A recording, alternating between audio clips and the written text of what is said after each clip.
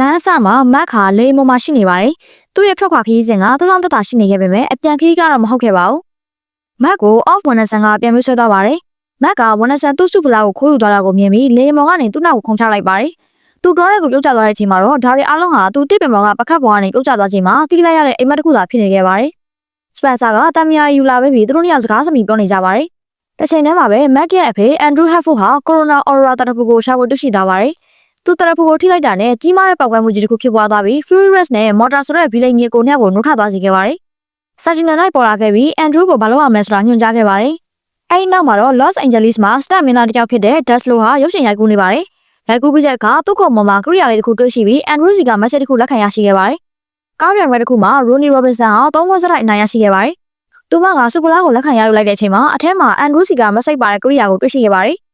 ဟက်ကာကျွမ်းကျင်သူ Will Aston ဟာဗန်မီကန်တိုက်တစ်ခုကိုဖောက်ထွင်းဝင်ရောက်ခဲ့ပါတယ်။ဒါပေမဲ့သူရှာနေတာကိုမတွေ့ပဲ Andrew စီကနေ message ပါတဲ့ကရိယာကိုပဲတွေ့ခဲ့ရပါတယ်။ Andrew က Will ကိုသူ့ရဲ့ကိုယ်ပိုင်မိကန်တိုက်ကိုဖောက်ထွင်းဖို့ငှားရမ်းခဲ့တာဖြစ်ကြောင်းဖော်ပြထားပါတယ်။တက္ကသိုလ်တစ်ခုမှာဆက်ရုပ်တရုပ်ကမောက်ကမဖြစ်နေချိန်မှာ Rose Otis ကအဲ့ဒါကိုလာရောက်ဖြေရှင်းပေးခဲ့ပါတယ်။သူမမစီရပြန်တဲ့အချိန်မှာ Andrew စီကနေ message ပါတဲ့ကရိယာကိုတွေ့ရှိခဲ့ပါတယ်။လူသစ်လေးယောက်အိမ်တော်ကြီးကိုရောက်လာပြီးရှောက်ပတ်ကြည့်ရှုနေချိန်မှာ Mac ကဝင်ရောက်လာခဲ့ပါတယ်။ Andrew ကအစည်းအဝေးလုပ်နေချိန်မှာ Magnus Spencer တို့ကလေဝေမောက်ကနေချောင်းနှထောင်ခဲ့ကြပါတယ်။ Andrew က Corona Aura တရဖူနဲ့ဗီဒီယိုလွှင့်ရောက်သွားတဲ့အကြောင်းရှင်းပြခဲ့ပါတယ်။သူတို့ဟာပျောက်ဆုံးနေတဲ့ကြောက်မြတ်နာတွေကိုပြန်ရှာရမယ်ပါရင်ဂျာတွေဖြစ်လာရမယ်လို့ရှင်းပြခဲ့ပါတယ်။ Andrew ကိုယ်တိုင်က Red Ranger အဖြစ်အဖွဲ့ကိုဦးဆောင်မလို့ကြေညာလိုက်ပါတယ်။ဒီကမ်းလှမ်းမှုကိုလူသစ်တွေကလက်မခံဘဲခေါ်သားဖို့ပြင်လိုက်ပေမဲ့ Sentinel နိုင်ပေါ်လာခဲ့ပြီး Andrew ရဲ့စကားကိုထောက်ခံလိုက်တဲ့အခါမှာတော့သူတို့ဆက်နေဖို့ဆုံးဖြတ်လိုက်ရပါတယ်။ဒီအောက်စခန်းမှာတော့လူသစ်၄ယောက်ဟာသူတို့ရဲ့ DNA ကိုပြန်လည်စီစဉ်ပြီးတာမန်ချင်းမှာ၃ခါနဲ့စွဲနေရောက်ရှိသွားကြပါတယ်။ Spencer က Andrew ကို DNA ပြန်စီစဉ်ပေးလို့လုပ်နေတော့မှ Mac ကဝင်လာခဲ့ပါတယ်။ Andrew နဲ့ Mac တို့ကအပေါ်ပြန်ထွက်သွားပြီးအငင်းခုန်ဖြစ်ကြပါတယ်။ Mac က Ranger ဖြစ်နေခဲ့ပါတယ်။အပြင်ဘက်မှာတော့ Motor ရဲ့တပ်သားတွေဖြစ်တဲ့ Lava Lizard တွေရဲ့တိုက်ခိုက်မှုကိုခံရပါတယ်။အဲ့ဒီအချိန်မှာပဲလူသစ်တွေဟာသူတို့ရဲ့စွမ်းရည်အသစ်တွေကိုသိရှိသွားကြပါတယ်။ Will မှာတော့အဝေးမြင်အဝေးကြားတဲ့စွမ်းအင် Ronnie မှာအလွန်လျင်မြန်တဲ့အရှိန် Gas မှာအငြင်းကြီးခုန်နိုင်တဲ့စွမ်းအင် Rose မှာတော့ကိုပြောင်စွမ်းအင်တို့ဖြစ်ပါတယ်။ Furious တပ်သားတွေဖြစ်တဲ့ Chilla တွေထပ်ရောက်လာတဲ့အခါ Andrew ကသူတို့၄ယောက်ကို Overdrive Tracker တွေပေးလိုက်ပြီးသူတို့လည်း Will က Black, Death က Blue, Rose က Pink နဲ့ Ronnie က Yellow Ranger ဖြစ်ပြောင်းလဲသွားကြပါတယ်။ Andrew က Red Ranger ဖြစ်ပြောင်းလဲဖို့ပြင်လိုက်ချိန်မှာပဲ Chilla တွေကသူ့ကိုဖမ်းချုပ်လိုက်ပြီးသူ့လက်ထက်က Tracker လည်းနေဝလွတ်ကျသွားခဲ့ပါတယ်။ဒါကိုမြင်တဲ့ Mac ကအခွင့်အရေးကိုအရယူပြီး Morpha ကိုကောက်ယူလိုက်ပါတယ်။ Overdrive Accelerate လို့ Orga Red Ranger အဖြစ်သူ့အဖေအစားဝင်ရောက်ပြောင်းလဲလိုက်ပါတယ်။ဒီမြင်ကွင်းကြောင့် Ranger, Andrew နဲ့ Spencer တို့အားလုံးတောက်သွားခဲ့ရပါတယ်။ Mac ဟာသူ့ရဲ့ Drive Lens ကိုခေါ်ထုတ်ပြီးတိုက်ပွဲဝင်ခဲ့ပါတယ်။ Ranger တွေအနိုင်ရတဲ့အချိန်မှာ Motor ကိုယ်တိုင်ရောက်လာပြီး Andrew လက်ထက်ကတရဖူကိုလူယူကအနီးနားကမိအောင်ကိုပြစ်ခတ်ဖျက်ဆီးပြီးထွက်ပြေးသွားပါတော့တယ်။ Will ကမြို့ကိုကယ်တင်ဖို့အကြံပြုခဲ့ပြီး Ronnie ကတော့ Crown အတွက်အငင်းခုန်လုပ်နေခဲ့ပါတယ်။ Andrew ကအဲ့ဒီ Crown ဟာအတူတာဖြစ်ကြောင်းပြလိုက်ပါတယ်။အဲဒီနောက်မှာတော့ Will နဲ့ Matt တို့ကမြို့ကိုကယ်တင်ခဲ့ပြီး Dash, Ronnie နဲ့ Rose တို့ကမိအောင်ကိုတားဆီးခဲ့ကြပါတယ်။ Ranger တွေဟာချီးကျူးကုန်မှုချင်းခံခဲ့ရပေမဲ့ Matt ကတော့သူ့ Morpha ကိုအသိမ်းခံလိုက်ရပါတယ်။ Andrew က Morpha ကိုသူ့ရဲ့မိရန်တက်တာထဲထည့်လိုက်ပြီး Crown စစ်ကိုကြည့်နေခဲ့ပါတယ်။ Matt အပြင်ကိုထွက်သွားတဲ့အချိန်မှာ Spencer ကသူ့ကိုလာကြည့်ခဲ့ပါတယ်။ Matt ကသူတကယ်ကိုညီချင်တယ်လို့ Spencer ကိုပြောပြတဲ့အခါ Spencer က Matt ရဲ့အဖေဟာသူ့ကိုစောင့်ရှောက်နေခြင်းသာဖြစ်ပြီးသူ့ကိုမဆုံးရှုံးချင်လို့ဖြစ်ကြောင်းရှင်းပြခဲ့ပါတယ်။အဲ့ဒီအချိန်မှာပဲ Motor ပေါ်လာပြီး Andrew ကို Crown စစ်နဲ့အတူဖမ်းဆီးခေါ်ဆောင်သွားခဲ့ပါတယ်။ Ronnie, Rose, Death နဲ့ Will တို့ဟာ Andrew ပိုင်ဆိုင်တဲ့ကွန်ပျူတာစနစ်ကိုအသုံးပြုနေခဲ့ကြပါတယ်။ Matt ကသူ့အဖေရုံးခန်းကိုတွားကြည့်တဲ့အချိန်မှာတော့အဖျက်ဆီးခံရတာကိုတွေ့လိုက်ရပါတယ်။သူက Ranger တွေကိုဒီအကြောင်းကိုပြန်ပြောပြခဲ့ပါတယ်။ Will ကို Andrew ရဲ့မိရန်တက်တာကိုဖောက်ဖွင့်နိုင်ခဲ့ပြီး Morpha နဲ့အတူသူတို့ပြန်ဆင်းလာခဲ့ကြပါတယ်။ Ranger တွေဟာ Andrew ရဲ့ Special Hydro Aero Reconnaissance ယာဉ်ကိုအသုံးပြုပြီး Rotuma Island ကိုထွက်ခွာသွားခဲ့ကြပါတယ်။ Rotuma ကျွန်းပေါ်မှာတော့ Motor နဲ့ Furious တို့က Andrew ကိုသူတို့အတွက်လှုပ်ခိုင်းနေပေမဲ့ Andrew ကခုခံငြင်းဆန်ခဲ့ပါတယ်။ Will ကသူ့ရဲ့စတိုင်းကိုသုံးပြီးဂူတကူကိုရှာဖွေတွေ့ရှိခဲ့ပါတယ်။ဒါပေမဲ့ Lava Lizard တွေကစောင့်ကြိုနေခဲ့ပြီး Ranger တွေကသူတို့ကိုတိုက်ခိုက်ခဲ့ကြပါတယ်။ Death ကဂူထဲကိုဝင်သွားခဲ့ပါတယ်။ Motor က Andrew ကိုဂူထဲကိုပို့လိုက်ပါတယ်။ Motor က Andrew ကိုသူ့ကိုကူညီဖို့ဖိအားပေးခဲ့ပေမဲ့ Andrew ကငြင်းဆိုခဲ့ပါတယ်။ Andrew ကချော်ရီတွေထဲကိုတွန်းချခံလိုက်ရပေမဲ့ Death ကအချိန်မီရောက်ရှိလာပြီးသူတို့ကယ်တင်နိုင်ခဲ့ပါတယ်။သူတို့နှစ်ယောက်လွတ်မြောက်သွားခဲ့ပါတယ်။အချိန်တွေခက်ခဲလာတဲ့အခါ Matt ကသူ့အဖေကိုသူ Tracker ယူလာခဲ့ကြောင်းပြသပြီးတဲ့နောက် Ranger တွေအားလုံး Morph လုပ်တာ Lizard တွေအားလုံးကိုအနိုင်လိုက်ပါတယ်။ Motor ကတော့ထွက်ပြေးလွတ်မြောက်သွားခဲ့ပါတယ်။ Ranger တွေခဏချက်ကိုပြန်ရောက်တဲ့အခါ Zod တွေကိုအသုံးပြုခွင့်ရရှိခဲ့ပါတယ်။ Ranger တွေဟာ Drymax Megazord ကိုဖွဲ့စည်းပြီး Motor ရဲ့ Monster ကိုအနိုင်လိုက်ပါတယ်။ကျိုးပေါ်မှာ Motor က Furious နဲ့တွေ့ဆုံခဲ့ပြီး Motor ရဲ့ကြာရှုံးမှုကြောင့် Furious ကအကြီးကျယ်ဒေါသထွက်နေခဲ့ပါတယ်။ Furious က Corona Aura ရဲ့ကြောက်မြတ်နာတွေကိုရှာဖွေဖို့ Andrew ကိုကူညီပေးအောင် Motor ဖိအားပေးခဲ့ရမှာဖြစ်ပေမဲ့ Motor ကြာရှုံးတယ်လို့ဆိုပါတယ်။ Motor ကသူစူးစမ်းခဲ့ကြောင်းဒါပေမဲ့ Ranger တွေကြောင့်ကြာရှုံးခဲ့ရတာဖြစ်ကြောင်းသူ့အကိုကိုပြန်ပြောပြခဲ့ပါတယ်။ Furious ကသူ့အကိုကို Crown ကိုပေးဖို့ပြောခဲ့ပေမဲ့ Motor ကငြင်းဆိုပြီးထွက်သွားဖို့ကြိုးစားခဲ့ပါတယ်။ Furious က Motor ကိုတိုက်ခိုက်ပြီးသူတို့နှစ်ယောက်တိုက်ပွဲဖြစ်ပွားခဲ့ကြပါတယ်။ တိုက်ပွဲကတည်နေတဲ့ပြီးဆုံးသွားခဲ့ပြီး Furious ကဒီအချိန်ကစပြီးသူတို့နှစ်ယောက်စလုံးကိုယ့်အတွက်ကိုယ်ပဲလှုပ်ရှားကြတော့မလို့ကြေညာလိုက်ပါတယ်။မက်ကသူ့ရဲ့ဖေရုံးခန်းစီကိုတွားခဲ့ပါတယ်။သူ့ရဲ့ဖေဆုံးမချက်ကိုလက်ခံတဲ့အနေနဲ့သူကသူ့ထရက်ကာကိုချထားလိုက်ပါတယ်။ဒါပေမဲ့အန်ဒရူးကမက်ကိုကိုယ်ကဆုံးမချက်ချဖို့အချိန်တည်းဖြစ်ကြောင်းနဲ့အနီယာဝတ်ဆောင်ကမက်နဲ့ပို့လိုက်ခွင့်ကြောင်းပြောပြီးထရက်ကာကိုမက်စီပြန်ပေးလိုက်ပါတယ်။မက်အရင်ပြောသွားခဲ့ပါတယ်။သူကဌာနချက်ကိုတက်သွားပြီးသူ့ရဲ့ DNA ကို risk လုပ်ခဲ့ပါတယ်။မက်ကသူ့ရဲ့စွမ်းရည်ဟာစပန်ဆာကိုမပြောင်းနိုင်လောက်အောင်အင်အားကြီးများနေကြောင်းတွေ့ရှိသွားခဲ့ပါတယ်။အန်ဒရူးက Ranger တွေကိုရှာဖွေရမယ်ဂျဝယ်တွေရှိနေတဲ့ကြောင်းအဲ့ဒါတွေကိုရှာဖွေဖို့သူတို့ဟာအဖွဲ့တစ်ဖွဲ့ဖြစ်လာကြပြီဖြစ်ကြောင်းပြောကြားလိုက်ပါတော့တယ်။လူငယ်ငါးဦးဟာ San Angeles မြို့ထဲမှာသူတို့ရဲ့ဆရာဖြစ်သူ Mr. Halford မှာလိုက်တဲ့စာအုပ်အုပ်ကိုသွားယူကြပါတယ်။ Will ကစာအုပ်အုပ်သွားယူရုံလေးကိုလူ900စလုံးလှုပ်လိုက်တာလူအင်အားဖြုံး100ရောက်တယ်လို့ညှိတွားပေမဲ့ကျန်တဲ့သူတွေကတော့ဒါဟာစားသမှုတစ်ခုလိုပဲသဘောထားကြပါတယ်။ထို့အချိန်မှာ Dust က stand ပြပွဲတွေလုပ်ပြနေတော့ Will ကဝေးလံသောကွာဝေးမှအကူအညီတောင်းခံတာကိုသူ့ရဲ့အကြားအယုံစွမ်းရည်နဲ့ကြားလိုက်ရပါတယ်။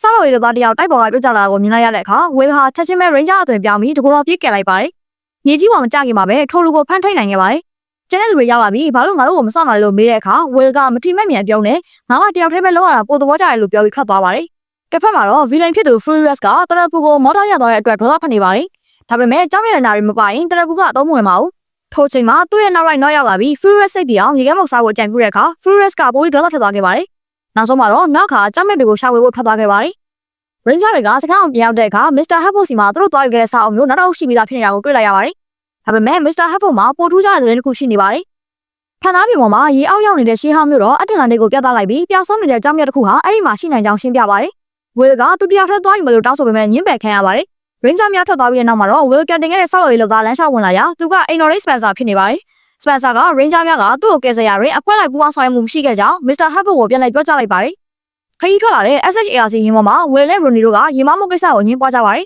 ။တကယ်တော့ Mr. Halford ကလမ်းကြောင်းကို program ဆွဲထားပြီးသားပါ။ဒါပေမဲ့ Will က Ronnie ကိုစန့်ကျင်ကရင်ကိုထိချုံမောင်းနေလိုက်ပါတယ်။သူတို့ဟာ Furious ကရေကမ်းစခန်းပေါ်ကနေဖြတ်ပြန်တမ်းပြီးသွားပြီးနောက်ကအကြံပေးချက်အရ Furious ကရင်ကိုကမ်းခြေသို့ဆင်းသက်ရန်တွန်းအားပေးတဲ့နှင်းမုန်တိုင်းဖန်တီးပြီးတိုက်ခတ်လိုက်ပါတယ်။ဒါကြောင့် autopilot ပြန်ဖွင့်ပေမဲ့မရတော့ဘဲကမ်းခြေတစ်ခုမှာထိုးစိမ့်ပြတ်ကျသွားပါတယ်။ Furious ကအခြေအနေကိုစောင့်ကြည့်နေတဲ့အချိန်မော်တာက Ranger တွေကိုတွေ့မိသေးလားလို့မေးလိုက်ပြီး Furious ကမမြင်ကြောင်းလည်းပြောကြားလိုက်ပါတယ်။ Driver တွေရောက်လာပြီးနောက် Rose, Ronnie နဲ့ Will တို့ဟာ Pink Ranger ရဲ့ဇော့ကိုအသုံးပြုပြီးပင်လယ်ထဲကိုဆင်းသွားကြပါတယ်။ရေအောက်ရောက်တော့လေ Will ကဇွတ်ကောင်းဆောင်လုပ်ပြန်ပါတယ်။အဲ့ဒါနဲ့အပျက်စီးတွေကြားမှာဇော့ဝင်မရတဲ့နေရာရောက်တဲ့အခါ Will နဲ့ Ronnie တို့ရေငုံဝတ်ဆောင်တွေနဲ့အပျက်စီးများတွေကိုဆင်းသွားကြပါတယ်။အတွင်းထဲကရှေးဟောင်းဖျားเจ้าတစ်ခုထဲမှာဗဟေလေးတစ်ခုကိုတွေ့ရပါတယ်။ Ronnie ကညံကောင်းတဲ့ Rose ကိုပုံပို့ပြီးဖြေရှာခိုင်းခြင်းပေမဲ့ Will ကငါတို့ဘာသာဖြေရှင်းနိုင်တယ်ဆိုပြီးသူ့သဘောနဲ့သူလှုပ်လိုက်ရမှာထောင်ချောက်မိသွားပါတယ်။ကြီးမားတဲ့ကြောက်လက်ကြီးတွေကသူတို့နှစ်ယောက်စလုံးကိုဖမ်းချလိုက်ပါတယ်။အပြင်မှာကျန်တဲ့ Rose ကို Will ကအကူအညီနှမ်းတောင်းရပြီးနောက်ဆုံးမှာ Matt ကသူ့ရဲ့စောနဲ့ရောက်လာပြီးလမ်းဖောက်ကဝင်ကယ်ခဲ့ရပါတယ်။ Will ကသူ့အမှားမဟုတ်ပဲညံကစားလိုက်တာပါလို့စင်ကြေပေးပါတယ်။အခွင့်အသားတွေရှေ့ဆက်သွားကြရာ Ronnie နဲ့ Will ကအပြေးလွှားသွားပြီးကျန်သူများတဲ့ရှေ့ကိုရောက်သွားခဲ့တယ်။မိကြောက်ချော်ရည်များပြည့်နေတဲ့လှန်ကိုတစ်ခုအတွင်းအောက်ပါတဲ့အလင်းရောင်တစ်ခုနဲ့အတူရတနာစွာရင်ထုတ်ပေးနေတဲ့အဖြူရောင်ပိုးရင်တစ်လုံးကိုတွေ့ရှိလိုက်ရပါတယ်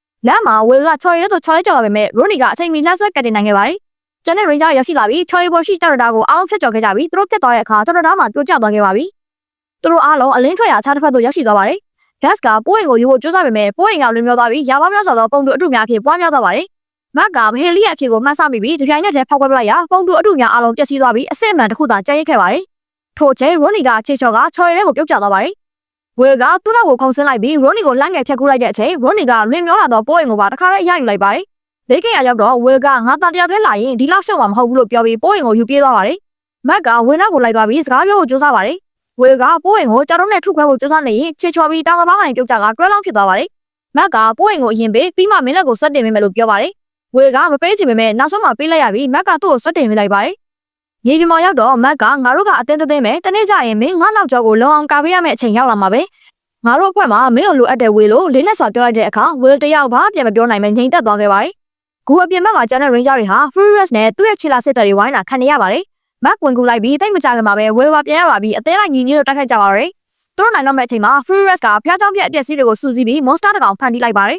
။ Ranger များက Driver ဇော့များကိုခေါ်ယူပြီးတိုက်ပွဲဆက်လိုက်ဖြစ်သွားခဲ့ပါတယ်။နောက်ဆုံးမှာတော့ Driver မဂါဇော့ကိုဖွဲ့စည်းက Monster ကိုဖျက်ဆီးနိုင်ခဲ့တယ်။ Furious လည်းမကြင်မနှက်နဲ့ထွက်ခွာသွားရပါတယ်။ Ranger တွေစခန်းပြန်ရောက်ပြီး Mr. Halford ကိုပို့ရင်အနှံလိုက်ပါတယ်။ Rose ကအတ္တလန်တိတ်ကိုမြင်ခဲ့ရလို့ပြောနေပေမဲ့ Mr. Halford ကလုံခြုံရေးအရာဒီနေရာကိုလျှို့ဝှက်ထားဖို့မှားပါတယ်။ Mr. Halford က Will ကိုပြဿနာရှိခဲ့လားလို့မေးတဲ့အခါ Matt ကပြဿနာနည်းနည်းရှိပေမဲ့အဆင်ပြေတော့ပါပြီလို့ဝန်ဖြေပေးလိုက်ပါတယ်။နောက်ဆုံးမှာ Will ကပိုးရင်ကို Rose ကိုပေးဖွင့်လိုက်ပါတယ်။ Rose ဖွင့်လိုက်တဲ့အခါမှာတော့နောက်ထပ်ကြောက်ရတဲ့နာစီလမ်းညွန်တဲ့ရှေးဟောင်းစာလေးတစ်ခုကိုတွေ့ရှိလိုက်ရပါတော့တယ်။ Mr. Halford, Matt, Ronnie နဲ့ Rose တို့ဟာရရှိခဲ့တဲ့ရှေးဟောင်းစာလေးကိုလေ့လာနေကြပါတယ်။ Will နဲ့ Spencer ဝင်လာပြီး Will ရဲ့ရင်အသစ် Hovertech ဆိုင်ကယ်အကြောင်းကိုပြောဆိုနေကြပါတယ်။ Rose ကစာလိုက်ကိုတခြားကြည့်ပြီးတဲ့နောက်ဒါဟာနတ်ကျွန်းရဲ့ဓာတ်ပုံဖြစ်ကြောင်းအဲ့ဒီဓာတ်ကိုရရှိဖို့အတွက်နောက်ထပ်စာလိုက်နှစ်ခုလိုသေးကြောင်းရှင်းပြပါတယ်။တစ်ဖက်မှာတော့ Das ဟာမျိုးရဲရှောက်သွားရင်းနဲ့ရုပ်ရှင်မဂ္ဂဇင်းဖက်ကနောက်ထပ်တယောက်ဆောင်ရမယ့်အလုပ်ကိုရှာဖွေနေပါတယ်။ထို့အချိန်မှာအမျိုးသမီးငယ်လေးတယောက်အဟစ်တန်ကြလို့အပြေးလွှားကက်တင်ရန်သွားခဲ့ပြီး Monster တစ်ကောင်ရန်ပြုတ်နေတာကိုတွေ့ရပြီး Das ကဝင်ရောက်တိုက်ခိုက်ခဲ့က Monster ထွက်ပြေးသွားခဲ့ပါတယ်။ကက်တင်ခံရတဲ့ကောင်မလေးနာမည်ကမီရာဖြစ်ပြီး Das ရဲ့စွမ်းရည်ကိုသဘောကျသွားပါတယ်။စကားပြောရင်းနဲ့ Das ကမတော်တဆဒိတ်လို့ဖို့ချိန်မိသွားပြီးမီရာကလည်းဝမ်းသာအားနဲ့လက်ခံလိုက်ပါတယ်။ရန်နိုင်ငံကြတော့အဖွဲ့သားတွေဟာပျောက်ဆုံးနေတဲ့စာလိုက်နှစ်ခုကိုရှာဖွေနေကြပါတယ်။ Das ကတိုင်မော်ကနေရှော့ဆင်းမလာပဲပျောက်ကျတဲ့ရောက်ရှိလာပြီးအစည်းအဝေးကိုနောက်ကျမှရောက်လာကကောင်မလေးမီရာအကြောင်းကိုပြောနေလို့တကယ်ချင်းတွေကစောင့်နေကြပါတယ်။ Spencer က Mr. Happel စီရောက်လာတဲ့သတင်းစကားကိုပြောပြပါတယ်။ Will ကသူ့ရဲ့ Hoover တက်ဆိုင်ကအကြောင်းဖြစ်မယ်လို့မျှော်လင့်ခဲ့ပေမဲ့မဟုတ်ခဲ့ပါဘူး။နာမည်ကျော်တခိုးမကြီး Lady Penelope ကကျန်တဲ့စာလိုက်နှစ်ခုကိုပြလိုက်ကနေခိုးယူသွားကြောင်းသိရတဲ့အတွက် Ranger တွေဟာသူမရဲ့အိမ်တော်ကိုသွားပြီးစာလိုက်တွေကိုပြန်ယူဖို့တာဝန်ကျလာပါတယ်။ Das ကတော့ Mira နဲ့ဗီဒီယိုကောပြောနေတာကြောင့်နောက်မှလာမယ်လို့ပြောပါတယ်။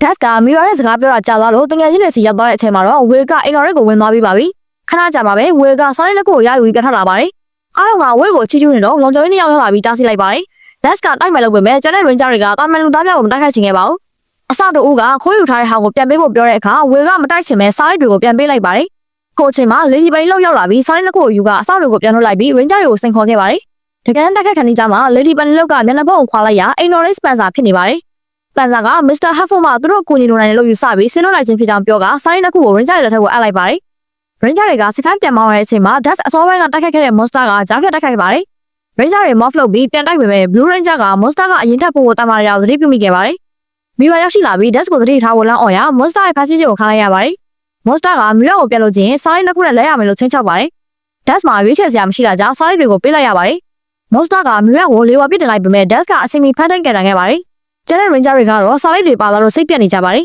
။ Das က Mira ကို Mr. Hafford ရဲ့အိမ်တော်ကိုခေါ်လာပါတယ်။ကျန်တဲ့ Ranger တွေက Monster ကိုပြန်လိုက်ဖို့ထွက်သွားကြပါတယ်။ Mira ကသူမကြောင့်အလုံးနောက်ဆက်ဖြစ်ရတယ်လို့ဝမ်းနဲ့တယ်လို့ပြောပါတယ်။ Das ကသူမကိုနှစ်သိမ့်ပြီးအရေးကြီးကိစ္စရှိလို့ခဏဆောင်ဝိုင်းကထွက်သွားပါတော့တယ်။ထို့ချိန်မှာ Mira က Das အနီးနားမှာဖက်ပေါက်ရှာရင်းနဲ့ဝင်လာခဲ့ပါတယ်။ Mira က Das ကစာလိုက်ကိုတက်တာတဲ့သူထည့်နေတာကိုတွေ့လိုက်ရပါတယ်။ Das က Mira ကိုခရီးပွဲလက်မှတ်များဝယ်ထားကြောင်းပြပြရ Mira ကဆက်လုပ်ရှာသွားခဲ့ပါတယ်။ Das ကို Ranger တွေကဆက်သွယ်လာတဲ့အခါသူသွားရမည်ဖြစ်ကြောင်း Mira ကိုပြောပြီးထွက်ခွာခဲ့ပါတယ်။ဒီကကိုအတွင်းမှာတော့ Furious ကတိုက်ပွဲကိုဖက်သားတွေမှာစောင့်ကြည့်နေပြီးဘသူတက်ခတ်နေလဲဆိုတာကိုမသိပေမဲ့ Monster ကိုကူညီရန်ချီလာအများပြားကိုဆင်းလုပ်လိုက်ပါတယ်။တစ်ဖက်မှာတော့တိုက်ပွဲပြစ်ထန်နေပြီးတော့ Will ကပထမဆုံးချိန်ဖြစ်သူ့ရဲ့ Hoover တက်ဆိုင်ကကိုခေါ်ယူသွင်းပေးခဲ့ပါတယ်။ချီလာများကိုကောင်းမွန်စွာတိုက်ခိုက်နိုင်ခဲ့ပေမဲ့ချီလာများကလမ်းမကိုရိတ်ခဲစေလိုက်ရာစပိန်ကချောထွက်သွားခဲ့ပါတယ်။ထို့ချိန်မှာ Will ကစိုက်ကဲပြန်ဝဲမှုကိုအသက်သွင်းပြီးချီလာများကိုအောင်မြင်စွာရှင်းနိုင်ခဲ့ပါတယ်။အိမ်တော်မှာတော့ Das မရှိတော့ Mira က Das ဝဲပေါ်တင်ထားတဲ့စာလိုက်တက်တာကိုဖွင့်ပြီးစာလိုက်ကိုခိုးယူလိုက်ပါတယ်။ဒါပေမဲ့ဒါဟာ Das ရဲ့ထောင်ချောက်ပါ။ Das ကပြန်ဝင်လာပြီးသူမကိုလက်ပိုးလက်ချက်ဖမ်းမိလိုက်ပါတယ်။ Mira ဟာသူမရဲ့ပုံဝင်ရုပ်ကိုဖျောက်ပြီး Villain Miratrix ဖြစ်ပြောင်းလဲသွားပါတယ်။ Das ကသူမကိုတကယ်ချစ်ခဲ့ပေမဲ့ Miratrix ကတော့ဒါတွေအားလုံးဟန်ဆောင်မှုတက်တက်ပဲလို့ပြောပြီးစာလိုက်ကိုယူကထွက်ပြေးသွားပါတယ်။ Das ကတော့အသေးလုံးကြေွဲပြီးဝမ်းနည်းမှုတွေနဲ့ကြံ့ရိတ်ခဲ့ရပါတယ်။အခုကြည့်နေကြတဲ့သူတွေလိုပေါ့။ကျန်တဲ့ Ranger တွေကတော့အဖွဲ့ဝင်9ဦးမပြည့်တာကြောင့် Monster ကိုတိုက်ခိုက်ရရင်အခက်တွေ့နေစေဖြစ်ပါတယ်။ Das ကပူးကစားနေတဲ့အချိန် Spencer ကဘာကြောင့်တကယ်ချင်းကိုတားမကူညီရလဲလို့မေးခဲ့ပါတယ်။ Das ကသူကအကူအညီဖြစ်မှာမဟုတ်ကြောင်းနဲ့ Miratrix ရဲ့လှည့်ပြားမှုကြောင့်ရင်ထဲမှာခန်းစားနေရကြောင်းရှင်းပြခဲ့ပါတယ်။ Spencer ကငါလည်းတစ်ခါမကအသက်ကွဲပူးပါတယ်။အခက်ရောက်ကူစားသွားတာပဲပေါ့။အချစ်ဆိုတာခဏတာဝင်လာမယ်ကြာရင်ပြောက်သွားမယ်။ဒါပေမဲ့တငယ်ချင်းစစ်တွေကတော့မင်းမေမှာအမြဲရှိနေမှာပါလို့ဆုံးမစကားပြောပါတယ်။ Das ကလည်းသဘောပေါက်ပြီးတော့ Spencer ကိုအကူအညီတစ်ခုတောင်းကတိုက်ပွဲထဲဝင်ပါဖို့ထွက်ခွာသွားပါတယ်။တိုက်ပွဲမှာ Miratrix ရောက်ရှိလာပြီးသူမစီမှာစာလိုက်3ခုလုံးရှိနေပြီဖြစ်လို့ Ranger တွေကမနိုင်တော့ဘူးလို့ကြွေးကြော်လိုက်ပါတယ်။ Das ရောက်လာပြီးအဖွဲ့နဲ့ပူးပေါင်းလိုက်ပြီးသူတို့ရဲ့ပူးပေါင်းမိတ်ဆက်နဲ့အနိုင်လိုက်ပါတယ်။ Miratrix ကသူမရဲ့လက်ဆွဲအတွင်းမှာပိတ်မိနေတဲ့တခင်ကိုအကူအညီတောင်းခံလိုက်တဲ့အခါတခင်က Monster ကိုပြန်တဲ့အသက်သွင်းပြီးအစမတန်ကြီးမားလာစေခဲ့ပါတယ်။ Mr. Hafford က Driver Sword များကိုဆစ်လွှတ်လိုက်ပြီး Ranger တွေက Driver Mega Sword ကိုချက်ချင်းဖွဲ့စည်းခဲ့ကြပါတယ်။ Miratrix ကစာလိုက်3ခုကိုပေါင်းပြီးနတ်ကျွန်းရန်ဓာတ်ကိုသူ့ရဲ့ Monster အတွက်ခေါ်ယူရန်ကြိုးစားခဲ့ပေမဲ့ဘာမှဖြစ်မလာတာကြောင့်အံ့အားသင့်သွားခဲ့ပါတယ်။စာလိုက်ကိုဖျက်ကြည့်လိုက်တော့မှ Das ရဲ့ပုံဆွဲထားတဲ့စာရွက်အတုဖြစ်နေတာကိုတွေ့လိုက်ရပါတယ်။အဲ့ဒီအချိန်မှာပဲ Spencer ရောက်လာပြီးစာလိုက်အစ်စ်ကို Mega Sword ထိပြစ်ပေးလိုက်ပါတယ်။စာလိုက်3ခုရဲ့စွမ်းအားနဲ့ Mega Sword ဟာ Monster ကိုအနိုင်ယူဖျက်ဆီးလိုက်နိုင်ပါတယ်။ Miratrix နဲ့သူမလက်ဆွဲကတခင်တို့ရှုံးနေပြီးတော့ဆုတ်ခွာသွားကြပါတယ်။အိမ်တော်ကိုပြန်ရောက်တော့ Will က Das ကိုအထင်လက်မိတဲ့အတွက်အဖွဲ့ကိုစားတောင်းပန်ပါတယ်။ Das ကသူတို့ကြောင့်သာ Mira ပေါ်ရိပ်မိခဲ့ကြောင်းရှင်းပြပါတယ်။ Mira ရောက်လာတိုင်း Monster ကပေါ်လာတဲ့လို့သူမပြောပြဖို့တဲ့ကြောက်မြတ်နေတာတွေအကြောင်း Mira ကသိနေတာကြောင့်တန်တရားဝင်ခဲ့တာဖြစ်ကြောင်းပြပြလိုက်ပါတယ်။ Will က Miratrix ကမကောင်းတာလုပ်နေပေမဲ့ဆွဆာမှုရှိပြီးချောမောတဲ့အတွက် Das ကိုအပြစ်မတင်ဘူးလို့ပြောလိုက်ပါတယ်။နောက်ဆုံးမှာ Rose ကစာလိုက်3ခုဆက်လိုက်တဲ့အခါ Neptune ပုံစံပေါ်လာခဲ့ပေမဲ့ကြောက်မြတ်နေတာမှာပျောက်ဆုံးနေစေဖြစ်ပါတယ်။ရုပ်တရက်ဓာတ်ကလေးပေါ်ပြန်တက်သွားပြီးမြေပုံတစ်ခုပေါ်ကျသွားပါတယ်။ Will ကမြေပုံကိုကြည့်ပြီးတော့ Caribbean ပင်လယ်ထဲကစိတ်လူစီယာကျွန်းကိုရောက်ဖူးတဲ့သူရှိလာလို့မေးမြန်းလိုက်ခါနောက်ထပ်မစ်ရှင်ရဲ့တဲလုံစားကိုပြလိုက်ပါတော့တယ်။ Will, Ronnie နဲ့ Rose တို့ဟာ Caribbean ဒေသရှိ Saint Lucia ကျွန်းသို့သွားရောက်မဲ့သူတို့ရဲ့ mission ခရီးစဉ်အတွက်ဆွေးနွေးနေကြပါတယ်။ အများစုကစိတ်လှုပ်ရှားနေကြပေမဲ့ရိုနီကတော့ကန်းချင်မှာတဲပြေမောင်းကားတွေမရှိရင်နည်းနည်းပြည့်စရာကောင်းမယ်လို့ပြောပါတယ်။ Dust ကတော့အဲ့ဒီကျွန်းမှာတရေချောက်တယ်လို့ကြားဘူးတာကြောင့်ကန်ကောင်းစတဲ့စချင်ကြောက်တွေကိုအဆောင်အနေနဲ့ယူလာခဲ့ပါတယ်။အဲ့ဒီအချိန်မှာပဲအိမ်တော်လေးစပန်ဆာကဂျာမီကာဝစ်ဆောင်ပြည့်စုံနဲ့ရောက်ရှိလာပါတယ်။သူဒီလိုဝင်လာတဲ့အကြောင်းရင်းကတော့ Mr. Hepburn ကိုသူဟာတက်တူရေးဖြစ်ရုပ်ဖျက်ဆရာမလို့ပဲလူကြားထဲမှာရောနှောနေထိုင်နိုင်ကြောင်းသက်သေပြခြင်းလိုပဲဖြစ်ပါတယ်။ Mr. Hepburn ကသဘောကျသွားပြီး Grey Driver ဆော့အခြေအနေကိုမေးမြန်းတဲ့အခါမှာတော့အစင်းမဖြစ်သေးကြောင်းစပန်ဆာကပြန်ပြေးပြီးထွက်သွားပါတယ်။အချိန်ထဲမှာပဲရေရဲကူထဲမှာ Furious ကဘာလို့ရှောင်းမှမရှိတဲ့အတွက်ပြေးနေပါတယ်။သူဟာနောက်ကိုခြေတင်ကုန်ဖြစ်အသုံးပြုထားပြီးသူ့ညီမော်တာကိုစောက်တယ်ဖို့မိတ်ပေးလိုက်ပါတယ်။မိအောင်ထဲမှာတော့မော်တာဟာသူ့ရဲ့တစ်ဖက်တွေဖြစ်တဲ့ Lava Lizard တွေစီကနေရာသီဥတုထိန်းချုပ်စက်တစ်ခုကိုလက်ခံရရှိလိုက်ပါတယ်။အဲ့ဒီအချိန်မှာပဲ Furious စီကဆက်သွယ်လာပါတယ်။မော်တာကသူ့ရဲ့စီစဉ်သစ်ဟာ Furious တက်ပိုပြီးစွမ်းအားကြီးစေမယ်လို့ကြောင်းလုံးထုတ်ခဲ့ပေမဲ့ဘာစီစဉ်လဲဆိုတာတော့မပြောပြပါဘူး။ Furious ကတော့မယုံကြည်ပဲမော်တာဘာလို့နေမလဲဆိုတာစောင့်ကြည့်နေခဲ့ပြီးလောင်ပြောင်မှုပြင်ဆင်နေပါတယ်။သူ့အကိုကိုအနိုင်ပြချင်တဲ့မော်တာဟာ Lava Lizard တွေနဲ့အတူအော်စတြေးလျနိုင်ငံကိုသွားရောက်ပြီးစွမ်းအင် agency ရင်တစည်းနဲ့ရင်မောင်းကိုတိုက်ခိုက်ပါတော့တယ်။ Operation Overdrive စခန်းမှာတော့ Mr. Hepburn က Caribbean ခရီးစဉ်ကြောင်းပြပြနေတော့မော်တာရဲ့တိုက်ခိုက်မှုသတိပေးချက်ဝင်လာပါတယ်။ဒါကြောင့်ခရီးစဉ်ကိုခိတ္တဆိုင်ငံပြီး Ranger တွေဟာအသွင်ပြောင်းပြီး SHARC ရင်းနဲ့အော်စတြေးလျကိုချက်ချင်းထွက်ခွာခဲ့ကြပါတယ်။ Ranger တွေဟာမော်တာနဲ့တိုက်ပွဲဖြစ်ပွားကြပါတယ်။တိုက်ပွဲကြမှာစွမ်းအင် agency ရင်မောင်းဟာချောက်ကမ်းမားတွေကိုပြုတ်ကျသွားခဲ့ပါတယ်။မက်ကကဲဖို့ကြိုးစားပေမဲ့မမီလိုက်ပါဘူး။ကန်ကောင်းစွာနဲ့ပဲဝေကသူ့ရဲ့ Hoverboard ဆိုင်ကယ်ကိုသုံးပြီးရင်မောင်းကိုကယ်တင်နိုင်ခဲ့ပါတယ်။ဒါပေမဲ့ဒီအာရုံနဲ့နေမှုကနေခွင့်ကောင်းယူပြီး Lava Lizard တွေက Subatomic Generator ကိုခိုးယူသွားကြပါတယ်။မော်တာက Ranger တွေကိုလှောင်ပြောင်ပြီးပျောက်ကွယ်သွားပါတယ်။အဲဒီနောက် Lava Lizard တွေကရာသီဥတုထိန်းချုပ်စက်ကိုတက်ဆင်ပြီးမုန်တိုင်းကြီးတစ်ခုဖန်တီးလိုက်ပါတယ်။ Ranger တွေစခန်းကိုပြန်ရောက်ကြတဲ့အခါပင်မနှောနေနေကြပြီးမက်ကတော့ရင်မောင်းပြုတ်ကျလို့နေပါဖြစ်ခဲ့ရတဲ့အပေါ်ကိုယ့်ကိုယ်ပြစ်တင်စိတ်သက်ကြနေပါတယ်။ဝေကငါတို့9ယောက်ရှိနေတာဒီလိုကြားရနေကြမယ်လို့နှစ်သိမ့်မိပါတယ်။စပန်ဆာကတော့မိုးရေတွေကပြန်လာရလို့ဆိုရွှဲနေပြီးရာသီဥတုအကြောင်းညှိညူရင်းဝင်လာပါတယ်။ Mr. Hepburn ကကမ္ဘာနဲ့မှာဖြစ်ပျက်နေတဲ့ထူးဆန်းတဲ့ရာသီဥတုအခြေအနေတွေကိုဖန်သားပြင်မှာပြသလိုက်ပါတယ်။ Mr. Hepburn ကမက်ကိုဇော့သိရပြီဖြစ်ကြောင်းနဲ့အဲ့ဒီဆော့မှာမက်နာမည်တထားကြောင်းပြောပေမဲ့မက်ကတော့စိတ်သက်ကြနေစေဖြစ်ပြီးဒီဇော့ကိုတခြားသူကိုပေးလိုက်ပါလို့အကြံပြုခဲ့ပေမဲ့နောက်ဆုံးမှာတော့စမ်းသပ်မောင်းနေမှုသဘောတူလိုက်ပါတော့တယ်။ဒါပေမဲ့စမ်းသပ်မှုထိန်းချုပ်မှုမအောင်မြင်တဲ့အခါမက်ကပိုပြီးစိတ်ပြတ်သွားပြီးသူ့အဖေကိုသူဟာ Ranger မဖြစ်တဲ့မှုလို့ပြောဆိုလိုက်ပါတယ်။နောက်ထပ်သတိပေးချက်တစ်ခုထပ်မံမိလာပါတယ်။စိတ်ဆိုးနေတဲ့မက်နဲ့အဖွဲသားတွေထွက်ခွာသွားကြပါတယ်။သူတို့ရောက်သွားတဲ့အချိန်မှာမော်တာကကဘာကြီးကိုရေလမ်းမှုအောင်လုပ်ပြီးသူ့အကို Furious စီကလေးစားမှုကိုရယူမယ်လို့ကြော်ညာပါတယ်။ Ranger တွေကတားဆီးဖို့ကြိုးစားနေချိန်မှာပဲမော်တာရာသီဥတုထိန်းချုပ်စက်ကထိုးရင်းပြီးတော့ရုတ်တရက်နှင်းတွေကျလာပါတော့တယ်။ဖန်သားတွေဘောကနေဒါကိုကြည့်နေတဲ့ Furious ကတော့သဘောကျပြီးမောနေပါတယ်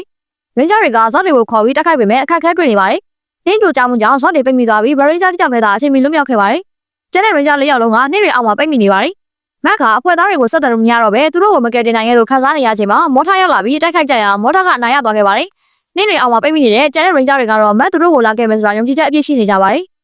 စခန်းမှာ Spencer နဲ့ Mr. Hepburn တို့လည်းကျန် Ranger တွေကိုဆက်တယ်မရပဲစိုးရိမ်နေကြပါတယ်။မက်ပြန်ရောက်လာပြီးသူကြာရှုံးခဲ့ကြောင်းပြောက Overdrive ထက်ကောင်ကိုပြန်အပ်ပြီး Ranger ဖြစ်ကနေနှုတ်ထွက်လိုက်ပါတယ်။မိအောင်ထဲမှာတော့မော်တာကဆက်ချိုရအောင်လုပ်ခဲ့တဲ့ Lava Lizard တွေကိုအပြစ်ပေးနေပြီး Furious ကပုံးဆက်ကထပ်မံလောင်ပြောင်းပါတယ်။စခန်းမှာတော့ပိတ်မိနေတဲ့ Ranger တွေကိုရှာဖွေတွေ့ရှိခဲ့ပေမဲ့အတန်မကျရတဲ့မြင်ကွင်းကိုသာမြင်ရပါတယ်။အော်ဆရာကောင်းတာကသူတို့တွေဟာထိတ်လန့်နေပဲတည်ငြိမ်နေကြတာပါ။ Mr. Hepburn ကမက်ကိုတကယ်ချင်းတွေကတားအောင်ယုံကြည်လို့ဒီလိုတည်ငြိမ်နေကြတာလို့ပြောပြပါတယ်။ဒီစကားကြောင့်အတက်သွားတဲ့မက်ကထရက်ကာကိုပြန်ပြီး Grey Driver ဆော့ကိုမောင်းနေကထွက်ခွာသွားပါတယ်။မက်က Grey Driver ကိုထိန်းချုပ်ဖို့ခက်ခဲနေပေမဲ့ဇွဲမလျှော့ပဲဆက်မောင်းရင်ညနေအောက်မှာပိတ်မိနေတဲ့ဇော့တွေကိုရှာတွေ့ခဲ့ပါတယ်။မက်ကငါရှုံးပေးခဲ့တဲ့အတွက်တောင်းပန်ပါတယ်လို့ပြောလိုက်ပါတယ်။တကယ်ချင်းတွေကခွင့်လွှတ်ပေးခဲ့ပြီးသူတို့ကိုကယ်ထုတ်နိုင်ခဲ့ပါတယ်။အဲ့ဒီအချိန်မှာရာသီဥတုထိန်းချုပ်ဆက်က Weather Machine Monster တွေပြောင်းလဲသွားပါတယ်။ Ranger တွေက Drive Mask မက်ကဆော့ဖွဲ့စည်းလိုက်ပေမဲ့မက်ကတော့ Grey Driver ထဲမှာပဲကျန်နေခဲ့ပါတယ်။တိုက်ပွဲအတွင်းမှာ Grey Driver ကိုမက်ကဆော့နဲ့တွဲဖက်လိုက်ပြီး Drive Mask မက်ကဆော့ Grey Formation ဖြစ်ပြောင်းလဲလိုက်ပါတယ်။ဒီစွမ်းအားသစ်နဲ့ Weather Machine Monster ကိုပြီးတိုင်းချိန်ပုံးနိုင်ခဲ့ပါတယ်။မော်တာကသူ့ရဲ့ဖန်တီးမှုပျက်စီးသွားတာကိုဒေါသထွက်နေတဲ့အချိန် Furious ကဖုန်းထက်ဆက်ပြီးဂျိုသားနိပညာနဲ့လူသားနိပညာကိုပြုပြင်ပြောင်းလဲမှုမလုပ်ဘဲပေါင်းစပ်လို့မရဘူးလို့ပညာပေးလောင်ပြောင်ပါတယ်။မော်တာက Corona Aurora ရဲ့ကျမ်းမဲ့တွေကိုသာရှာတွေ့ရင်စစ်ကြောက်ရပြန်မဲ့ကင်းဖြစ်သွားလိမ့်မယ်လို့ပြောလိုက်ပြီးအဲ့ဒီချိန်ကျရင်မင်းငေါ့ကိုခါစားရလိမ့်မယ်လို့ကြုံရနေပေမဲ့ Furious ကတော့အိမ်မက်တွေမမတ်ဆန်းမာနဲ့ညီအကိုတို့ပြန်ပြောလိုက်ပါတယ်။ Hepburn အိမ်တော်မှာတော့မက်ခါရုပ်ကြည့်မှုပြန်လည်ရရှိပြီး Caribbean ခရီးစဉ်အတွက်ဆရာထက်တန်နေပါပြီ။ Spencer ကအိတ်တွေတက်လာတဲ့အချိန်မှာဝေက Dash စချင်ကြောက်တွေကိုယူလာပြီးသူတို့လည်းအဲ့ဒါလေးပဲလူကောင်းလူနိုင်ရလို့ဆောက်လိုက်ပါတယ်။ Spencer ကအိတ်တွေကိုပြစ်ချလိုက်ပြီးလူငယ်တွေစချင်ကြောက်လူဝဲကျင်းမာနေတာကိုကြည့်နေခဲ့ပါတော့တယ်။ Ranger တွေဟာ Caribbean ရှိ Saint Lucia ကျွန်းကိုရောက်ရှိလာခဲ့ပြီးကမ်းခြေတစ်လျှောက်လမ်းလျှောက်နေကြပါတယ်။ Ronnie ကဘာရှာနေလဲဆိုတာသိချာသိရအောင်မြေပုံထုတ်ကြည့်ဖို့ပြောတဲ့အခါမက်ကမြေပုံထုတ်လိုက်ပါတယ်။ Dash ကတော့ပင်လယ်ထဲမြရတာတိုက်ကိုရှာနေရလို့တစ်ထိပ်ချယုံကြည်နေပေမဲ့ Rose ကတော့ရှင်းအောင်ပစ္စည်းတွေကရှာတွေ့ပြီးသားဖြစ်လာပြီမို့လို့ပြောလင်းချက်မထားဘူးပြောလိုက်ပါတယ်။မက်ကတော့ပင်လယ်ထဲမြတွေဟာပါနဲ့တာကြောင့်ဘယ်သူမှရှာမတွေ့နိုင်တဲ့ရတနာတွေကြောင်းမလို့ယုံကြည်နေပါတယ်။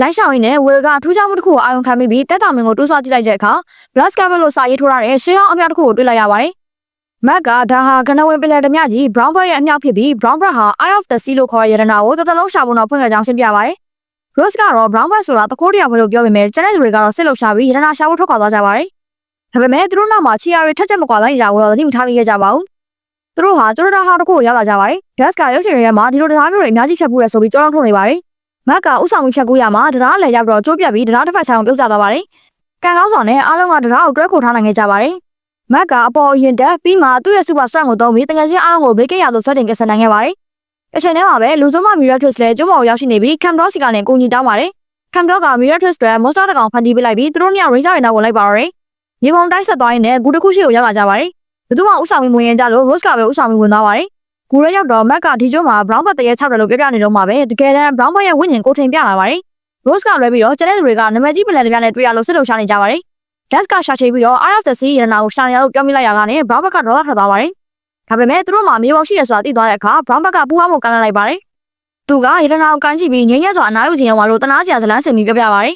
။တခြားရင်းသားတွေကသူပြောတာကိုယုံကြည်သွားကြပေမဲ့ Rose ကတော့မယုံကြည်ပဲထွက်သွားပါတယ်။တော်ရဲမှာ Brown Bug ကတရားထွက်ရှိနေတဲ့ Rose ကိုရောက်လာခဲ့ပါတယ်။ Rose ကသူမဘဝမှာစာကြိုးစားခြင်းနဲ့ကပောင်ကယ်တင်ခြင်းတို့ဖြစ်တာအချိန်ကုန်ခဲ့ရပြီးပျော်ရွှင်ချိန်တိတ်မရှိခဲ့ကြောင်းပြောပြလာပါတယ်။ Brown Bug ကပင်လယ်ပြဖြစ်ရတာတော့ပြောဖို့ကောင်းတာမရှိဘူးလို့ပြောက Rose ရဲ့ခန္ဓာကိုယ်ထဲကိုဝင်ပူးလိုက်ပါတယ်။ဒီလိုနဲ့ Rose ဟာရဲရင်တက်ကြွတဲ့ပင်လယ်ပြမှလေ Rose တဲ့ဘိုးအဖြစ်ပြောင်းလဲသွားပါတယ်။ကျန်တဲ့တငယ်ချင်းတွေကတော်ရဲမှာလမ်းလျှောက်လာတဲ့အချိန် Miratrix နဲ့ Monster တက်ခတ်ခြင်းကိုခံနေရပြီးသူတို့အရင်နေခြင်းမှာ Rose တဲ့ဘိုးရောက်လာပြီးပင်လယ်ပြဆွမ်းရည်နဲ့ဝင်ရောက်တက်ခိုက်ပါတယ်။ Rose ရဲ့တက်ခိုက်ပုံကအယမ်းမိုက်နေလို့တငယ်ချင်းတော်အံ့ဩသွားကြပါတယ်။ Rose က Monster ကိုတိုက်ထုတ်နိုင်ခဲ့ပြီးသူမအလွန်ပျော်ရွှင်နေကြောင်းပြောပါတယ်။မြေပုံတိုက်ဆက်သွားကြရသူတို့ဟာရတနာတက်တာကိုရှာတွေ့ပြီးဖွင့်ကြည့်လိုက်တဲ့အခါမှာတော့ Eye of the Sea ရတနာကိုတွေ့လိုက်ရပါတယ်။အဲဒီအချိန်မှာ Mac က Rose ကိုပြန်လို့ခြင်းလို့ပြောတဲ့အတွက် Brown Bug က Rose ကိုထဲကနေထွက်လိုက်ပါတယ်။ဒါပေမဲ့ဂရိမတီပဲရတနာကိုယူပြီးထွက်ပြေးဖို့လုပ်နေပါတယ်။အဲဒီအချိန်မှာ Miratrix ရောက်လာပြီး Brown Bug စီကရတနာကိုလူယူသွားပါတယ်။ Rose က Brown Bug ကိုသူ့ရဲ့လောဘကြောင့်ကဘာကြီးဒုက္ခရောက်ပြီလို့ဒေါသကြီးနဲ့ပြောဆိုလိုက်ပါတယ်။စကားပြန်ရောက်တော့ Rose က Brown Bug သူ့ကိုလက်စားခဲ့တဲ့အတွက်ဒေါသထွက်နေပါတယ်။ဌာနပြင်ပေါ်မှာ Miratrix က Monster ကို Eye of the Sea ရဲ့စွမ်းအင်ကိုပေးရန်ပြင်ဆင်နေသည်ကိုတွေ့လိုက်ရပါတယ်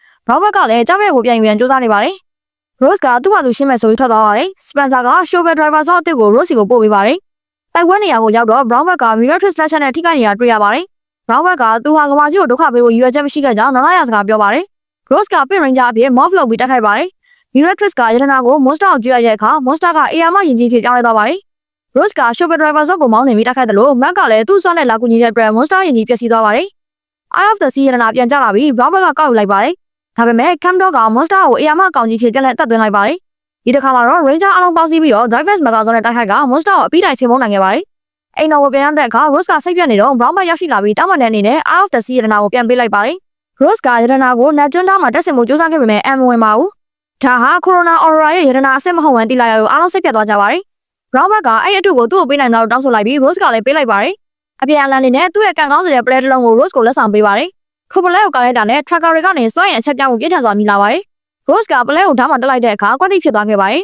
။တကယ်တမ်းသူတို့ရှာနေတဲ့ပထမဆုံး Corona Aurora ကြောင့်မြတ်က Brown Bug ရဲ့ပလဲလုံးသာဖြစ်နေခဲ့ပါတယ်။ Ranger တွေက Brown Bug ကိုလိုက်ဖို့ Saint Lucia ကိုပြန်သွားကြပါတယ်။ Rose က Brown Bug ကိုတသက်ရဲ့ဖြစ်နေစေရန်မုတ်ဆက်ရေးပေးလိုက်လို့ Nobel ဆိုတဲ့နာမည်အသစ်ကိုရသွားပါတယ်။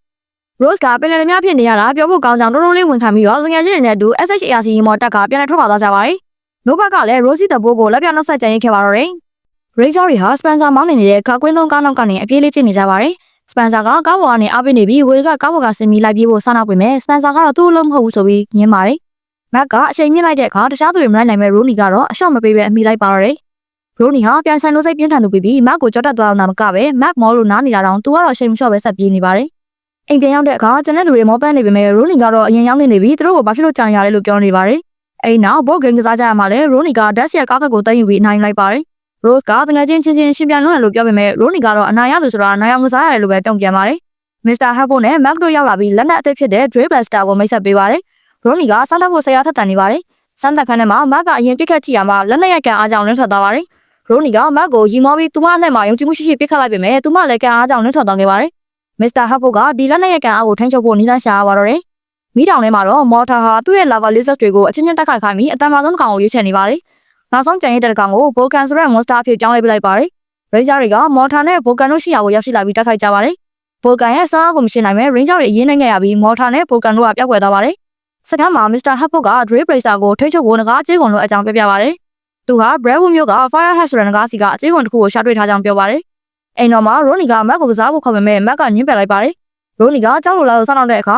Mac ကနည်းနည်းကစားရတာပြောဖို့မကောင်းလို့ပြန်ပြောလိုက်ရာ Ronnie အံ့ဩသွားပါတယ်။ Spencer ကသူတို့ညကိုငကားအချင်းကိုတောက်ယူဖို့ပြောတဲ့အခါ Ronnie က Spencer ကိုငါနဲ့ကစားရတာပြောဖို့ကောင်းလားလို့မေးပါတယ်။ Spencer ကမိုတက်နေတဲ့ကြောက်တုံးအိတ်ကြီးလိုပဲလုံးဝပြောစရာမကောင်းလို့ပုံမှန်လင်းလင်းပြောလိုက်တဲ့အတွက် Ronnie တယောက်စဉ်းစားစရာဖြစ်သွားပါတယ်။ Mr. Hartford ရဲ့ဝန်ထမ်းတစ်ဦးကငကားအကျဲကုံကိုတက်ဆောင်လာတဲ့အချိန်မော်ထာကကြားပြတ်တက်ခိုက်ပြီးအကျဲကုံကိုလူ့သွားပါတယ်။ Ranger တွေရောက်ရှိလာပြီးမော်ထာနဲ့ Vulcan တို့ကိုတက်ခိုက်ကြပါတယ်။ Matt က Vulcan ရဲ့ကြောက်ကုန်းကအားနည်းချက်ဖြစ်ကြောင်းသိလိုက်ရပါတယ်။ဒါပေမဲ့မော်ထာရဲ့ပြင်းထန်တဲ့တိုက်ခိုက်မှုကြောင့် Ranger တွေလွတ်ထွက်သွားပြီးမော်ထာတို့အကျဲကုံနဲ့အတူထပ်မံလွတ်မြောက်သွားပါတယ်။မော်ထာကအစာအုပ်ကိုသိမ်းပိုက်ပြီးအပူချိန်မြင့်တင်ကငကားအကျဲကုံကိုအသက်သွင်းဖို့ကြိုးစားနေပါတယ်။အိမ်တော်မှာ Ronnie က Spencer နဲ့စကားပြောဖြစ်ပါတယ်။ Ronnie ကအနိုင်ရတာပြောစရာကောင်းတယ်လို့ပြောပေမဲ့ Spencer ကအနိုင်ရတာထက်ကစားနေတဲ့အချိန်ကပိုပြောဖို့ကောင်းတယ်။အနိုင်ရှုံးဆိုတာကစားပွဲရဲ့ရလက်သက်ပါပဲလို့ဆုံးမပါတယ်။ Ronnie လည်းနားလည်သဘောပေါက်သွားပါတယ်။ Ranger တွေဟာမော်ထာရှိရာအစာအုပ်ကိုရောက်လာကြပါတယ်။ Matt ကမော်ထာကိုတယောက်တည်းရင်ဆိုင်ပြီးကျန်တဲ့သူတွေကိုအကျဲကုံတောက်ချခိုင်းပါတယ်။အပူချိန်လွန်ကန်းနေတဲ့အတွက် Ranger ဝတ်ဆောင်တွေတောင်ခံနိုင်မရှိတော့ပါဘူး။မော်ထာကအပူချိန်ကြောင့်အစာအုပ်ပောက်ကွဲတော့မဲ့အခြေအနေကိုဖန်တီးပြီးထွက်ပြေးသွားပါတယ်။ပောက်ကွဲတော့မဲ့အစာအုပ်ကိုတားဆီးဖို့ Matt က Drivers မဂါဇော့ကိုခေါ်လိုက်ပါတယ်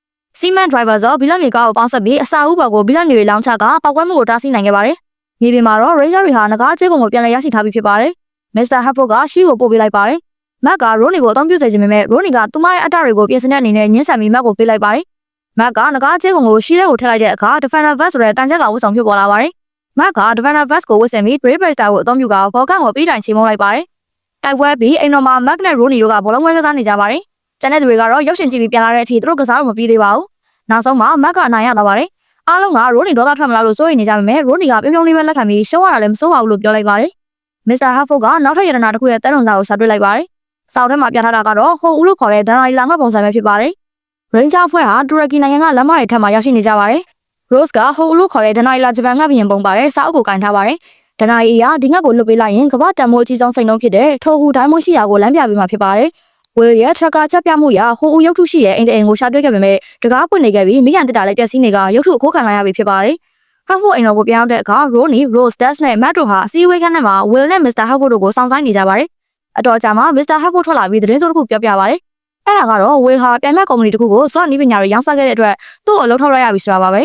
Mr. Hartford က Will ဟာ Overdrive tracker ကိုပြန်မပေးပဲယူသွားတဲ့အတွက်အန်ဒီရရှိနိုင်ကြောင်း Ranger တွေကိုသတိပေးလိုက်ပါတယ်။တခြားတစ်နေရာမှာ Miratrix လေ့ကျင့်နေတော့ Will ရောက်လာပါတယ်။စကားပြောဖို့ကြိုးစားပေမဲ့အဆင်မပြေတာကြောင့် Will က Blood Ranger အဖြစ်ပြောင်းလဲပြီး Miratrix ကိုတိုက်ခိုက်နိုင်လိုက်ပါတယ်။ဒါပေမဲ့အဆုံးသတ်မဲ့အစားပြန်လဲအသွင်ပြောင်းကသူဟာတိုက်ခိုက်ချင်တာမဟုတ်ပဲပူပေါင်းချင်တာဖြစ်ကြောင်းပြောလိုက်ပါတယ်။သူ့အလုပ်ထုတ်ခံရကြောင်းရှင်းပြပြီးသူတို့နှစ်ဦးပေါင်းပြီးမြို့ကိုတိတ်မိုက်ကြမလို့ကလိုက်ရအောင် Miratrix ကလက်ခံလိုက်ပါတယ်။စခန်းမှာတော့ Ronnie က Will ဘယ်တော့မှတိကျမဖောက်ဘူးလို့ယုံကြည်နေပေမဲ့ Des ကတော့တန်တရားဝင်နေပါတယ်။ Rose ကတော့ Will ကိုစတင်ရှောက်ပွေသွားတော့တယ်။မြို့ထဲမှာ Will ဟာလုံခြုံရေးတင်းကျပ်တဲ့အစာအုပ်တစ်ခုကိုဖောက်ထွင်းပြီးစက်ပစ္စည်းတစ်ခုကိုခိုးယူလာခဲ့ပါတယ်။အပြင်ရောက်တော့ Ranger ၄ယောက်ရောက်လာပြီး Will က Miratrix ကိုဖမ်းထားတယ်လို့ထင်ခဲ့ကြပါတယ်။ဒါပေမဲ့အဟောဆရာကောင်းအောင် Will က Blood Ranger အဖြစ်ပြောင်းပြီးတကယ်ချင်းတွေကိုပြန်တိုက်ခိုက်ပါတော့တယ်။ Ranger တွေလက်ကျနေချိန်မှာ Miratrix က Will ခိုးလာတဲ့စက်ပစ္စည်းတွေကိုသူ့လက်ဆွဲကတလုံးကိုထည့်လိုက်ပါတယ်။ချက်ချင်းပဲလက်ဆွဲထဲမှာပိတ်မိနေတဲ့ Camdo လွတ်မြောက်လာပြီးတိုက်ပွဲဝင်ပါတော့တယ်။ Will, Miratrix နဲ့ Camdo တို့ပူးပေါင်းပြီး Ranger မြောက်ကိုနိုင်ယူကထွက်ခွာသွားကြပါတယ်။ Camdo ကလွန်ခဲ့တဲ့နှစ်ကဂျိုးတစ်ခုမှာ Miratrix ကိုကယ်တင်မိခဲ့ရင်လက်ဆွဲကြောက်တုံးတွေကိုပိတ်မိနေကြတာပဲဖြစ်ပါတယ်။အခုပြန်လွတ်လာပြီဖြစ်ပေမဲ့ Camdo က Will ကိုလုံးဝမယုံကြည်ပါဘူး။ဒါကြောင့် Will ရဲ့သစ္စာရှိမှုကိုစမ်းသပ်တဲ့အနေနဲ့သူ့တငယ်ချင်းဟောင်း Ranger တွေကိုတွားရောက်ချေမှုန်းလိုက်ပါတယ်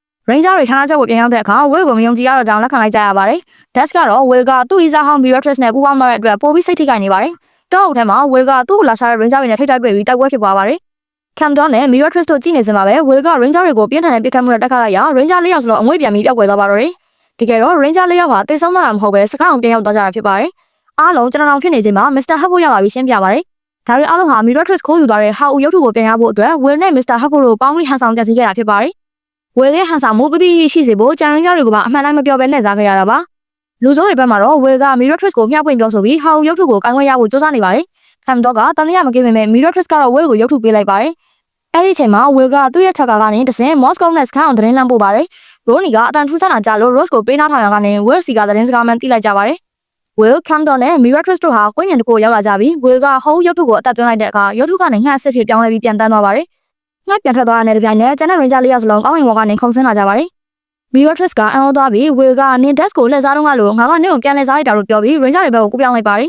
။ Miratrix ကငှက်နောက်ကိုလိုက်သွားပြီး Will က Camdo ကိုတယောက်တည်းရင်ဆိုင်တက်ခတ်နေပါတယ်။ကျန် Ranger တွေက Miratrix နောက်ကိုလိုက်သွားပြီးတက်ခတ်ကြပါတယ်။ Miratrix အရင်နေတော့မဲ့အချိန်မှာ Camdo က Monster တစ်ကောင်ဖန်တီးပေးလိုက်ပါတယ်။ Will က Camdo ကိုသူ့ရဲ့ driver slammer လက်နက်နဲ့အနာရင်ဖျက်ဆီးပြီးနောက်တကယ်ချင်းတွေနဲ့ပေါင်းကသူတို့ရဲ့ပူပေါင်းပစ်ချက်နဲ့ Monster ကိုတက်ခတ်လိုက်ပါတယ်။ဒါပေမဲ့ Camdo ကမပျက်စီးပဲပြန်ပေါ်လာပြီး Monster ကိုအေယာမအကောင်ကြီးဖြစ်အောင်လုပ်ပေးလိုက်ပါတယ်။ Ranger တွေက Zots တွေကိုခေါ်ယူလိုက်ပြီးဒီတစ်ခါမှာတော့ Crane Zot Crane ကအစ်စ်ကိုပါထုတ်သုံးလိုက်ပါတယ်။ Drivers မဂါဇော့ဖွဲ့စည်းပြီး Monster ကိုပြီးတိုင်ချေမှုန်းလိုက်ပါတယ်။မြေပြင်မှာတော့ဟာဦးငတ်ကရှေးဟောင်းစာလိပ်တစ်ခုကိုချပေးခဲ့ပြီး Miratrix ကစာလိပ်ကိုကောက်ယူလိုက်ပါတယ်။ Monster ရှုံးသွားပေမဲ့ Camdo နဲ့ Miratrix တို့ကတော့သူတို့လိုချင်တဲ့စာလိပ်ကိုရလိုက်ပြီမို့လို့ကျဉ်းနေကြပါတယ်။ဒါပေမဲ့ပြဿနာတစ်ခုကတော့အဲ့ဒီစာလိပ်ပေါ်ကစာတွေကို Miratrix ကမဖတ်တတ်ဘူးဖြစ်နေခဲ့ပါတယ်။ အိမ်တော်တိုင်းစပန်ဆာဟာငါးခန္ဓာမှာငါးစာကျွေးရင်ငါးလေးတွေကိုမင်းတို့တဖြည်းဖြည်းကြီးလာရင်ငါးစာပြန်ဖြစ်မှာပဲဆိုပြီးဘွားအကြောင်းရေရွတ်နေပါတယ်အန်ဒရူးဟက်ဖော့ရောက်လာပြီးလူငယ်တွေဘယ်ရောက်နေလဲမေးတဲ့အခါစပန်ဆာကအနားပေးထားကြောင်းပြောပါတယ်စကားပြောရင်းနဲ့အန်ဒရူးကသူ့သားမတ်ပေါ်စိတ်ပူနေစေဖြစ်ကြောင်းဖွင့်ဟပြောဆိုလိုက်ပါတယ်ဒီစကားကိုဘေးကမှတ်ကြားသွားပြီးသူ့အဖေကသူ့ကိုမယုံကြည်သေးဘူးလို့ခံစားရကစိတ်ကောင်းဖြစ်သွားပါတယ်သူကရိန်းဂျာတယောက်အနေနဲ့အရေးချင်းချီကြောင်းတက်တည်ပြခဲ့ပြီးပြီလို့ယူဆနေတာပါတစ်ချိန်တည်းမှာပဲမိတောင်ထဲမှာမော်တာဟာ giant robot တယောက်ကိုတိစောက်ပြီးစီလို့ပြောစင်နေပါတယ်အဲ့ဒီအချိန်မှာ Furious က Not နဲ့ Chila တွေကိုခေါ်ပြီးရောက်လာပါတယ် Furious က Miratrix နဲ့ Camdor တို့ဟာ Thor Diamond ရဲ့လမ်းပြမြေပုံကိုရရှိထားပြီးအသာစီးရနေတဲ့အတွက်သူတို့ညီအကိုနှစ်ယောက်ပူးပေါင်းတင်ကြောင်းအကြံပြုပါတယ်မော်တာကမကျင်တဲ့ပေမဲ့နောက်ဆုံးမှာသဘောတူလိုက်ပါတယ်မတ်ကအိမ်တော်မှာကြောက်တောင်တက်လေ့ကျင့်နေပါတယ်စပန်ဆာရောက်လာပြီးစောစောကကားဝိုင်းကိုကြားသွားတဲ့ကိစ္စနဲ့ပတ်သက်လို့အဖေဖြစ်သူနဲ့ပုံမှန်လင်းလင်းတိုင်ပင်တင်ကြောင်းအကြံပေးပါတယ်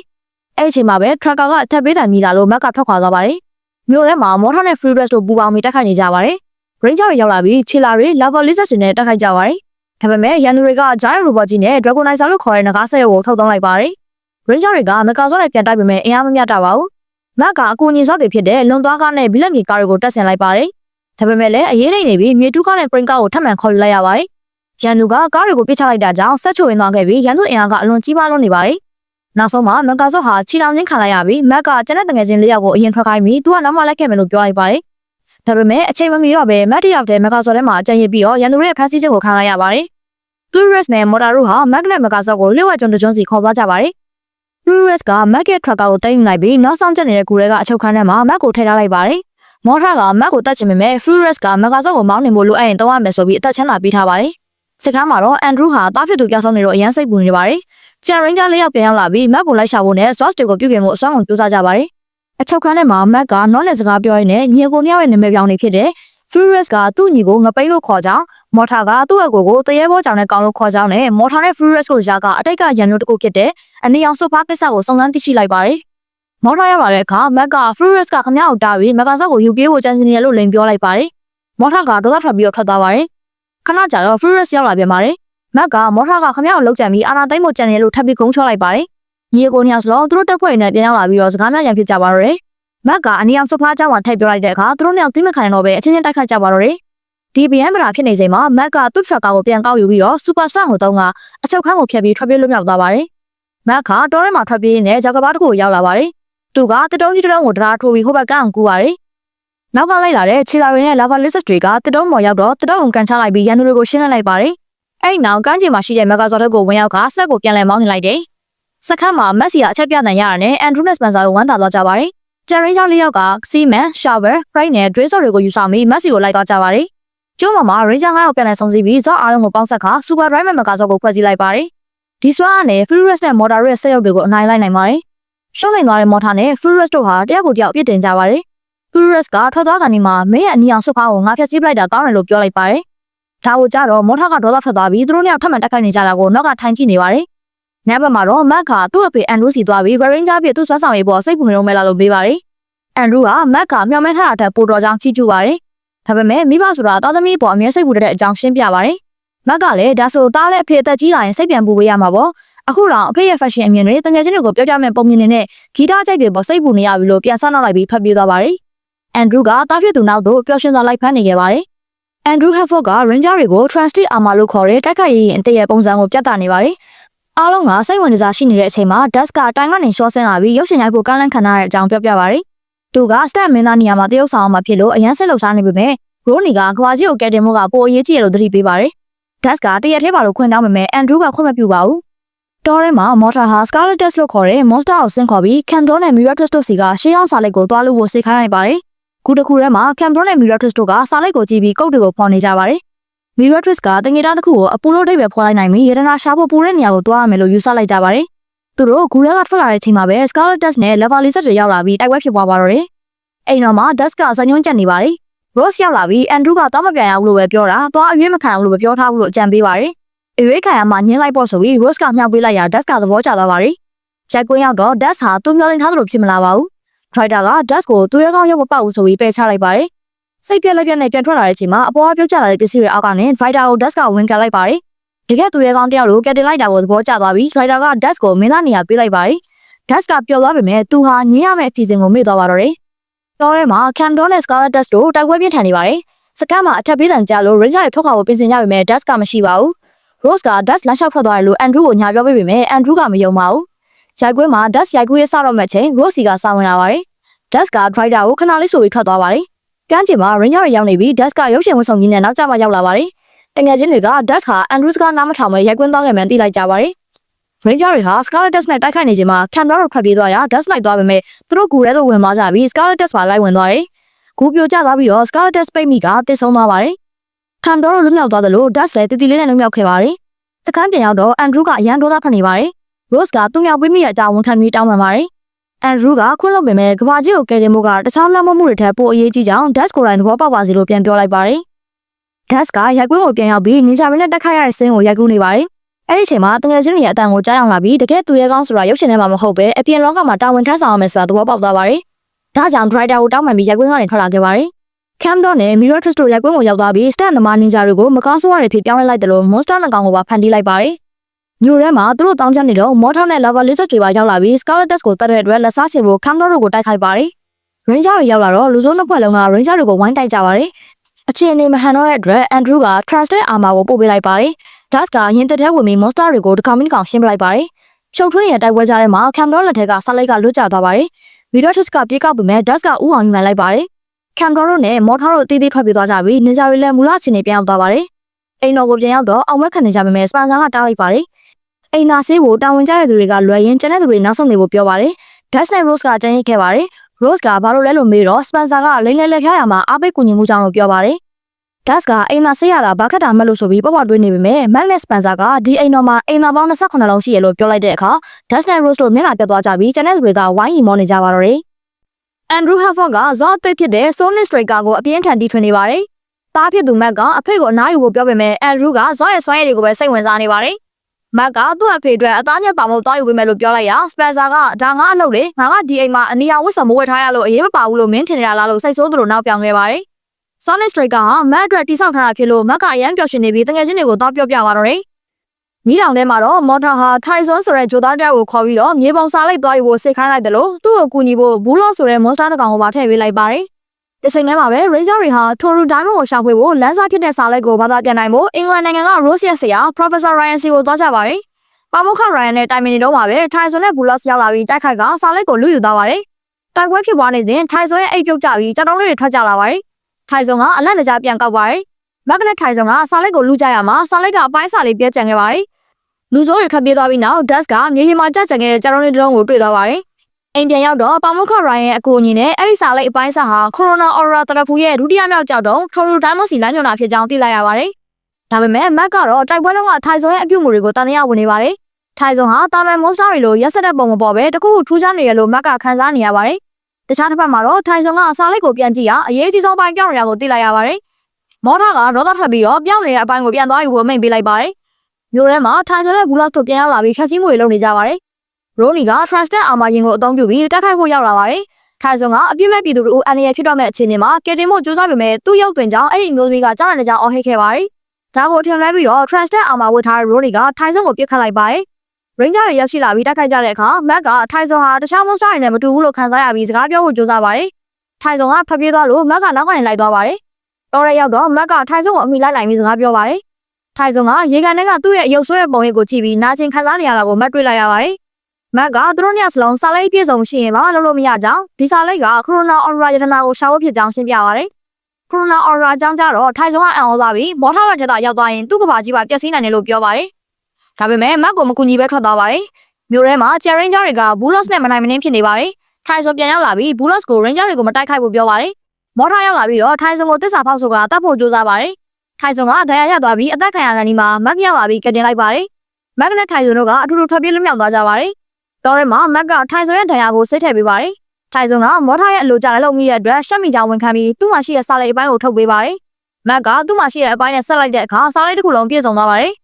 Ranger တွေက Mac ကိုလိုက်ရှာနေရင်ဂျိုသားသွေးတွေကိုတွေ့လို့စိုးရိမ်နေကြပါတယ်။ Mac နဲ့ Tyson တို့ကစခန်းကိုပြန်ဖို့လမ်းလျှောက်လာရင်စာလိုက်ကိုဖတ်ဖို့ကြိုးစားပေမဲ့ Tyson ကနားမလည်တဲ့ဘာသာစကားဖြစ်နေပါတယ်။အဲဒီအချိန်မှာပဲ Lava Lizard တွေအများကြီးပေါ်လာပြီးတော့သူတို့ကိုဝိုင်းထားလိုက်ပါတော့တယ်။ Mac နဲ့ Tyson တို့ဟာ Lava Lizard တွေရဲ့ဝိုင်းရံခြင်းကိုခံနေရပါတယ်။ Mac ကတိုက်နိုင်မှာမလားလို့မေးပေမဲ့ Tyson ကယုံကြည်မှုရှိရှိနဲ့ပြန်တိုက်ခိုက်ပါတယ်။တိုက်ပွဲအတွင်းမှာ Tyson ဟာသူ့ခန္ဓာကိုယ်ကို Mercury အရေးဖြစ်ပြောင်းလဲလိုက်ပြီးရန်သူတွေကြားတဲ့ short တိုက်ခါတိုက်ခိုက်ပြလိုက်ပါတယ်။ မက်ကလည်းသူ့ရဲ့ super strength ကိုသုံးပြီးတော့ရန်သူတွေကိုချိန်မောင်းလိုက်ပါတယ်။နှစ်ယောက်သားတယောက်ဆောင်ကိုတယောက်ပြန်လည်လေးစားသွားကြပါတယ်။လမ်းဆောင်ရင်းနဲ့မက်ကထိုင်ဆုံကိုငွေအောင်ရေချောင်းမေးတဲ့အခါထိုင်ဆုံကဒါကြရားပါလို့ပြန်ပြောပေးပါတယ်။မက်ကအကျေးကုန်နေတဲ့တရားတစ်ကောင်ကတရားဖြစ်ပြောင်းနိုင်တာအံ့ဩကြောင်းပြောပြီးတော့ထိုင်ဆုံကစိတ်ဆိုးပြီးသူဟာတော်တော်တရားမဟုတ်ကြောင်းညင်းပါတယ်။မက်တောင်းပန်ပြီးဘာဖြစ်ခဲ့လဲမေးတဲ့အခါထိုင်ဆုံကသူ့ဆက်ကြောင်းကိုပြောပြပါတယ်။ထိုင်ဆုံကကဘာမြေကိုဆောက်ရောက်တော့ကမော်ထာနဲ့တွေ့ခဲ့ပါတယ်။မော်ထာကသူ့ကိုစစ်သားလောက်ခိုင်းပေမဲ့ထိုင်ဆုံညှင်းဆန်ခဲ့ပါတယ်။တိုက်ခိုက်ကြရင်လည်းထိုင်ဆုံရဲ့အရေးပါတဲ့တလင်းကြောက်ကိုမော်ထာကနင်းချလိုက်ပြီးထိုင်ဆုံကိုအခုမြင်နေရတဲ့တော်တော်တရားရုပ်ဆိုးဆိုးကြီးဖြစ်ကျင်းစာတိုက်တောင်းလိုက်တာပါ။မော်ထာကသူ့အတွက်လှုပ်လှုပ်ပေးမှမူလပုံစံကိုပြန်ပြောင်းမယ်လို့ပြောခဲ့ပါတယ်။မော်ထာကိုသစ္စာဖောက်လိုက်တဲ့အတွက်သူဒီရုပ်ကြီးနဲ့ပဲထာဝရနေသွားရမယ်လို့ထိုင်ဆုံကစိတ်ပြည့်နေပေမဲ့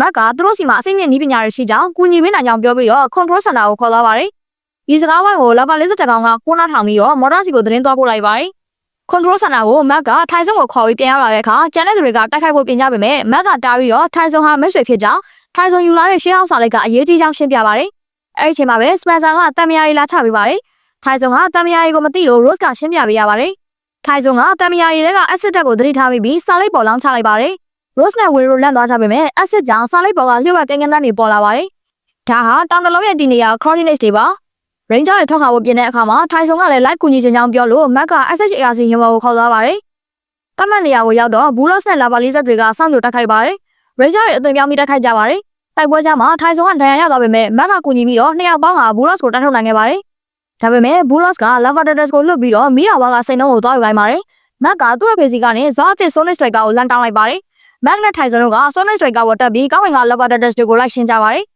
မြေပြင်မှာတော့ Will က Defender Vest ကိုဝယ်ပြီးကျန်တဲ့ Ranger တွေနဲ့တူတိုက်ခိုက်ပေမဲ့မော်တာရောက်လာပြီး Bulldogs ကိုအကြီးကြီးဖြစ်အောင်လုပ်ပေးလိုက်ပါတယ်။ Ranger တွေက Super Drivers Magazine ကိုခေါ်ပြီးပြန်တိုက်ပါတယ်။မက်နဲ့ထိုင်ဆုံတို့က Sonic Striker နဲ့ Lava Turtles ကိုဖျက်ဆီးပြီးတော့မီးယာဝါထဲဝင်သွားပါတယ်။ထိုင်ဆုံကအပူရန်ခန္ဓာနဲ့သူ့အကျေးကုန်တွေကိုအားကိုးပြီးတော့မီးယာဝါထဲက True Diamond ကိုစိတ်ယူခဲ့ပါတယ်။အဲဒီနောက်မက်က Sonic Striker နဲ့ပြန်လာပြီးတော့ Megazord နဲ့ပေါင်းစပ်ခါ Drivers Atrazor ဖြစ်အသွင်ပြောင်းလိုက်ပါတယ်။ Atrazor ရဲ့ပြင်းထန်တဲ့စွမ်းအားကြောင့် Bulldogs ကိုအပြီးတိုင်ချေဖို့နိုင်ခဲ့ပါတယ်။ control center ကိုပြန်ရောက်တဲ့အခါမှာတော့ Mr. Hatford က True Diamond ကို The Parallel နဲ့ရှင်ပြီးတော့သိမ်းဆည်းလိုက်ပါတယ်။အခုဆိုရင်သူတို့လက်ထက်မှာ Corona Aurora ရဲ့ရတနာ9မျိုးတွေက2မျိုးကိုပိုင်ဆိုင်ထားပြီပဲဖြစ်ပါတယ်။အဲဒီအချိန်မှာ Sentinel Knight ပေါ်လာပြီးတော့ထိုင်ဆုံကိုကျေးဇူးတင်စကားဆိုပါတယ်။ Dash ကထိုင်ဆုံကိုမူလပုံစံပြန်ရောက်ပေးနိုင်မလားမေးတော့ Sentinel Knight ကမလုပ်ပေးနိုင်ပေမဲ့ Corona Aurora ရဲ့ကြောက်မြရတနာ2ခုဖြစ်တဲ့ Plan နဲ့အခုရတဲ့ True Diamond ပေါင်းစပ်လိုက်ရင်အံ့ဖွယ်တစ်ခုဖြစ်လာနိုင်တယ်လို့ပြောပြပါတယ်။ရတနာ2ခုကအလင်းရောင်တွေထွက်လာပြီးထိုင်ဆုံကိုမူလလူသားပုံစံဖြစ်တဲ့ Mercurian ဖြစ်ပြန်လဲပြောင်းလဲပေးလိုက်ပါတယ်။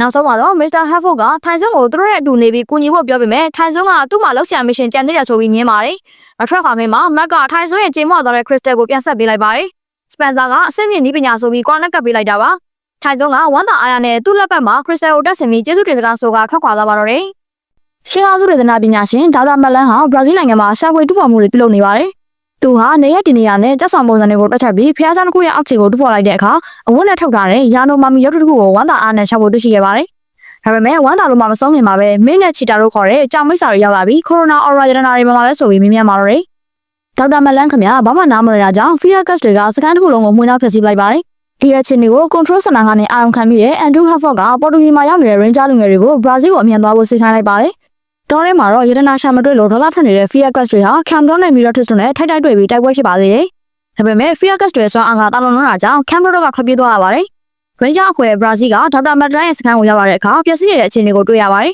။ရိုနီကဒုက္ခသည်တွေကိုကူညီဖို့စခန်းမှာကျင်းခဲ့ပြီးကျန်တဲ့၄ယောက်ကတော့ Fear Gas တွေကိုလိုက်လံရှာဖွေကြပါတယ်။သူတို့က Fear Gas တွေကိုတွေ့ပြီးတိုက်ခိုက်ကြပေမဲ့ရန်သူဆွမ်းအားကအရန်ကြီးမားတာကြောင့် Ranger တွေအေးနေပါတယ်။ Fear Gas တွေက Ranger တွေကိုအပိသက်ချင်မုန်းတော့မဲ့အထင်မှာထိုင်ဆုံရောက်လာပါတယ်။ထိုင်ဆုံကသူ့ခန္ဓာကိုယ်ကို Mercury အရေးဖြစ်ပြောင်းလဲပြီးရန်သူတိုက်ခိုက်မှုတွေကိုကာဝယ်ပေးလိုက်ပါတယ်။ Ranger တွေအသက်ဘေးကလွတ်သွားပြီး Fear Gas တွေလည်းခိရဆုတ်ခွာသွားကြပါတယ်။ထိုင်ဆုံက Fear Gas တွေဟာသူတို့ရဲ့အပေါင်းပါတွေကို Mirror Prison နဲ့ကနေကယ်ထုတ်ဖို့ရတနာတွေကိုလိုက်ရှာနေတာဖြစ်ကြောင်းရှင်းပြပါတယ်။ရိုနီရှိနေတဲ့စခန်းကိုထိုင်ဆုံရောက်သွားပြီးရိုနီရဲ့စောဆောင်တွေကိုသဘောကျသွားပါတယ်။ဒါပေမဲ့အတိတ်ကနာကျင်စရာအမှတ်တရတွေကြောင့်ထိုင်ဆုံကစကားသိမ့်မပြောချင်ပါဘူး။ထိုင်ဆုံက Fear Gas တွေလက်ထက်ကိုရတနာမရောက်ခင်ဥအောင်ရှာရမယ်ဆိုပြီးတကူတော့ထွက်သွားခဲ့ပါတယ်။ Ranger တွေကလည်းလူစုခွဲပြီးရှာဖွေကြဖို့ဆုံးဖြတ်လိုက်ကြပါတယ်။ Gas ကတရေကားတွေထဲမှာဆိုရင်လူစုခွဲလိုက်တာနဲ့တယောက်ပြီးတယောက်အသက်ခံရတာပဲလို့နောက်ပြောင်းလိုက်ပေမဲ့တကယ်ပဲဖြစ်လာပါတယ်။ရိုနီတယောက်တည်းတောထဲမှာရှာဖွေနေတော့မှမိတ်နဲ့ချီတာတို့ကချောင်းကိုတိုက်ခိုက်ပြီးရိုနီကိုဖမ်းဆီးသွားပါတယ်။ကျန်တဲ့တွေကလိုက်ရှာတဲ့အခါမှာရိုနီရဲ့ခေါင်းစည်းကြိုးလေးကိုပဲတွေ့ရပြီး Fear Gas တွေဖမ်းလာမှန်းသိလိုက်ကြပါတယ်။တကယ်တော့ Fear Gas တွေကရိုနီကိုလိုချင်တာမဟုတ်ပဲသူ့ရဲ့ tracker တွေကစွမ်းအင်ကိုသုံးပြီးမှန်ထောင်ချက်ကိုဖွင့်နေကြတာပါ။ Fear Gas တွေကရိုနီကိုတိုင်းမှာချီနှောင်ပြီးတော့သူ့ရဲ့ overdrive tracker ကိုအသုံးပြုကမှန်ထောင်တဲ့ကသူတို့လူတွေကိုဆွတ်ထုတ်ဖို့ကြိုးစားနေပါတယ်။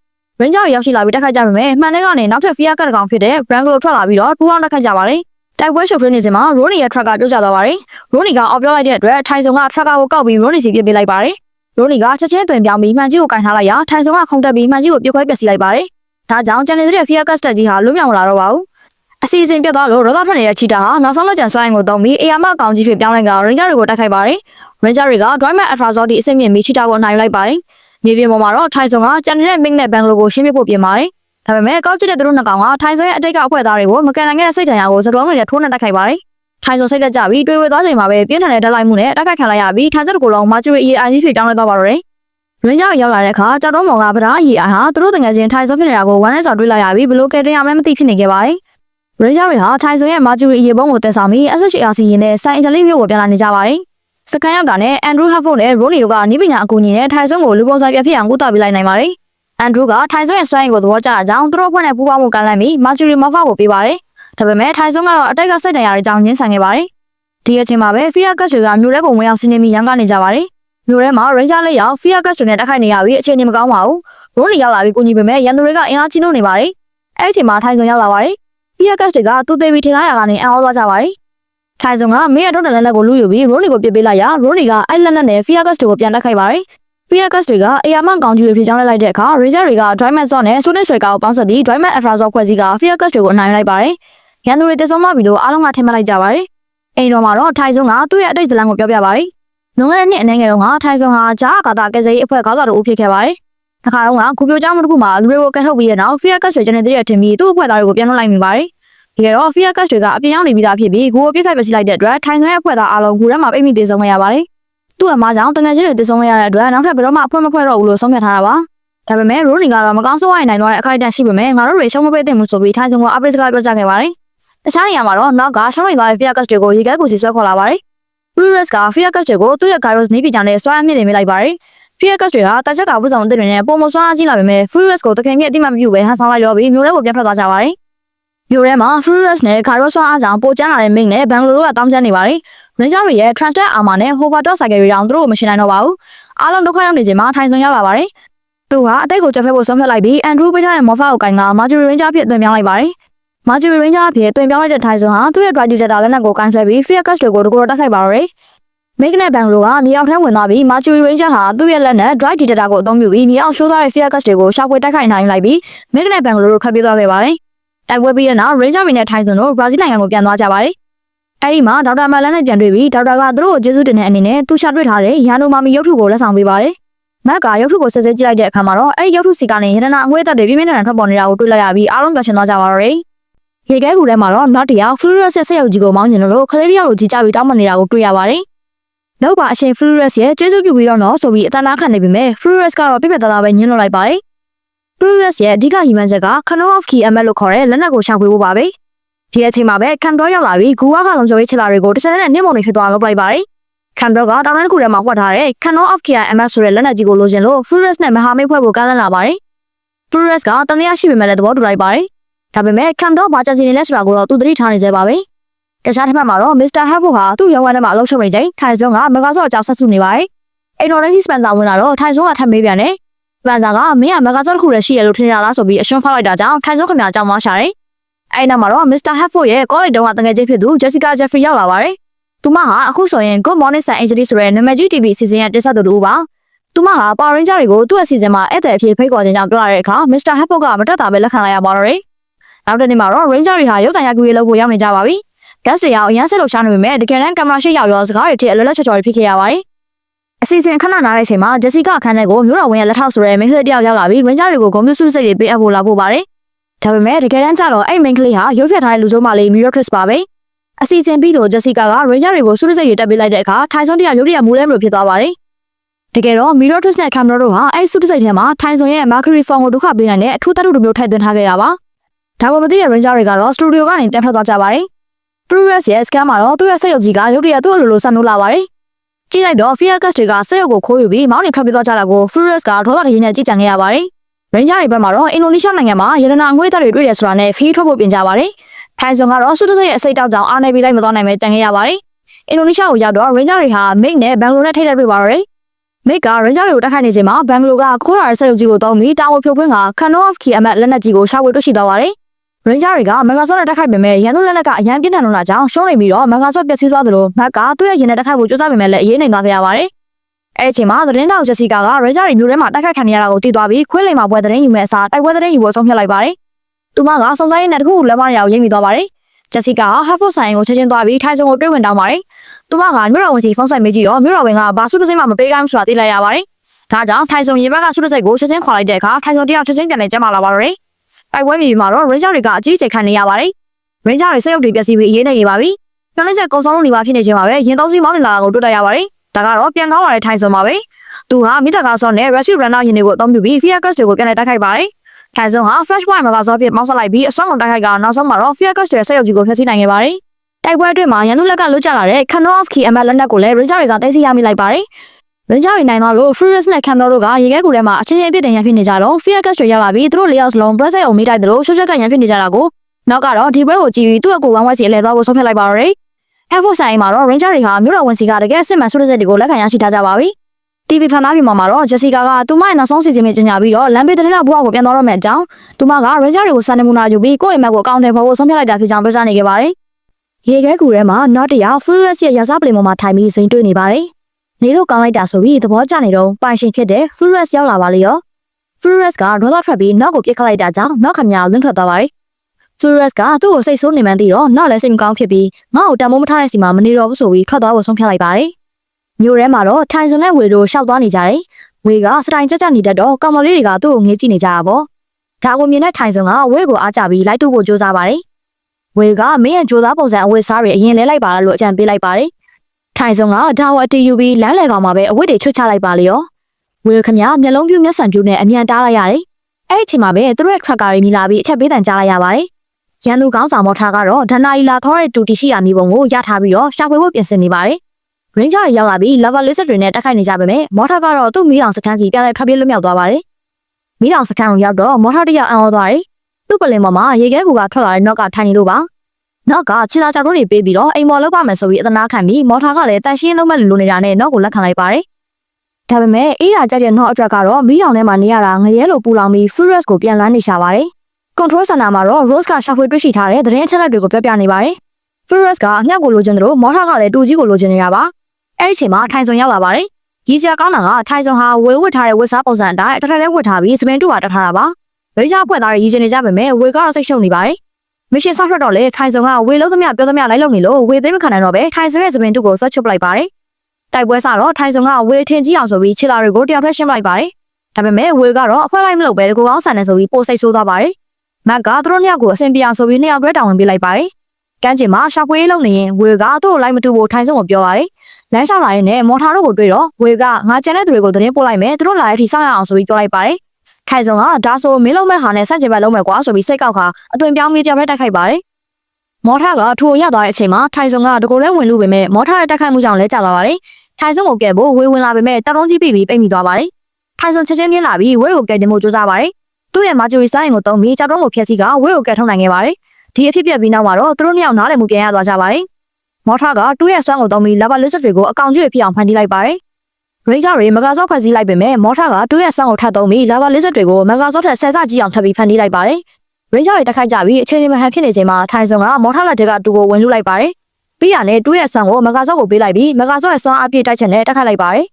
ထိုင်စွန်ကသူ့ရဲ့ဆော့တွေကိုခေါ်ပြီး Flat Point မဂါဆော့ဖြစ်ပေါင်းဆက်ခါ Lava Lizard ကိုပါဇက်ထဲကနေခန္ဓာကိုယ်ထဲကိုဝင်ပြီးအခဲကနေဆက်စိတ်ပေါ်မှာဖြစ်အောင်ထိုးချေဖြတ်စီအနိုင်လိုက်ပါတော့တယ်။ဝေကထိုင်စွန်ကိုတကယ်လို့သူသာကြိုးစားဖြစ်ခဲ့ရင်ထိုင်စွန်လိုပဲအတူခိုးမိမှာပါလို့နှစ်သိမ့်စကားပြောလိုက်ပါတယ်။မီးတောင်ထဲမှာတော့မော်ထာကနောက်ကိုအုံးကြောက်ဆိုပြီးမောင်းထုတ်လိုက်ပါတယ်။နောက်ကမထွက်သွားခင် Furious ကခမရရဲ့အနီအောင်စပါးလက်ကိုချိုးပစ်ခဲ့တာဝမ်းသာစရာပဲလို့ရန်တိုက်ပေးခဲ့ပြီးရေခဲကူစီကိုပြန်ပြေးသွားပါတယ်။ Furious စီပြန်သွားခဲ့ပေမဲ့ Furious ကသူ့ကိုလုံးဝမလွမ်းခဲ့ကြောင်းသိလိုက်ရလို့တနာစရာကောင်းနေပြန်ပါတယ်။ထိုင်စွန်ဟာဝေကိုအတူမခိုးတော့ပဲကိုပိုင်စတိုင်နဲ့ကောင်မလေးတယောက်ရဲ့စိတ်ဝင်စားမှုကိုရယူနိုင်ခဲ့ပါတယ်။ဝေကိုတော့ပြန်ဆရာလောက်သွားပါသေးတယ်။ Rose နဲ့ Ronnie တို့ကရထားတဲ့တူကြီးနဲ့အမြောက်ကိုဘေးချင်းရှင်ပြီးထားခဲ့မိပါတယ်။သူတို့ထွက်သွားတဲ့အချိန်မှာအဲ့ဒီကစ်စင်းတစ်ခုကြားတဲ့ကနေလက်စည်းချောင်းတွေစီးဆင်းနေခဲ့ပါတယ်။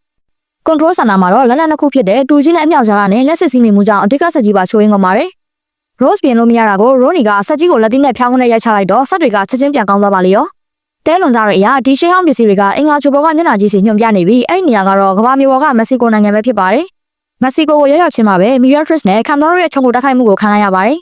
သူတို့ရဲ့အုတ်ထုတ်ကြီးမွန်စတာကိုဖန်တီးလိုက်ပါတယ်။ Ranger တွေလည်းချက်ချင်းပြောင်းလိုက်ပြီးမကာဆော့နှစ်စီးဖွဲ့ကတိုက်ပွဲဝင်ကြပါတယ်။ Blue Ranger ကအမြောက်ကိုကင်ပြီး Yellow Ranger ကတူကြီးကိုကင်ဆောင်ထားပါတယ်။အခြားတစ်ဖက်မှာတော့ Furious က Ranger တွေပြင်ပန်းတဲ့နေရာကိုမြင်ပြီးပြောနေပါတယ်။ဒါပေမဲ့သူ့ရဲ့ TV အင်တာနာဖြစ်တဲ့နောက်ရဲ့ရန်ကြောင်ဖန်သားပြင်ကပြတ်တောက်သွားလို့နောက်ကိုအောင်းနေရပါတယ်။ဒါပေမဲ့တိုက်ပွဲအဆုံးမှာတော့ Ranger တွေကမကာဆော့တွေကိုလိုအပ်သလိုပြောင်းတဲ့အသုံးပြုပြီး Monster ကိုနိုင်လိုက်နိုင်ပါတယ်။မက္ကဆီကိုတိုက်ပွဲမှာ Ranger တွေဟာ Monster ကိုဖျက်ဆီးနိုင်လိုက်ပေမဲ့အရန်ပြင်ပန်းနေကြပါတယ်။ခြေလာတွေထက်ရောက်လာချိန်မှာတော့ Rooney ကတူကြီးကိုစောင့်ရင်းကျန်တဲ့ဖွဲ့သားတွေကခြေလာတွေကိုတက်ခတ်နေကြပါတယ်။ဒီအချိန်မှာ Rooney ရှေ့ကိုလူတစ်ယောက်ရောက်လာပြီးသူကမိုးကျုံနဲ့ဖျားတော့ဖြစ်ကြောင်းပြောလိုက်ပါတယ်။ထို့သူကတူကြီးကိုလိုချင်ကြောင်းတောင်းဆိုပေမဲ့ Rooney ကမရှင်အတွက်လိုအပ်လို့အရေးကြီးကြောင်းပြန်ပြောပါတယ်။အဲဒီလူက Rooney ကို Freya နဲ့ဖျားမဖြစ်မှားရင်းယူဆပြီးအသေးအံတနာခံပါတယ်။ Ranger တွေအကူအညီတောင်းတော့ Rooney ဟာတူကြီးကိုပြန်ပေးမယ်ဆိုရဲဂုံတိတ်ခါကိုယုံပြီးပေးလိုက်ပါတယ်။ထို့သူကတူကြီးနဲ့မြေပြင်ကိုရိုက်လိုက်တာခြေလာအားလုံးချက်ချင်းပြက်စီးသွားပါတော့တယ်။ဒါပေမဲ့ Green မတီပဲတူကိုပြန်မပေးတော့ပါဘူး။အဲဒီလူကို Half of Inno ကိုခေါ်လာပေမဲ့လည်းတူကိုပြန်မပေးတဲ့အပြင် Rooney ကိုပါရီစားစကားလိုက်ပြောပြီးလက်ထပ်ခွင့်တောင်းနေပါတယ်။ Rooney ခင်ဗျာစိတ်ပြက်နေရပါပြီ။ Rooney ဒေါသထွက်ပြီးစိတ်ပြက်နေချိန်မှာပဲ Will ကနဖျားတာငါ့ထက်ပိုကောင်းတဲ့ရီစားစကားမပြောနိုင်ဘူးလို့လှမ်းပြောင်းလိုက်ပါတယ်။မက္ကဆီကိုမှာကျန်ခဲ့တဲ့ Ranger တွေဟာတူကြီးမပါပဲအမြောက်ကိုသုံးပြီးကြောက်တုံးကိုပစ်ခတ်ဖို့ကြိုးစားပေမဲ့အချင်းကြီးဖြစ်ခဲ့ရပါတယ်။ဒါကြောင့် Mr. Havoc ကအိမ်ကတော့ကိုစီးအောင်ပြီးမက္ကဆီကိုကိုပြန်ခေါ်သွားပါတယ်။ဒါပေမဲ့အဲ့လူကတူနဲ့ထူတာတော့ကြောက်တုံးကမကွဲပါဘူး။ဒီအချိန်မှာပဲမော်ထာနဲ့အပေါင်းပါရောက်ရှိလာပြီးတိုက်ပွဲဖြစ်ပြန်ပါတယ်။မော်ထာရောက်လာချိန်မှာတကယ်တော့နှစ်ပြားကြီးရောက်လာလို့သောအတုကကြောက်တုံးတော့မှပြေးပုံပါတော့တယ်။ထူအခါမှာသူတို့လက်စားခံရမှန်းသိသွားပြီး Rooney တို့ဒေါသထွက်နေကြစဉ်သောအတုကသူဟာကောက်ကျစ်စင်လန်းမှုရဲ့နဖျား Loki ဖြစ်ကြောင်းဝန်ခံလိုက်ပါတယ်။ထိုင်စွန်တို့အဖွဲ့က Loki ကိုပြန်ဖမ်းဖို့ကြိုးစားပေမဲ့ Loki ကလက်စားပြီးထွက်ပြေးသွားပြန်ပါတယ်။ Thor က Loki ဟာတူကြီးတဲ့ Freya နဖျားမကိုပိုလိုချင်ချောင်းပြပြလိုက်တာနဲ့ Rooney ကအကြံရသွားပါတယ်။ Rooney ရဲ့စိတ်ကူးနဲ့ Spencer ဟာ Freya အသွင်ဖန်တီးပြီးစက်တွေပေါ်မှာထိုင်နေလိုက်ပါတယ်။ Loki က Spencer ကို Freya စစ်ထင်ပြီးသူ့ကိုလက်ထပ်ဖို့တောင်းဆိုရင်တူကြီးကိုပေးအပ်လိုက်ပါတယ်။တူကြီးရတာနဲ့ Spencer ကမျက်နှာဖက်ကိုဆွဲခွာပြလိုက်ပြီး Loki ကိုကိတ်မုန်းနဲ့မျက်နှာပြစ်ပလိုက်ပါတယ်။ Thor ကတူကြီးကိုယူပြီး Ranger တွေစီပြန်လာချိန်မှာပဲ Furious နဲ့ Chilla တွေကမက္ကဆီကိုမှာရောက်လာပြီးတိုက်ခိုက်ပါတော့တယ်။တစ်ချိန်တည်းမှာပဲ Firecast တွေကလည်းသူတို့ရဲ့စက်ရုပ်ကြီးနဲ့ San Angeles မြို့ကိုဖျက်ဆီးဖို့ရောက်လာတာကြောင့် Ranger အဖွဲ့ဟာနှစ်ချမ်းကွဲပြီးတိုက်ခိုက်ရပါတော့တယ်။မြို့တော်မှာ Ranger တွေဟာ Firecast တွေနဲ့တိုက်ပွဲဝင်နေချိန် Mercury Ranger နဲ့ Thor တို့က Furious ကိုဆက်လက်တိုက်ခိုက်နေပါတယ်။နောက်ဆုံးမှာတော့ Mercury Ranger ကပါမြို့တော်ကိုရောက်ရှိလာပြီး Flat Point မကစောကိုဖွဲ့လိုက်ပေမဲ့တိုက်ပွဲကခက်ခဲနေစေပါ။ထို့အချိန်မှာ Thor ကသူ့ရဲ့တူကြီးနဲ့ Ranger တွေကိုအပေါ်အင်အားထောက်ပံ့ပေးလိုက်ပါတယ်။ Ranger တွေလည်း Channel Zod တွေနဲ့ Sonic Striker ကိုပေါင်းဆက်ပြီးအင်အားပြည့်ဝဟင်းမြန်တပ်တုဆက်ရုပ်အထရာဆော့ကိုဖွဲ့က Firecast ရဲ့စက်ရုပ်ကြီးကိုဖျက်ဆီးပြီးအနိုင်လိုက်ကြပါတယ်။တိုက်ပွဲပြီးလို့မက္ကဆီကိုပြန်ရောက်တော့တူကြီးနဲ့အမြောက်ကိုတပြိုင်နက်တည်းအသုံးပြုပြီးကြောက်တုံးကိုပစ်ခတ်လိုက်ရာအောင်မြင်စွာဖျက်ဆီးနိုင်ခဲ့ပါတယ်။အတွင်းထဲမှာရတနာမဟုတ်ပဲတန်လိုက်အင်အားတစ်ခုကိုရရှိခဲ့ပါတယ်။ Rooney က Thor ကိုတူကြီးပြန်ပေးပြီးကျေးဇူးတင်စကားပြောလိုက်တော့ Thor ကကောင်းကြီးပေးပြီးပျောက်ကွယ်သွားပါတော့တယ်။မော်ထာကရုတ်တရက်ပေါ်လာပြီးတိုက်ခိုက်ကအဲ့ Combat ကိုလူယူပြီးပျောက်ကွယ်သွားပါတော့တယ်။ Ranger တွေတပင်းချရင်ကျန်ရခဲ့ရပါတော့တယ်။ Andrew နဲ့ Spencer တို့ကဒီ Combat ဟာမကောင်းဆိုးဝါးလက်ထက်ရောက်သွားရင်အလွန်အန္တရာယ်များလို့စိုးရိမ်နေကြပါတယ်။တကယ်လဲမော်ထာဟာ Shell Aztec Combat ကိုရရှိထားပြီးအလွန်ကျဉ်းနေပါတယ်။အဲ့ဒီအချိန်မှာ Blocker ဆိုတဲ့ငကားပုံစံ Monster တစ်ကောင်ရောက်လာတော့မော်ထာက Combat ကိုပေးပြီးမျိုးရဲကိုလွှတ်လိုက်ပါတယ်။ Blocker ဟာပန်းချန်ထဲမှာ Combat အစွမ်းနဲ့လူတွေကိုဒုက္ခပေးနေတော့ Ranger တွေရောက်လာပါတယ်။တိုက်ပွဲစတာနဲ့ထူးခြားတာတစ်ခုက Ranger တွေတိုက်တဲ့တိုက်ကွက်တွေကရန်သူကိုမထိပဲကိုယ်စီပြန်လာတာပါပဲ။ Blocker က Combat ကိုသုံးပြီး Ranger တွေကိုကန်ဆိုးစတဲ့ကျင်းစာတက်လိုက်ပါတယ်။ဒီထဲမှာအထိနာဆုံးကတော့ခေါင်းဆောင် Red Ranger Mac ပါပဲ။စခန်းအောင်ပြန်ရောက်တော့ Mac ရဲ့ကန်ဆိုးမှုတွေစတင်လာတော့တယ်။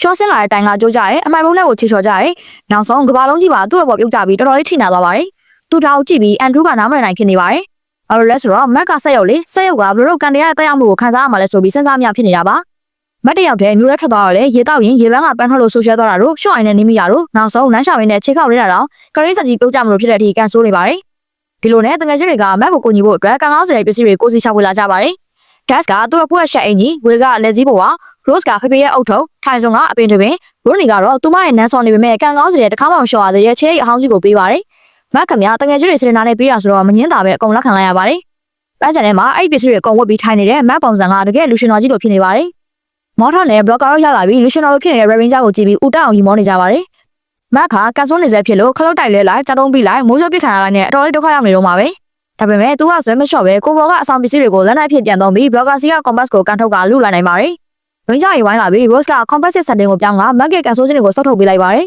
။ Mac ပြန်ကောင်းသွားချိန်မှာတော့ထိုင်ဆောင်က Trusted Armor ဆက်ရုပ်ကိုစီးပြီးကျန်တဲ့ Lava Lizard တွေကိုရှင်းလင်းပေးတယ်လို့ Ranger တွေက Blocker ကိုဝိုင်းတိုက်ကြပါတယ်။ Blocker ကမော်ထာစီကိုညီတောင်းပေမဲ့မော်ထာကသူ့ကိုစားအတွင်းနဲ့ကန်ချလိုက်လို့အကောင်ကြီးဖြစ်ကြီးထွားလာပါတယ်။ Ranger တွေမကာဆော့တွေနဲ့တက်ခိုင်းနေဒီတစ်ခါတော့သူတို့က Compass ကိုပြန်သုံးလိုက်ပါတယ်။မင်းကိုကန်ဆိုးခြင်းတွေပြန်ပေးမယ်ဆိုပြီး Blocker ကိုချိန်လိုက်တော့ Monster ခမရလမ်းရှောင်ရင်ခလုတ်တိုက်လဲတိုက်ကွက်တွေလွဲချော်ပြီးနောက်ဆုံးမှာ Ranger တွေရဲ့ Super Drive မကာဆော့လက်ချက်နဲ့အဆုံးသတ်သွားပါတော့တယ်။တိုက်ပွဲပြီးဆိုင်တော့မှာ Andrew ကတော့အခန်းထဲမှာတယောက်တည်းစိတ်ညစ်နေပါတယ်။ Mac ကဘာလို့ကန်ကောင်းခြင်းကန်ဆိုးခြင်းဖြစ်ရတာလဲမဖြစ်သင့်ပါဘူးဆိုပြီးတွေးပူနေတော့ Spencer က Mac ကိုမျက်စိမပြတ်ကြည့်ပေးပါမယ်လို့ခရီးပေးလိုက်ပါတယ်။ Mac ကတော့ကန်ဆိုးမှုတွေပျောက်သွားလို့ဘီလီရဲ့ထိုးရင်ပျော်နေပါတယ်။ဒါပေမဲ့ Rooney ကတော့ထိတ်လန့်နေကြအောင်ဟစ်လိုက်ပါတယ်။ဘာလို့လဲဆိုတော့သူ့ရဲ့ကန်ကောင်းစတဲ့ချေအိတ်နန်နန်ကြီးကို Spencer ကမသိပဲရှော့ဖို့လိုက်လို့ပါပဲ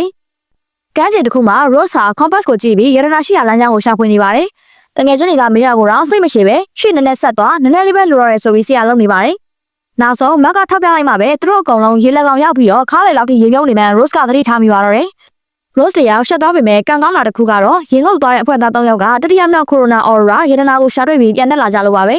။အားလုံးပျော်ရွှင်နေကြပေမဲ့ Miratrix တို့အဖွဲ့ကသူတို့ကိုချောင်းချောင်းကြည့်ရှုနေတာကိုတော့သတိမထားမိခဲ့ကြပါဘူး။ရတနာရလို့စကားပြန်မဲ့လို့တော့ Mr. Harpo ကဖုန်းဝင်လာပါတယ်။မျိုးထဲမှာ Fiacus တွေကဆက်ရုပ်အသင်းနဲ့တောင်းကျနေလို့အမြန်လာဖို့လမ်းခေါ်ပါတယ်။ရတနာကိုတိုက်ပွဲရဲယူသွားရင်အနေနဲ့များတာကြောင့်ဝေကရတနာကိုအိမ်ပြန်ပို့ဖို့တာဝန်ယူလိုက်ပြီးကျန်တဲ့သူတွေကတိုက်ပွဲထွက်သွားကြပါတယ်။ဒါပေမဲ့ဝေတရားထွက်ကြံခဲ့တဲ့အချိန်မှာ Miratrix နဲ့ Campbell တို့ကချောက်ကိုတိုက်ခိုက်ပါတော့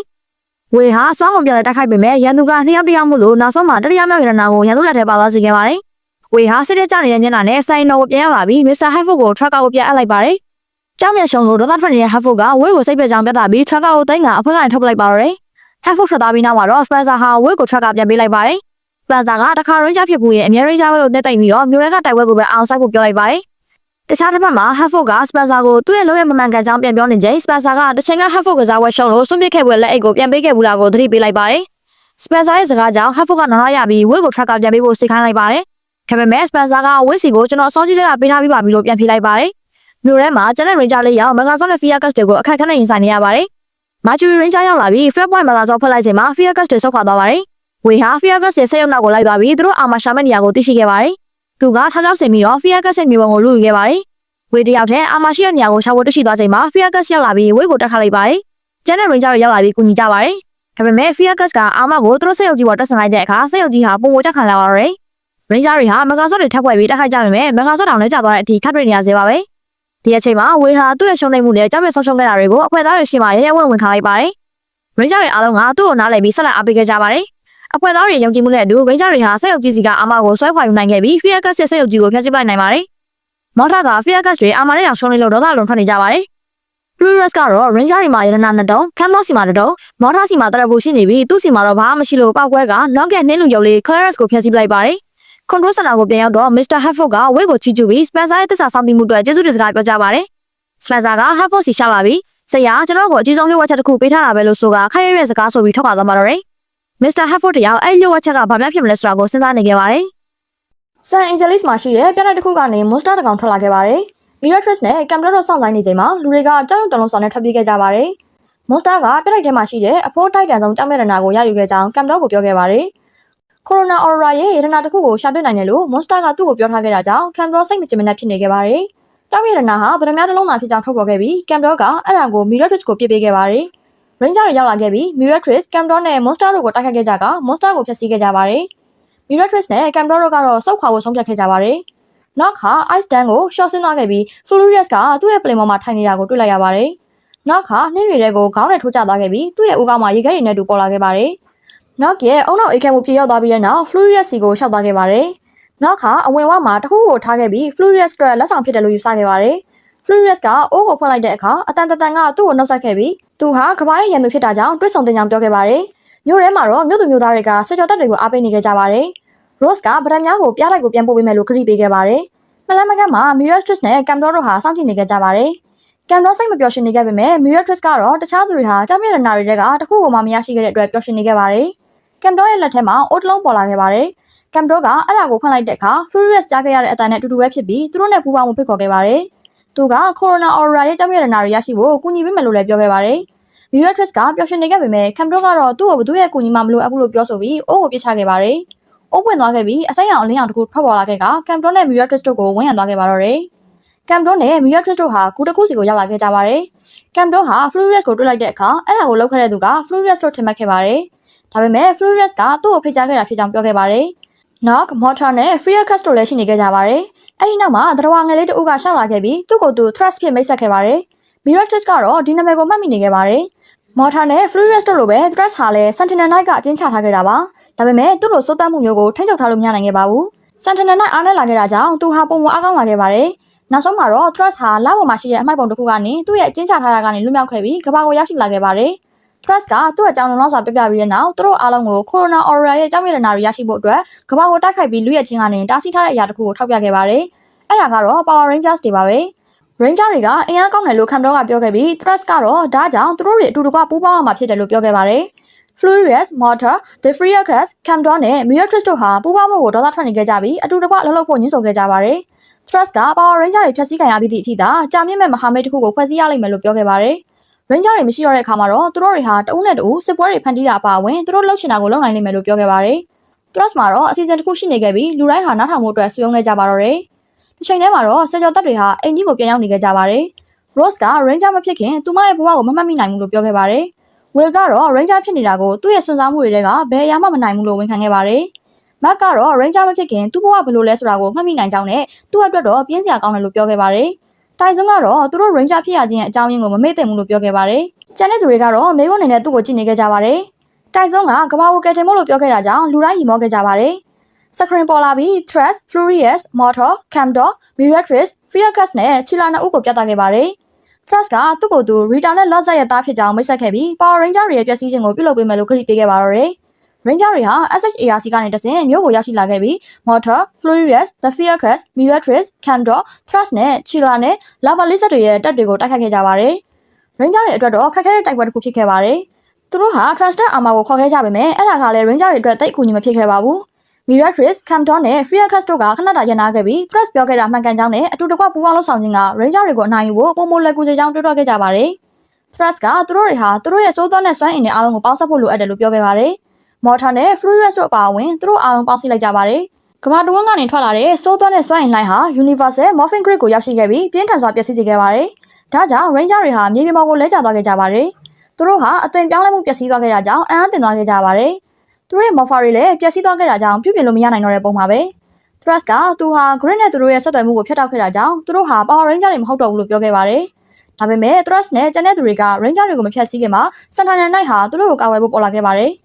Sentinel Knight ဟာသူ့ရဲ့စွမ်းအားကိုအသုံးပြုပြီးဆက်ကြောတပ်တွေကိုဘေးကင်းရာကိုခေါ်သွားခဲ့ပါတယ်။ Thrust ကတော့ကမ္ဘာနဲ့ကြောင်းမြရတနာတွေဟာသူတို့အတွက်ပဲဖြစ်တာကြောင့်မပူပန်ခဲ့ပါဘူး။ Sentinel Knight ကဆက်ကြောတပ်တွေကိုဘေးကင်းရာမှာချထားပြီးနောက်ပျောက်ကွယ်သွားခဲ့ပါတယ်။ဆက်ကြောတပ်တွေကတော့သူတို့မှာ Ranger စွမ်းအားတွေမရှိတော့ဘူးဆိုတာကိုသဘောပေါက်ခဲ့ကြပြီးသူတို့ရဲ့ Morpher တွေအားလုံးလည်းပျက်စီးနေခဲ့တာကြောင့်စိတ်မကောင်းဖြစ်နေခဲ့ကြပါတော့တယ်။စွမ်းအားမဲ့သွားတဲ့ဆက်ကြောတပ်တွေဟာ Control Center ကိုပြန်လာခဲ့ကြပါတယ်။ဒါပေမဲ့ Mr. Hatford မှာသတင်းစိုးတစ်ခုရှိနေခဲ့ပါတယ်။ Tracker ရဲ့အတွင်းပိုင်း grid တစ်ခုစီကပျက်စီးမှုတွေဟာပြုပြင်မှုမဖြစ်နိုင်တော့လောက်အောင်ကိုဆိုးရွားလွန်းလာကြောင်းပြောခဲ့ပါတယ်။တိုင်စွန်းကတော့ Furious ကိုတိုက်ခိုက်မဲ့တိုက်ပွဲပြီးဆုံးသွားပြီဖြစ်ကြောင်းနဲ့သူတို့ဟာ Power Ranger တွေမဖြစ်နိုင်တော့ကြောင်းပြောဆိုခဲ့ပါတယ်။အဲဒီနောက်မှာတော့ Spencer ကကမ္ဘာတဝန်းမှာဖြစ်ပွားနေတဲ့တိုက်ခိုက်မှုတွေနဲ့ပတ်သက်တဲ့နောက်ထပ်သတင်းစိုးတစ်ခုနဲ့ရောက်လာခဲ့ပါတယ်။ဆက်ကြောတပ်တွေကတော့ဒါဟာအဆုံးသတ်ဖြစ်ပြီလို့ယူဆခဲ့ကြပါတယ်။ဒါပေမဲ့ Mr. Hatford ကသူတို့မှာ Ranger စွမ်းအားတွေမရှိတော့ပေမဲ့မျိုးရိုးဗီဇအပြင်တိုးတက်လာတဲ့စွမ်းအားတွေရှိနေသေးတယ်ဆိုတာကိုထောက်ပြခဲ့ပါတယ်။ Matt ကသဘောတူခဲ့ပြီးဆက်ကြောတပ်တွေလည်းတိုက်ခိုက်ဖို့ထွက်ခွာခဲ့ကြပါတော့တယ်။တစ်ချိန်တည်းမှာတော့ Mick နဲ့ Camdor တို့ဟာ Stonehenge ကိုရောက်လာခဲ့ကြပါတယ်။ဒဏ္ဍာရီလာကြောင်းရတဲ့နာတစ်ခုကိုဖွက်ထားဖို့အတွက်အဲ့ဒီလိုဒဏ္ဍာရီလာနေရာမျိုးကအကောင်းဆုံးဖြစ်လိမ့်မယ်လို့သူတို့တွေးခဲ့ကြပါတယ်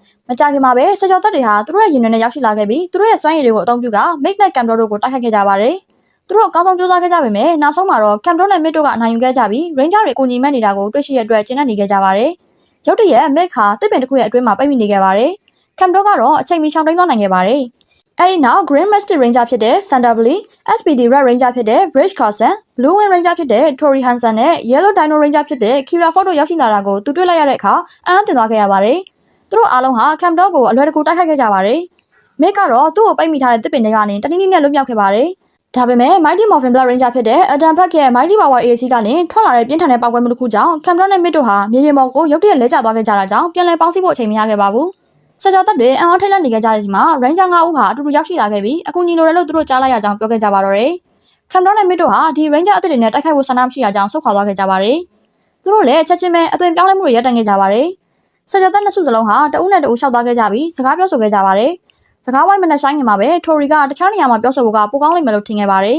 ။ Sentinel Knight ပေါ်လာခဲ့ပြီး Adam, Sander, Kira, Bridge နဲ့ Tori တို့ကို Stonehenge ကိုဘယ်လိုခေါ်လာခဲ့လဲဆိုတာကိုပြောပြခဲ့ကတခြားနေရာမှာတွေ့ဆုံတင်တယ်ဆိုတာကိုသဘောတူခဲ့ပါတယ်။လူတိုင်းဟာ Control Center ကိုသွားခဲ့ကြပါတယ်။ Operation Overdrive ရဲ့ဆက်ကြောတပ်တွေကတခြားဆက်ကြောတပ်9ဦးဟာ Ranger တွေဖြစ်တယ်ဆိုတာကိုသိရှိသွားခဲ့ကြပါတယ်။ Bridge ကတော့သူကအနာဂတ်ကလာတာဖြစ်တာကြောင့်သူမှလွယ်ပြီးကျန်တဲ့သူတွေက Ranger တွေဖြစ်တယ်လို့ပြောခဲ့ပါတယ်။ Bridge ကသူ့ရဲ့ Ranger အယောင်မျိုးအကြောင်းကိုရှုပ်ထွေးတဲ့ဇာတ်လမ်းတစ်ခုကိုပြောပြခဲ့ပြီး Dash တူရဲကသာ Bridge ရဲ့ဇာတ်လမ်းကိုနားလည်ခဲ့ပုံရပါတယ်။ Sentinel Knight ပေါ်လာခဲ့ပြီး Ranger အသစ်တွေကိုမိတ်ဆက်ပေးခဲ့ကသူတို့ဟာ Operation Overdrive ရဲ့အဖွဲ့အသစ်ဖြစ်လာလိမ့်မယ်လို့လူတိုင်းကိုပြောပြခဲ့ပါတယ်။ Ronnie, Rose, Dash, Mac, Will နဲ့တိုင်စွန်းတို့အံ့အားသင့်သွားခဲ့ကြပါတယ်။ Mr. Hatford လည်းအံ့ဩသွားခဲ့ပေမဲ့ဘာမှပြောခဲ့ပါဘူး။နောက်ပိုင်းမှာတော့ Rose, Dash, Mac, Will, Tyson နဲ့ Ronnie တို့ဟာအင်ဂျီထဲမှာရုတ်တရက်ရရှိလာတဲ့အားလက်ချိန်တွေကိုအကောင်းဆုံးအသုံးချဖို့ကြိုးစားခဲ့ကြပါတယ်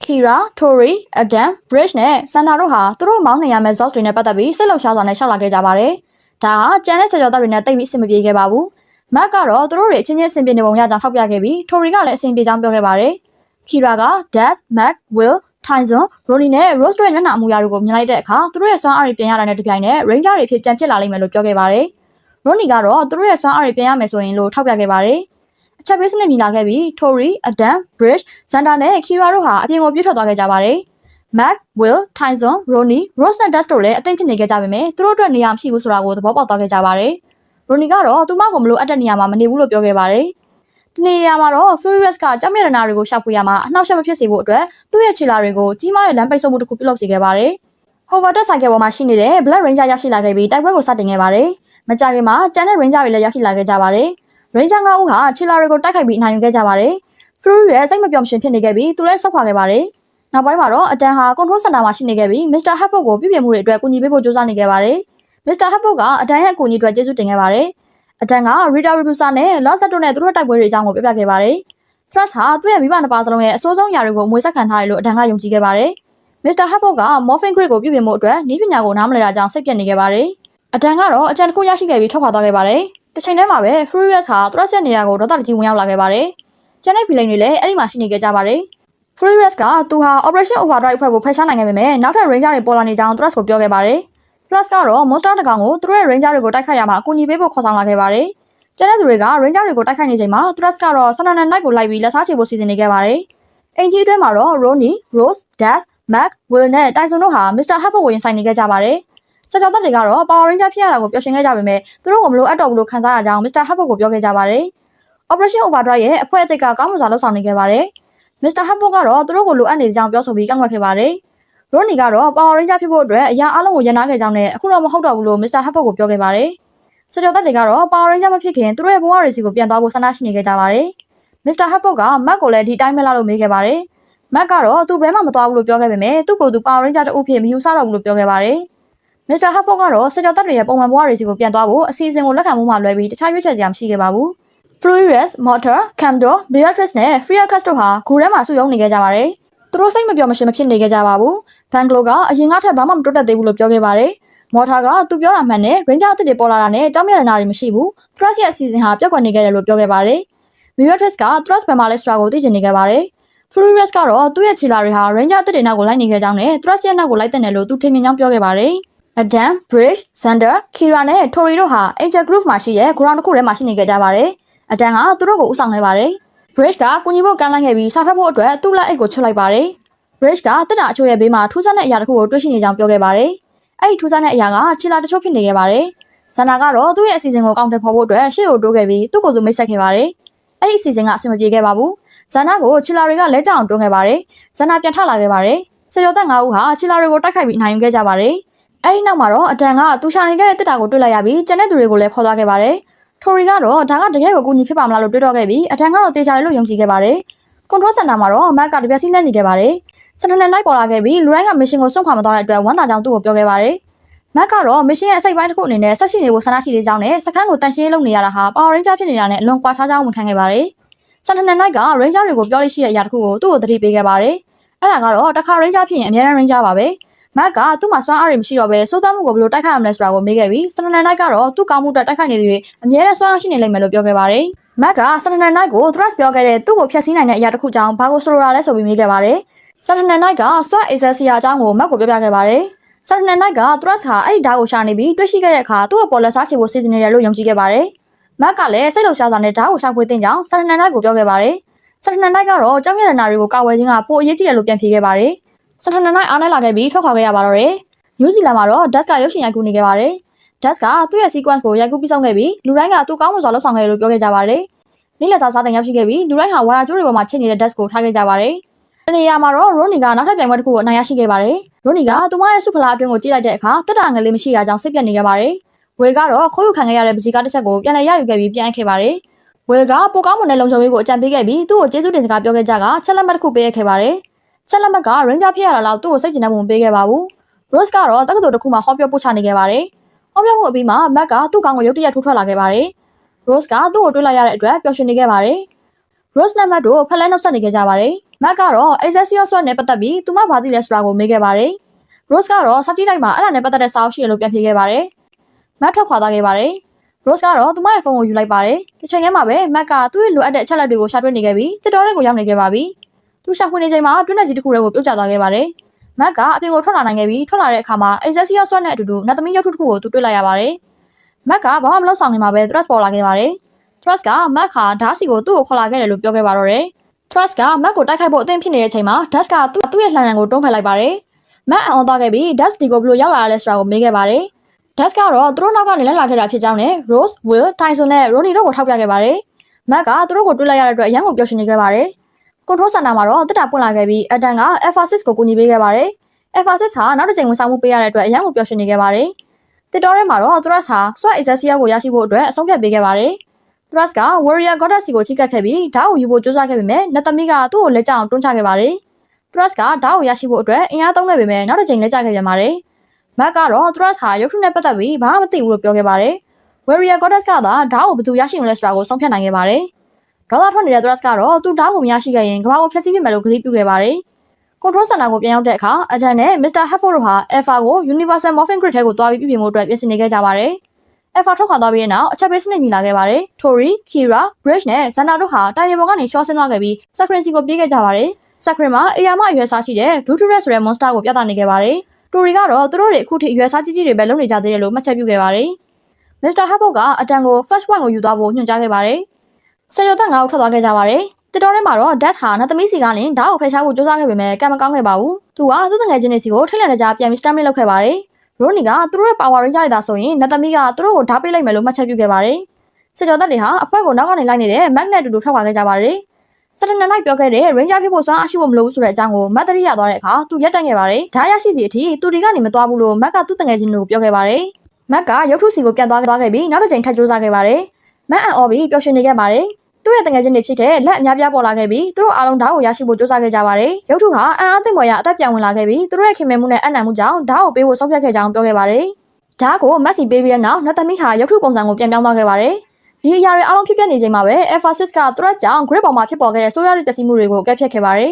။သူကတော့ Zoltan ဒီအခြေအနေကိုတွေ့သွားမယ်ဆိုရင်ဘာလုပ်မလဲဆိုတာကိုတွေးတောနေခဲ့ပြီးမကြခင်မှာပဲဆက်လုပ်ရှာမှုတွေဖြစ်ပေါ်လာခဲ့ပါတယ်။ Megazord နှစ်ခုတည်းက Ranger တွေဟာ Vuturet ကိုတိုက်ခိုက်နေခဲ့ကြပါတယ်။ Ranger တွေအခက်အခဲတွေတွေ့နေချိန်မှာ Mac ကဓာတ်နဲ့အတူသူတို့စီကိုပြေးလာနေတာကိုမြင်လိုက်ရပါတယ်။ Mac ဟာလေထဲကိုမြင့်မဆောက်ခုန်တက်သွားခဲ့ပြီးဓာတ်ကို Vuturet ကိုဖျက်တိုက်ခါသူ့ကိုဖျက်ဆီးပစ်ခဲ့ပါတယ်။ Ranger တွေအားပေးခဲ့ကြပါတယ်။ဆယ်ကျော်သက်6ဦးဟာ Control Center ကိုပြန်ရောက်လာခဲ့ကြပါတယ်။ Mr. Hatford နဲ့ Spencer တို့ဟာ Saturday Night နဲ့အတူအဲ့ဒီမှာရှိနေခဲ့ကြပါတယ်။ Mac က Saturday Night ကိုဓာတ်ကိုပေးခဲ့ပြီးအခုတော့ Thrust ကသူ့ကိုဖျက်ဆီးနိုင်တော့မှာမဟုတ်ဘူးလို့ပြောခဲ့ပါတယ်။ Saturday Night ကဓာတ်ကိုယူလိုက်တဲ့အခါသူ့ရဲ့အစစ်အမှန်ပုံစံကိုပြန်ရောက်ရှိသွားခဲ့ပါတယ်။တခြား Ranger တွေကတော့ Mr. Hatford ကိုသူတို့ထွက်ခွာခဲ့တာမှားယွင်းကြောင်းနဲ့ကူညီပေးနိုင်တဲ့အရာမှန်သမျှကိုလှုပ်ဆောင်မှုဆန္ဒရှိတာကြောင့်ပြန်လာခြင်းကြောင်းပြောခဲ့ကြပါတယ်။ Ranger 9ဦးအခန်းထဲဝင်လာခဲ့ပြီး Mac ကဘလောက်တောင်ကောင်းမွန်စွာလှုပ်ဆောင်ခဲ့လဲဆိုတာကိုပြောခဲ့ကြပါတယ်။ Alpha 6ကလည်း Morphing Grid ကနေပြန်ရောက်လာခဲ့ပါတယ်။ Mr. Hatford စစ်လိုက်တဲ့အခါတနည်းနည်းနဲ့ Grid က online ကိုပြန်ရောက်နေပြီဖြစ်ကြောင်းတွေ့ရှိခဲ့ပါတယ်။ဆယ်ကျော်သက်6ဦးဟာသူတို့ဟာ Power Ranger တွေပြန်ဖြစ်လာပြီဆိုတာကိုသိရှိသွားတဲ့အခါဝမ်းသာပီတိဖြစ်နေခဲ့ကြပါတယ်။ Alpha 6ကတော့နောက်တစ်ချိန်သုံးဝင်ရတာကောင်းမွန်ကြောင်းပြောခဲ့ပြီး Dust ကလည်းသူ့ရဲ့ဘေးနားမှာရှိနေကြောင်းထပ်ဖြည့်ပြောခဲ့ပါတယ်။မြို့ထဲမှာတော့ Evil Alliance တွေက Vuturet ကိုမြေပြင်ပေါ်မှာတွေ့ရှိခဲ့ကြပါတယ်။ Vuturet က Ranger တွေကိုဖျက်ဆီးလိုက်မယ်လို့တေချာခဲ့တာကြောင့် Threat စိတ်မကောင်းဖြစ်နေခဲ့ပါတယ်။ Flores ကတော့သူ့ Ranger တွေနဲ့အတူတူလေ့လာခဲ့တဲ့အရာတစ်ခုကိုတွေ့ရှိခဲ့ကြောင်းပြောပြခဲ့ပါတယ်။အဲ့ဒါကတော့ Plan B တစ်ခုရှိနေဖို့ဟာအများတန်းကောင်းမွန်နေဆိုတာပါပဲ။ Flores ကသူ့ရဲ့ guide တွေကတစ်ခုကို Vuturet ရဲ့အတွင်းမှာထည့်လိုက်ပါတယ်။ Vuturet ဟာပြန်ထလာခဲ့ပြီးပုံစံအသစ်တစ်ခုကိုရောက်ရှိသွားခဲ့ပါတော့တယ်။ Control Center ကိုပြန်ရောက်တဲ့အခါ Sakrin က Evil Alliance ကိုပြသနေခဲ့ပါတယ်။ Adam က Mac ကိုအလုပ်ကိုပြန်သွားဖို့အတွက်အဆင်သင့်ဖြစ်ပြီလားဆိုတာကိုမေးခဲ့ပြီး Mac ကလည်းအဆင်သင့်ဖြစ်ပြီလို့ပြန်ဖြေခဲ့ပါတယ်။ Tracker နဲ့ Mercury Morpher တွေကိုဆယ်ကျော်သက်6ဦးကိုပြန်ပေးအပ်ခဲ့ပါတော့တယ်။ဆယ်ကျော်သက်တွေအားလုံးဟာ Evil Alliance ကိုရင်ဆိုင်မှုထွက်ခွာခဲ့ကြပါတယ်။ Ranger တွေအသွင်ပြောင်းလိုက်တဲ့အခါသူတို့ကိုဖျက်ဆီးပစ်လိုက်ပြီလို့ထင်ခဲ့တဲ့ Threat အံ့အားသင့်သွားခဲ့ပါတယ်။ Ranger နဲ့ Villainy ဟာတဦးနဲ့တဦးပြေးဝင်တိုက်ခိုက်ခဲ့ကြပြီးတိုက်ပွဲစတင်ခဲ့ပါတယ်။ Black Mighty Morphin Power Ranger က Threat ကိုတိုက်ခိုက်ခဲ့ပါတယ်။ Red SPD နဲ့ Red Operation Overdrive Power Ranger တွေက Flores ကိုတိုက်ခိုက်ခဲ့ကြပါတယ်။ Grey Mystic Force, Black Operation Overdrive နဲ့ Blue Operation Overdrive Ranger တွေကတော့ Fear Gus တွေကိုတိုက်ခိုက်ခဲ့ကြပါတယ်။ Yellow Dino Thunder နဲ့ Yellow Operation Overdrive Ranger တွေကတော့ Mirror Twist နဲ့ Camper တို့ကိုတိုက်ခိုက်ခဲ့ကြပါတယ်။ Blue Ninja Storm နဲ့ Pink Operation Overdrive Ranger တွေက Mortar ကိုတိုက်ခိုက်ခဲ့ကြပါတယ်။ Mercury Ranger ကတော့ Chillers နဲ့ Vuturet အများအပြားကိုတိုက်ခိုက်ခဲ့ပါတယ်။ခက်ခဲတဲ့တိုက်ပွဲတစ်ခုဖြစ်ခဲ့ပေမဲ့ Mercury Ranger က Vuturet ကိုဖျက်ဆီးခဲ့တာကြောင့် Ranger တွေဟာကောင်းမွန်စွာလှုပ်ဆောင်နေခဲ့ကြပါတယ်။ Saturday Night ပေါ်လာခဲ့ပါတယ်။ Thrust ကသာ Excelsior ကိုရရှိခဲ့ရင်သူ့ရဲ့စွမ်းအားနဲ့ Saturday Night ကိုထာဝရဖျက်ဆီးပစ်လိုက်မယ်လို့ပြောခဲ့ပါတယ် ဒါပေမဲ့ဆန်တနန်နိုင်ကတော့ Excelsior ဟာအခုသူ့ရဲ့အစိတ်ပိုင်းတစ်ခုဖြစ်နေပြီဖြစ်တာကြောင့် Thrust ကဘယ်တော့မှရရှိမှာမဟုတ်ဘူးလို့ပြန်ဖြေခဲ့ပါတယ်ခဏတာတိုက်ပွဲအပြီးမှာဆန်တနန်နိုင်က Thrust ကိုအလွယ်တကူဖယ်ရှားပစ်ခဲ့ပြီးစိုးသွန်းတဲ့အမွေအနှစ်ကိုတစ်ချိန်နဲ့အဆုံးသတ်ခဲ့ပါတယ် Ranger ဆန်တနန်နိုင်နဲ့ကြံခဲ့တဲ့ Evil Alliance တို့ဟာတအုပ်နဲ့တအုပ်ရင်ဆိုင်ခဲ့ကြပါတယ်သူတို့ဟာ Evil Alliance ကိုပြစ်ခတ်ခဲ့ကြပေမဲ့ Villain တွေဟာအသက်ရှင်ခဲ့ကြပါတယ်မော်ထာကတော့ကြောင်မြရနာတွေကိုလိုက်ယူမယ်လို့ကြေညာခဲ့ပြီး Miratrix ကတော့သူတို့ရဲ့အရင်ရောက်လိမ့်မယ်လို့ပြောခဲ့ပါတယ်အဲဒီနောက်မှာတော့ Evil Alliance ကပျောက်ကွယ်သွားခဲ့ပါတယ် Ranger နဲ့ ဆန်တနန်နိုင်တို့ရှေ့ကိုလျှောက်သွားခဲ့ကြပါတယ် Red Operation Overdrive Power Ranger ကတော့ Black Mighty Morphin Power Ranger ကိုဒါက Ranger ဆွမ်းအားရဲ့အနှစ်သာရဖြစ်ကြောင်းပြောခဲ့ပြီးသူတို့လက်ဆွဲနှုတ်ဆက်ခဲ့ကြပါတယ်လူတိုင်းဟာ Half-Orc Angie အတွင်းမှာစုဝေးနေခဲ့ကြပါတယ်ဆယ်ကျော်သက်တွေ Mr. Half-Orc, Spencer နဲ့ Alpha စစ်တို့လည်းပါဝင်ခဲ့ကြပါတယ်Dusk က Tori, Xander, Bridge, Anthem နဲ့ Kira တို့ကိုအစကသူတို့ကိုတွေ့ရတာပျော်ရွှင်ခဲ့ကြောင်းပြီးတော့သူတို့နေတော့မယ်ဆိုတဲ့အတွက်စိတ်မကောင်းဖြစ်ခဲ့ကြောင်းနဲ့အခုတော့သူတို့ပြန်တော့မှာဖြစ်လို့ဝမ်းနည်းကြောင်းပြောခဲ့ပါတယ် Spencer ကတော့ Bridge အတွက်ထောက်ပံ့မှုတွေအပြည့်ပါတဲ့ဘန်းကိုယူလာခဲ့ပါတယ် Tori ကတော့သူတို့ကိုလိုအပ်ခဲ့ရင်ဖုန်းခေါ်လိုက်ပါလို့ပြောခဲ့ပြီးသူမရဲ့ကတ်ကို Mr. Half-Orc စီပေးခဲ့ပါတယ်အတန်ကတော့ Alpha 6ကိုသူ့ရဲ့ဒိုဂျိုကိုပြန်ခေါ်သွားဖို့စီစဉ်နေပါတယ်လူတိုင်းဟာစိတ်ကြည်နေခဲ့ကြပါတယ် Mr. Half-Orcကတော့သူတို့တွေစုဝေးကြဖို့အကြံပေးခဲ့ပါတယ်လူတိုင်းဟာစဝိုင်းပုံစံပြုလုပ်ခဲ့ပြီးသူတို့ရဲ့လက်တွေကိုတစ်ခုပေါ်တစ်ခုတင်ထားခဲ့ကြပါတယ်ပြီးတော့လေထဲကိုခုန်တက်ခဲ့ကြပြီး Power Rangers လို့အားပေးခဲ့ကြပါတော့တယ် Rose တယောက် energy ရဲ့မှာအေးစစ်စစ်စာထိုင်ဖတ်နေတာကိုတွေ့ရပါတယ်ဒါပေမဲ့သူမဟာတစုံပြောင်းအဆောင်ကြည့်နေတယ်လို့ခံစားလိုက်ရလို့စားကိုချပြီးကြည့်လိုက်တဲ့အခါမှာတော့ထိုင်ဆောင်ကသူမကိုမျက်နှာမခံနိုင်စိုက်ကြည့်နေတာကိုတွေ့လိုက်ရတယ် Rose ရဲ့ထိုင်ဆောင်ရဲ့အကြည့်တွေအောက်မှာနေရခက်လာပြီးဒါဟာအရန်ထူးဆန်းတယ်လို့ပြောလိုက်မိပါတယ်စိတ်ထဲမှာတော့တငယ်ချင်းတွေနဲ့အတူပျော်ပွဲစားထွက်တာကိုမလိုက်မိတဲ့အတွက်နောက်နောက်ရနေပြီးတော့တယ်ထိုင်ဆောင်ကဘာလို့မလိုက်သွားလဲလို့မေးတဲ့အခါ Rose ကသူ့ရဲ့အားလည်းရမှာဘယ်သူနောက်ဆက်မှုကိုမှမခံမဲအေးစစ်စာဖတ်ရှင်လို့ပါလို့ဖြေပါတယ်ထိုင်ဆောင်ကလည်း Rose ကိုဘယ်သူမှမနောက်ဆက်စီရဘူးလို့ဂရိပေးပေမဲ့တကယ်တမ်းကျတော့ထိုင်ဆောင်ကိုယ်တိုင်ကပဲ Rose စာဖတ်နေတာကိုမေးခွန်းတွေတစ်စက်မေးပြီးနောက်ဆက်နေပါတော့တယ်နောက်ဆုံးမှာတော့ Rose လည်းတိမခံနိုင်တော့ပဲတငယ်ချင်းတွေရှိရာပျော်ပွဲစားဝိုင်းကိုလိုက်သွားဖို့ဆုံးဖြတ်လိုက်ပါတယ်တစ်ဖက်မှာတော့ Rolly, Dust, Mac နဲ့ Way တို့ဟာတောအုံနာမှာတောင်တက်ခီးထွက်နေကြပါတယ်ဝေတယောက်ပျော်ရှင်နေပေမဲ့ပစ္စည်းတွေအကုန်လုံးကိုတည်ထားရတဲ့ Dust အတွက်တော့တိတ်ပြီးတော့မဟန်လာပါဘူး Mac ကစီဒနာနဲ့ Dust ကဝင်တွေကိုကူတဲပေးရင်းနဲ့သူ့အဖေအားလိုက်ချိန်များတော့ကအတူတူပျော်ပွဲစားထွက်ခဲ့မှုတဲ့အကြောင်းတွေကိုပြောပြနေပါတယ်အဲ့ဒီချိန်မှာပဲ Rose ပြေးလာတာကိုတွေ့လိုက်ရတော့သူတို့အားအောင်သွားကြပါတယ်အေးစစ်စစ်နေကျင်တဲ့ဆိုတဲ့ Rose ကအခုလိုရောက်လာတာကိုအဲ့ဒီနောက်မှာတော့ထိုင်စွန်လဲ Rose ရဲ့စာအုပ်ကိုကိုင်ပြီးပြေးလိုက်လာပါတော့တယ်ဝေကထိုင်စွန်ကိုသူတို့နဲ့အတူပျော်ပွဲစားထွက်ဖို့ဖိတ်ခေါ်လိုက်တဲ့အခါထိုင်စွန်သိပ်ပျော်သွားတယ်သူတို့ရှောက်သွားနေတော့မှပဲအမွှေးဖွားတော်ဝါကြီးတစ်ကောင်ကိုတွေ့လိုက်ရပြီးနောက်ခံလိုက်ပါတော့တယ်တခြားတနေရာမှာတော့ Feargus တွေဟာကဘာကြီးကိုလောင်ကျွမ်းစင်နိုင်စွာရှိတဲ့ Centurion Torch ကိုရှာဖွေနေကြပါတယ်ဘန်ဂလိုကသူတို့ကိုဘယ်သူမှမနှောက်ယှက်နိုင်အောင်အကာအကွယ်တစ်ခုကိုဖန်တီးလိုက်ပါတယ်။ Control Center မှာတော့ကဘာကြီးရဲ့အခြေအနေကိုစောင့်ကြည့်နေတဲ့ Spencer ကမူမမှန်တာတစ်ခုကိုတွေ့လိုက်ရတယ်။ Mr. Half-Orc က Ranger တွေကိုဆက်သွယ်ဖို့ပြောပေမဲ့ Spencer ကတော့ကလေးတွေရဲ့အားလည်းကိုမဖျက်ဆီးချင်တာကြောင့်တာမန်အခြေအနေပါပဲလို့ပြောပြီးဖုံးဖိပေးလိုက်ပါတယ်။ Mr. Half-Orc ကတော့လူငယ်ဘဝကိုမြင်နေတဲ့ Spencer ကိုကြည့်ပြီးလွန်ခဲ့တဲ့နှစ်နှစ်မဆာရလာတော့အချိန်တွေကိုပြန်လွှမ်းဆွနေမိပါတယ်။ Feargus တွေ Centurion Torch ရှာဖွေနေချိန်မှာပဲ Ranger တွေကအမွှေးဖွားတော်ဝါကြီးနောက်ကိုလိုက်နေကြတယ်။ရုတ်တရက်အဲ့တော်ဝါကြီးပျောက်သွားပြီးတော့ချီယာတွေပါလမ်းဆုံးသွားတဲ့အခါသူတို့ဟာဘန်ဂလိုဖန်တီးထားတဲ့ Force Field ကိုရောက်သွားကြပါတော့တယ်။ထိုင်ဆောင်ကဒါဟာ Lamporian Force Field ဖြစ်မယ်ချက်ချင်းသိလိုက်ပြီးတော့သူဖြတ်ကျော်နိုင်ကြောင်းပြောပါတယ်။တငယ်ချင်းတွေပါဖြတ်နိုင်အောင်လို့အားလုံးလက်ချင်းချိန်ထားဖို့လိုပြီးထိုင်ဆောင်ကသူ့ရဲ့ Margarian စွမ်းအားကိုသူ့စီစီကူဝေးမှာပဲဖြစ်ပါတယ်။ထိုင်ဆောင်ကရှေ့ဆုံးကနေဝင်လိုက်ပြီး Rose ကနောက်ကလိုက်တယ်။ Mark လည်းရောက်တော့လက်ချင်းချိန်ထားတဲ့သားနဲ့ဒလိုက်တယ်လို့ဖြစ်ပြီးဝမ်းမရဖြစ်သွားခဲ့ပါတယ်။ Rose နဲ့ထိုင်ဆောင်တို့တစ်ဖက်ကိုရောက်သွားပေမဲ့ကျန်တဲ့တငယ်ချင်းတွေပါမလာတဲ့အခါထိတ်လန့်သွားကြတယ်။အတားအဆီးကိုဖောက်ဝင်လာသူရှိမှန်ဘန်ဂလိုတိလိုက်ပြီးထိုင်ဆောင်ဖြစ်မယ်လို့တတ်ဆလိုက်ပါတယ်။တစ်ဖက်မှာလည်းထိုင်ဆောင်က Rose ကိုတငယ်ချင်းတွေဝင်လာလို့ရအောင်စီးကိုရှာပြီးဖျက်ဆီးပေးရမယ်လို့ပြောပါတယ်။အပြင်ဘက်ရောက်နေတဲ့ Mark ကအကြံရမိဓာတ်ကိုထုတ်လိုက်တယ်။အစကတော့တငယ်ချင်းတွေကရည်စရာလုပ်နေတဲ့ထင်ပေမဲ့အဲ့ဓာတ်ကနေစလီနန်နိုင်ထွက်လာပြီးအကူကြီးတောင်းလိုက်ကြတယ်။ Rose နဲ့ထိုင်ဆောင်တို့ကတော့ထဲမှာဆက်သွားရင်နာကျင်နေတဲ့အမွှေးဝါတော်ဝါကြီးကိုတွေ့လိုက်ရတယ်။ထိုင်ဆောင်ကကျင်နာစွာနဲ့ခြေထောက်မှာစိုက်နေတဲ့စူးကိုထုတ်ပေးလိုက်တော့တော်ဝါကြီးကဝမ်းသာအားရဖက်လိုက်ပြီးမှမိတ်ရောက်လာလို့ထပ်ပြေးသွားပါတယ်။ Ranger နှစ်ယောက်နဲ့မစ်တို့တက်ခိုက်ပါတော့တယ်။တိုက်ပွဲကပြင်းထန်ပြီးတော့ထိုင်ဆောင်က Force Field အားနဲ့သွားပြီးသူတို့နှစ်ယောက်ထွက်ပြေးခဲ့ရတယ်။အပြင်ဘက်မှာစလီနန်နိုင်လည်း Force Field ကိုမဖောက်နိုင်ဖြစ်နေတယ်။အတွင်းဘက်မှာတော့ဒဏ်ရာရထားတဲ့ထိုင်ဆောင်နဲ့ Rose တို့စကားစမိပြောရင် Rose ကထိုင်ဆောင်ကိုဘာလို့သူ့ကိုမေးခွန်းနဲ့အများကြီးမေးရတာလဲလို့မေးတော့ထိုင်ဆောင်က Rose ဟာစောက်ထဲကကြားရည်လောက်ပဲပြောပြီးသူ့ကိုယ်ရေးကိုယ်တာကိုဘယ်တော့မှမပြောလို့ပါဘူးဖြေခဲ့ပါတယ်။ Rose ကသူဟာဘာမှမထူးခြားတဲ့မိန်းကလေးတယောက်မို့လို့စာရီအများကြီးဖတ်ပြီးထူးခြားအောင်ကြိုးစားနေရကြောင်းဝန်ခံလိုက်ပါတယ်။ထိုင်ဆောင်ကတော့ငါ့အမြင်မှာတော့မင်းကတကယ်ကိုထူးခြားတဲ့သူပါလို့အားပေးစကားပြောလိုက်ပါတယ်။ဘန်ဂလိုက Centurion Torch ကိုရှာတွေ့သွားပါတယ်။ Rose နဲ့ထိုင်ဆောင်တို့ကအတားအဆီးကိုဖျက်ဆီးမဲ့စီးကိုရှာတွေ့ချိန်မှာမိတ်ကတိုက်ခိုက်ပါတော့တယ်။ထိုင်ဆောင်က Rose ကိုစီးဖြတ်ဖို့အော်ပြောလိုက်ပြီးသူကမိတ်ကိုတားထားတယ်။ Rose ကစီးကိုဖျက်ဆီးလိုက်နိုင်ပေမဲ့စွန့်ရင်ကျနေတဲ့ထိုင်ဆောင်ဟာမိတ်ကလက်ချက်နဲ့လဲကျသွားပြီးမလှုပ်ရှားတော့ပါဘူး။မိတ်ကလောင်ပြောင်မှုတွေကြောင့်ဒေါသထွက်သွားတဲ့ Rose က Pit Ranger အဖြစ်ပြောင်းလဲပြီးအပြင်းထန်တိုက်ခိုက်ပါတော့တယ်။ဘန်ဂလိုကဆက်ရုပ်ကြီးနဲ့ရောက်လာပြီး Pit Ranger ကိုနင်းချေဖို့လုပ်တော့မှပဲ Red Ranger နဲ့တခြားသူတွေရောက်လာပြီးကယ်တင်လိုက်ကြတယ်။ Sentinel Knight ကထိုင်ဆောင်ကိုဆောက်ရှောက်ပေးမယ်ဆိုပြီး Ranger တွေကိုဇော့တွေခေါ်ယူတိုက်ခိုက်ဖို့ပြောလိုက်ပါတယ်။ Ranger တွေဟာမကာဆာနဲ့တိုက်ခိုက်ပြီးနောက်ဆုံးမှာတော့ရန်သူဆက်ရုပ်ကိုဖျက်ဆီးက Centurion Torch ကိုပြန်ဝိုင်းနိုင်ပါတယ်။ရန်သူတွေထွက်ပြေးသွားပြီးတဲ့နောက်တကယ်ချင်းတွေထိုင်ဆောင်စီပြေးသွားကြတယ်။ Mac ကထိုင်ဆောင်ကအမွှေးပွားတော်ဝါကိုပြစ်ဖို့လုပ်ပေမဲ့ Rose ကတားလိုက်ပါတယ်။အဲ့ဒီတော်ဝါကြီးကဆေးမုံတွေတကိုင်းတွေနဲ့ကောက်ခုံပြီးထိုင်ဆောင်ကိုကုသပေးလိုက်တာအောင်းအောင်သွားကြတယ် ထိုင်စုံ3ပြန်ရလာပြီမက်ကအဲ့တော်ကြီးဟာသူ Furious စီမှာဖမ်းခံရတော့ငါတွေ့ဘူးတဲ့ not ဖြစ်မှမှတ်မိသွားတယ်မက်ကလည်းမက်က Ranger Man တီသွားပြီးတော့ကြောက်ရတဲ့ကြားထွက်ပြေးသွားပါတယ် Rose ကထိုင်စုံပြန်ကောင်းလာလို့ဝမ်းသာပြီးဖတ်လိုက်ပါတယ်ရေခဲကိုပြန်ရောက်သွားတဲ့နောက်ခမသူ့ရဲ့အားလည်းရမှာရှောက်သွားပြီလို့ Furious ရဲ့စူပူကျင်းမောင်းတာကိုခံလိုက်ရရှာပါတယ် Halford ဆိုင်တော်ကိုပြန်ရောက်ကြတဲ့အခါ Mr. Halford နဲ့ Spencer ကအားလည်းရဘလို့လဲလို့မေးကြပါတယ် Ranger တွေကတော့လမ်းလျှောက်ဖတ်တယ်လူစိုးတွေနဲ့ချတယ်ပြီးတော့လက်ဆောင်တစ်ခုရရတယ်ဆိုပြီး Centurion Dogs ကိုထုတ်ပြလိုက်ကြပါတယ် Mr. Halford ကဝမ်းသာအားရဖြစ်သွားပါတယ် Dash နဲ့ Will တို့ကဘီလီယံကစားနေချိန် Ronnie က Monster အယောင်ဆောင်ရုတ်တရက်ရောက်လာလို့ Will က Halloween ဘွဲကိုခလေးတွေပဲဆင်နွှဲတာလို့ခနဲ့ပါတော့တယ်ဒါပေမဲ့ Mr. Halford စီကနေအားလုံးကို Control Center ကိုလာဖို့ခေါ်လိုက်ပါတယ် Control Center ကိုရောက်တော့ Mr. Halford က Centurion Dogs တွေကဝတ်ထားတဲ့အခန်းငယ်လေးကိုဖွင့်ပြလိုက်တယ်အခန်းမှာပရင်ကြောက်ခွဲတဲ့ရောက်နေတဲ့ဖိုးကောင်လေးတစ်ကောင်ရှိနေတယ်စစ်ဆေးကြည့်လိုက်တော့ကြောင်မြတ်ဒနာစွိုင်းနေတွေ့ရလို့တခွဲသားကိုပို့လိုက်ပါတယ်ပြီးတော့ Ranger တွေအတွက် Battlefield ဆော့အသက်တွေလုံနေကြောင်းလည်းပြပြပါတယ်တစ်ဖက်မှာတော့လူစိုးကြီးမော်ထာကသူ့ဆွေရောက်ကြီးအလုံးလို့စိတ်ပြက်နေတယ် Fear Dust တွေကတော့နောက်ထပ်အကြံစီတစ်ခုရှိနေကြတယ်ဒီကဲကူထဲမှာတော့နောက်တစ်ယောက် Halloween အတွက်ပြောနေပေမဲ့တခင်ဖြစ်သူ Furious ကတော့ဒေါသထွက်ပြီးတော့သူ့ချက်ဝတ်တစားတွေကိုပြင်ဆင်ခိုင်းနေပါတယ်ဆိုင်အိမ်တော်မှာတော့ Halloween အလှဆင်ပွဲကျင်းပနေကြပြီးထိုင်စုံမှာစိတ်လှုပ်ရှားနေပါတယ်ဝေတယောက်ကတော့စိတ်မပါပါဘူးSunny Night တောင်ပြုံးလေးထွင်းရင်းပျော်ရွှင်နေချိန်မှာမြို့ထဲမှာအနေရှိအောင်သတင်းရလို့အားထွက်သွားကြပါတယ် Ranger တွေနဲ့ Sunny Night ကို Motor နဲ့ Fear Dust တို့ပူးပေါင်းတက်ခိုက်ပါတယ်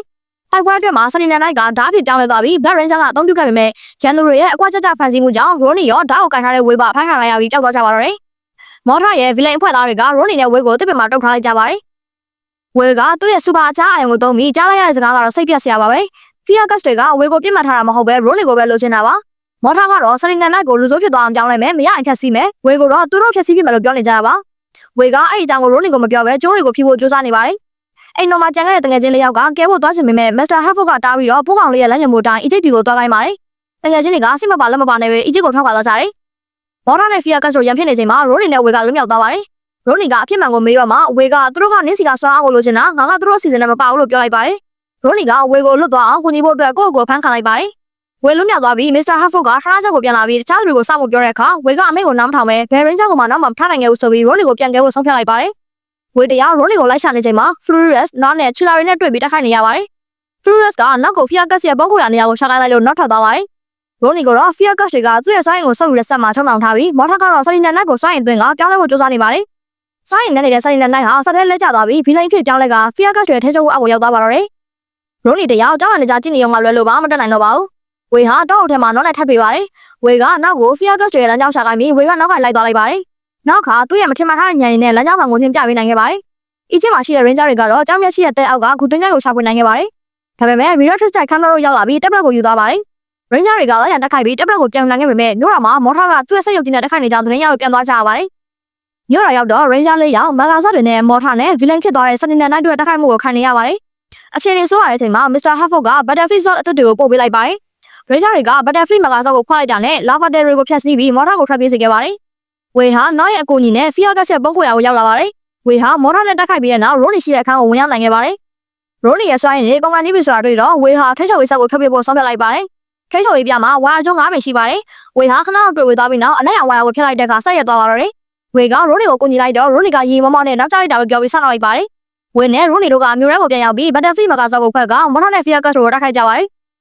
Fear Dust တွေက Sunny Night ရှိလို့ယုံကြည်ချက်ရှိပေမဲ့ Sunny Night ကသူ့အသိစိတ်ပြန်ရသွားပြီး Ranger ဘက်ကပူပေါင်းတိုက်ခိုက်ပါတော့တယ် Ranger 6အပြည့်စုံနဲ့ Battlefield မဂါဆော့ရဲ့စွမ်းအားကြောင့်မော်ထာရဲ့ဆက်ရောက်ဖျက်ဆီးခံရပြီး villain အားဆုတ်ခွာသွားပါတော့တယ်နောက်ခါများအားလည်းရမှာအလုပ်လုပ်ပေးကြတာကိုဝမ်းသာပြီး Furious ကိုသတင်းပို့ပေမဲ့နောက်တစ်ခါဆိုသူကိုယ်တိုင်ဖုန်းဆက်ခေါ်ရတာကိုစူပူခံလိုက်ရပါတယ်ဒါပေမဲ့နောက်ကတော့ Halloween မုတ်တောင်းတဲ့ပင်ကွင်းလေးတွေကိုအခမ်းမှုပြတ်ထွက်သွားပါတော့တယ် Halford ဆိုင်တော်မှာ Ronnie ရဲ့ Halloween party ဟာစီကားနေပါတယ်ဝေပါဝစ်ဆောင်တဲ့ party ကိုရောက်လာတော့ Ronnie ကအားသင့်သွားပါတယ်ဝေကမင်းကငါ့အတွက်အသက်ဆုံးရရင်ငါကလည်းမင်း party ကိုလာရဲလို့ပြောလိုက်ပြီးနှစ်ယောက်သားကခိုင်မာတဲ့မိတ်ဆွေတန်အောင်စင်ကိုပြသခဲ့ပါတယ်မက်ကစိတ်ရုပ်ပုံစံဝတ်လာတာကို Spencer နဲ့ Mr. Halford တို့ကစိတ်ပူနေပေမဲ့မက်ပြောနေတာကိုမြင်တော့စိတ်သက်သာရသွားခဲ့ကြပါတယ် Ranger တွေဟာ Halford ရဲ့အင်ဂျီထဲမှာရောက်ရှိနေကြပါတယ်မက်ကသူ့ရဲ့ငယ်ဘဝဓာတ်ပုံ Evan ကိုကြည့်ရင်းနဲ့လွန်ခဲ့တဲ့12နှစ်ကအဖေနဲ့တူငါးမြောက်ထွက်ခဲ့တဲ့ပုံရိပ်တွေကိုပြန်ကြွပြနေပါတယ်ဒါပေမဲ့ Dash ကဓာတ်ပုံကိုတေချာကြည့်လိုက်တဲ့အခါမှာထူးဆန်းတဲ့ချက်တစ်ခုကိုတွေ့လိုက်ရတယ်အဲ့ဒါကတော့ဘေးနာကတစ်ပင်မှာအရေးရှိပေမဲ့ကလေးဘဝမက်နဲ့သူ့အဖေစီမှာတော့အရေးမရှိနေတာပါပဲ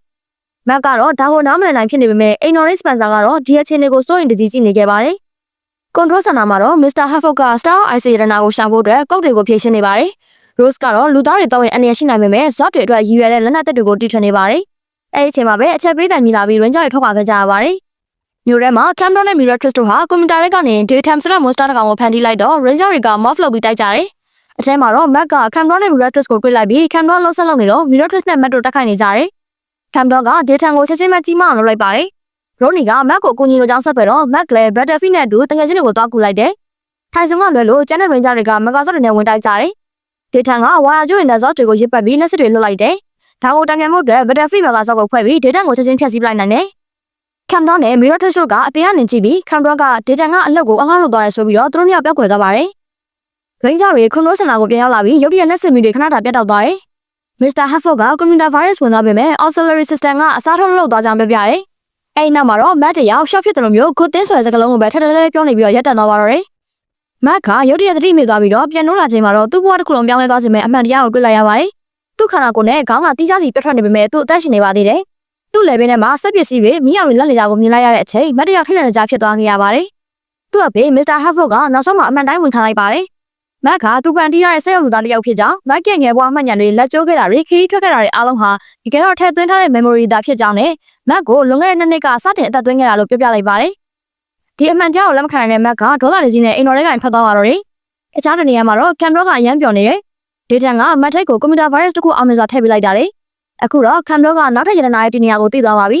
။ဒီအချိန်မှာမက်ကစိတ်တက်ကြပြီးရောက်လာပါတယ်။သူ့ငယ်ချင်းတွေကသူ့အဆင်ပြေလို့ဝမ်းသာနေကြတယ်။မက်ကအရန်ရေးကြည့်တဲ့ကိစ္စရှိတယ်ပြောစရာရှိတယ်လို့ပြောလိုက်တော့အလန်းမိလာတယ်။ရိုနီကပြန်လာရင်ပြောဖို့လို့ပြောပေမဲ့မက်ကကျွန်တော်မလိုက်တော့လို့ညင်လိုက်တော့ရင်ဂျာတွေအံ့ဩသွားတယ်။ ဒက်စ်ကငါတို့တွေကအဖွဲတစ်ဖွဲပါဆိုပြီးသတိပေးပေမဲ့မက်ကနောက်မှရှင်းပြမယ်ဆိုတော့တကယ်စစ်တွေထွက်သွားကြပါတယ်။မက်ကများစိတ်ပြအားငယ်စွာနဲ့ကြံခဲ့ရရှာတယ်။ဖလော်ရီဒါမှာကင်မရာနဲ့မီရိုတစ်တို့ရတနာရှာနေတော့ရင်ဂျာ9ယောက်ရောက်လာတယ်။ဒါကိုတုံ့ပြန်မှုအတွက်ကင်မရာကမွတ်စတာ9ယောက်ကိုဖန်တီးလိုက်တယ်။ရင်ဂျာတွေလည်းမွတ်စတာတွေနဲ့ချုပ်ထွေးနေတော့မီရိုတစ်ကအခုတော့ရတနာရှာလို့ရပြီလို့ပြောတော့ကင်မရာကငါပဲရှာမယ်နင်ကဒီမှာပဲတိုက်လို့ပြောပြီးထွက်သွားတယ်။ဝေကကင်မရာထွက်သွားတာကိုမြင်တော့ဟိုဘတ်တက်ဆိုင်ကကိုခေါ်ပြီးတော့နောက်ကလိုက်သွားပါတယ်။မီရိုတစ်လည်းတိုက်ပွဲရက်ပြန်ဝင်လာတော့ရင်ဂျာတွေအချင်းချင်းမကောင်းတော့ပါဘူး။ ဒက်စ်ကဇော့ချေခေါ်ဖို့အကြံပေးတော့ရိုနီကခေါ်လိုက်ပေမဲ့ဇော့တွေမရောက်လာဘူးဖြစ်နေပါတယ်။အိမ်တော်ထဲမှာစပန်ဆာကမက်ဆီလာပြီးတော့ဘာလို့တငယ်ချင်းတွေကိုမကူညီရလဲလို့မေးတယ်။မက်ကကျွန်တော်မပိုင်ပို့ဆင်ပေးလိုက်မယ်လို့ဖြေလိုက်တယ်။စပန်ဆာကမင်းဆက်ရောက်ဆိုတာသိလိုက်ရတာထိတ်လန့်စရာပဲ။ဒါပေမဲ့အဲ့စိတ်ကနေရုံထွက်လိုက်ပါ။နင်ကဆက်ရောက်ဖြစ်ပေမဲ့မင်းရဲ့ဖေနဲ့တငယ်ချင်းတွေကချစ်ကြရလို့ပြောတော့မက်ကလည်းအနေငယ်စိတ်သက်သာရသွားတယ်။မစ္စတာဟက်ဖို့ဝင်လာပြီးရင်ဂျာတွေကမင်းကိုလိုအပ်နေပြီလို့ပြောတော့မက်ကသွားမယ်ဒါပေမဲ့ရိုဆီယာလက်နဲ့အသက်ကိုမက်ကခိုးပြီးတော့ယူသွားလိုက်ပါတယ်။မက်ပြောက်လာတော့မီဒိုထရစ်နဲ့မွန်စတာတွေကရင်ဂျာတွေကိုရင်ဆိုင်ဖို့အသင့်ဖြစ်နေပါပြီ။မက်ကဆာနီနဲ့ဆော့ကိုတုံးပြီးတော့ Red Sun Ranger ဖြစ်ပြောင်းလိုက်ပြီးသူတယောက်နဲ့ Monster တွေကိုလက်ကိုရှင်းပစ်လိုက်ပါတယ်။မီရိုထရစ်ဆော့ခွာဖို့ဆုံးဖြတ်ပေမဲ့ Ranger တွေကဝိုင်းထားတယ်။ကမ်တော့ကရတနာလေးခုမြောက်ကိုယူပြီးရောက်လာက Ranger တွေကိုပြင်းပြင်းထန်ထန်ပြစ်လို့သူတို့ကဒီမော့ဖြစ်သွားတယ်။မီရိုထရစ်ပါကမ်တော့နဲ့အတူထွက်သွားတယ်။ရိုနီကသူမအမြန်တော့နဲ့ကမ်တော့စီကိုပြေးသွားပြီးရတနာလေးခုမြောက်ကိုပြန်လာနိုင်တယ်။ Rose ကမက်ကိုဒီပက်တလိုင်ဇာကိုဘယ်သူမှမသုံးနိုင်တဲ့ဦးလေလို့မေးလိုက်ပါတယ်။အိမ်တော်မှာမက်ကသူ့တငယ်ချင်းတွေကိုသူဟာဆက်ရောက်ဖြစ်ကြောင်းပြပြလိုက်တယ်။အစားပိုင်းမှာသူတို့တွေတအန်တော်ဖြစ်သွားပေမဲ့ချက်ချင်းပဲပြန်စိတ်ချသွားတယ်။ရိုနီကအဆင်ပြေပါလေလို့ပြောတယ်။ခိုင်စုံကလည်းမင်းကငါတို့တငယ်ချင်းပဲလေငါတို့ကဂျိုသားတော်လက်ခံနေတာပဲလို့ထောက်ပြတယ်။ဒက်စ်ကဆက်ရောက်ဖြစ်တာမိုက်တယ်မင်းကောင်းလေးက DVD ဖုတ်လို့ရလားဆိုပြီးစောင့်နောက်တယ်။ဝေကမင်းကငါတို့ရဲ့ညီကိုပါလို့ပြောလိုက်တယ်။ Green တွေကရတနာကိုတိတ်မှုထွက်သွားကြတယ်။ မစ္စတာဟက်ဖို့ကမက်ကိုစကားပြောဖို့ခေါ်ပေမဲ့မက်ကဒီနေ့မောနေပြီလို့ညင်းတယ်။မနက်ဖြန်ဆိုရင်ရောလို့အဖေကပြောတော့မက်ကမနက်ဖြန်လည်းပြင်ပန်းနေပဲလို့အေးဆက်ဆက်ပြောပြီးထွက်သွားတယ်။မက်ကသူ့ကိုယ်သူကပ်ကိတ်ကြရဲ့လားစနားနဲ့စာအုပ်ကြရဲ့လားဆိုတာမသိကြတော့ဘူးလို့ဒက်စ်ကိုပြောတယ်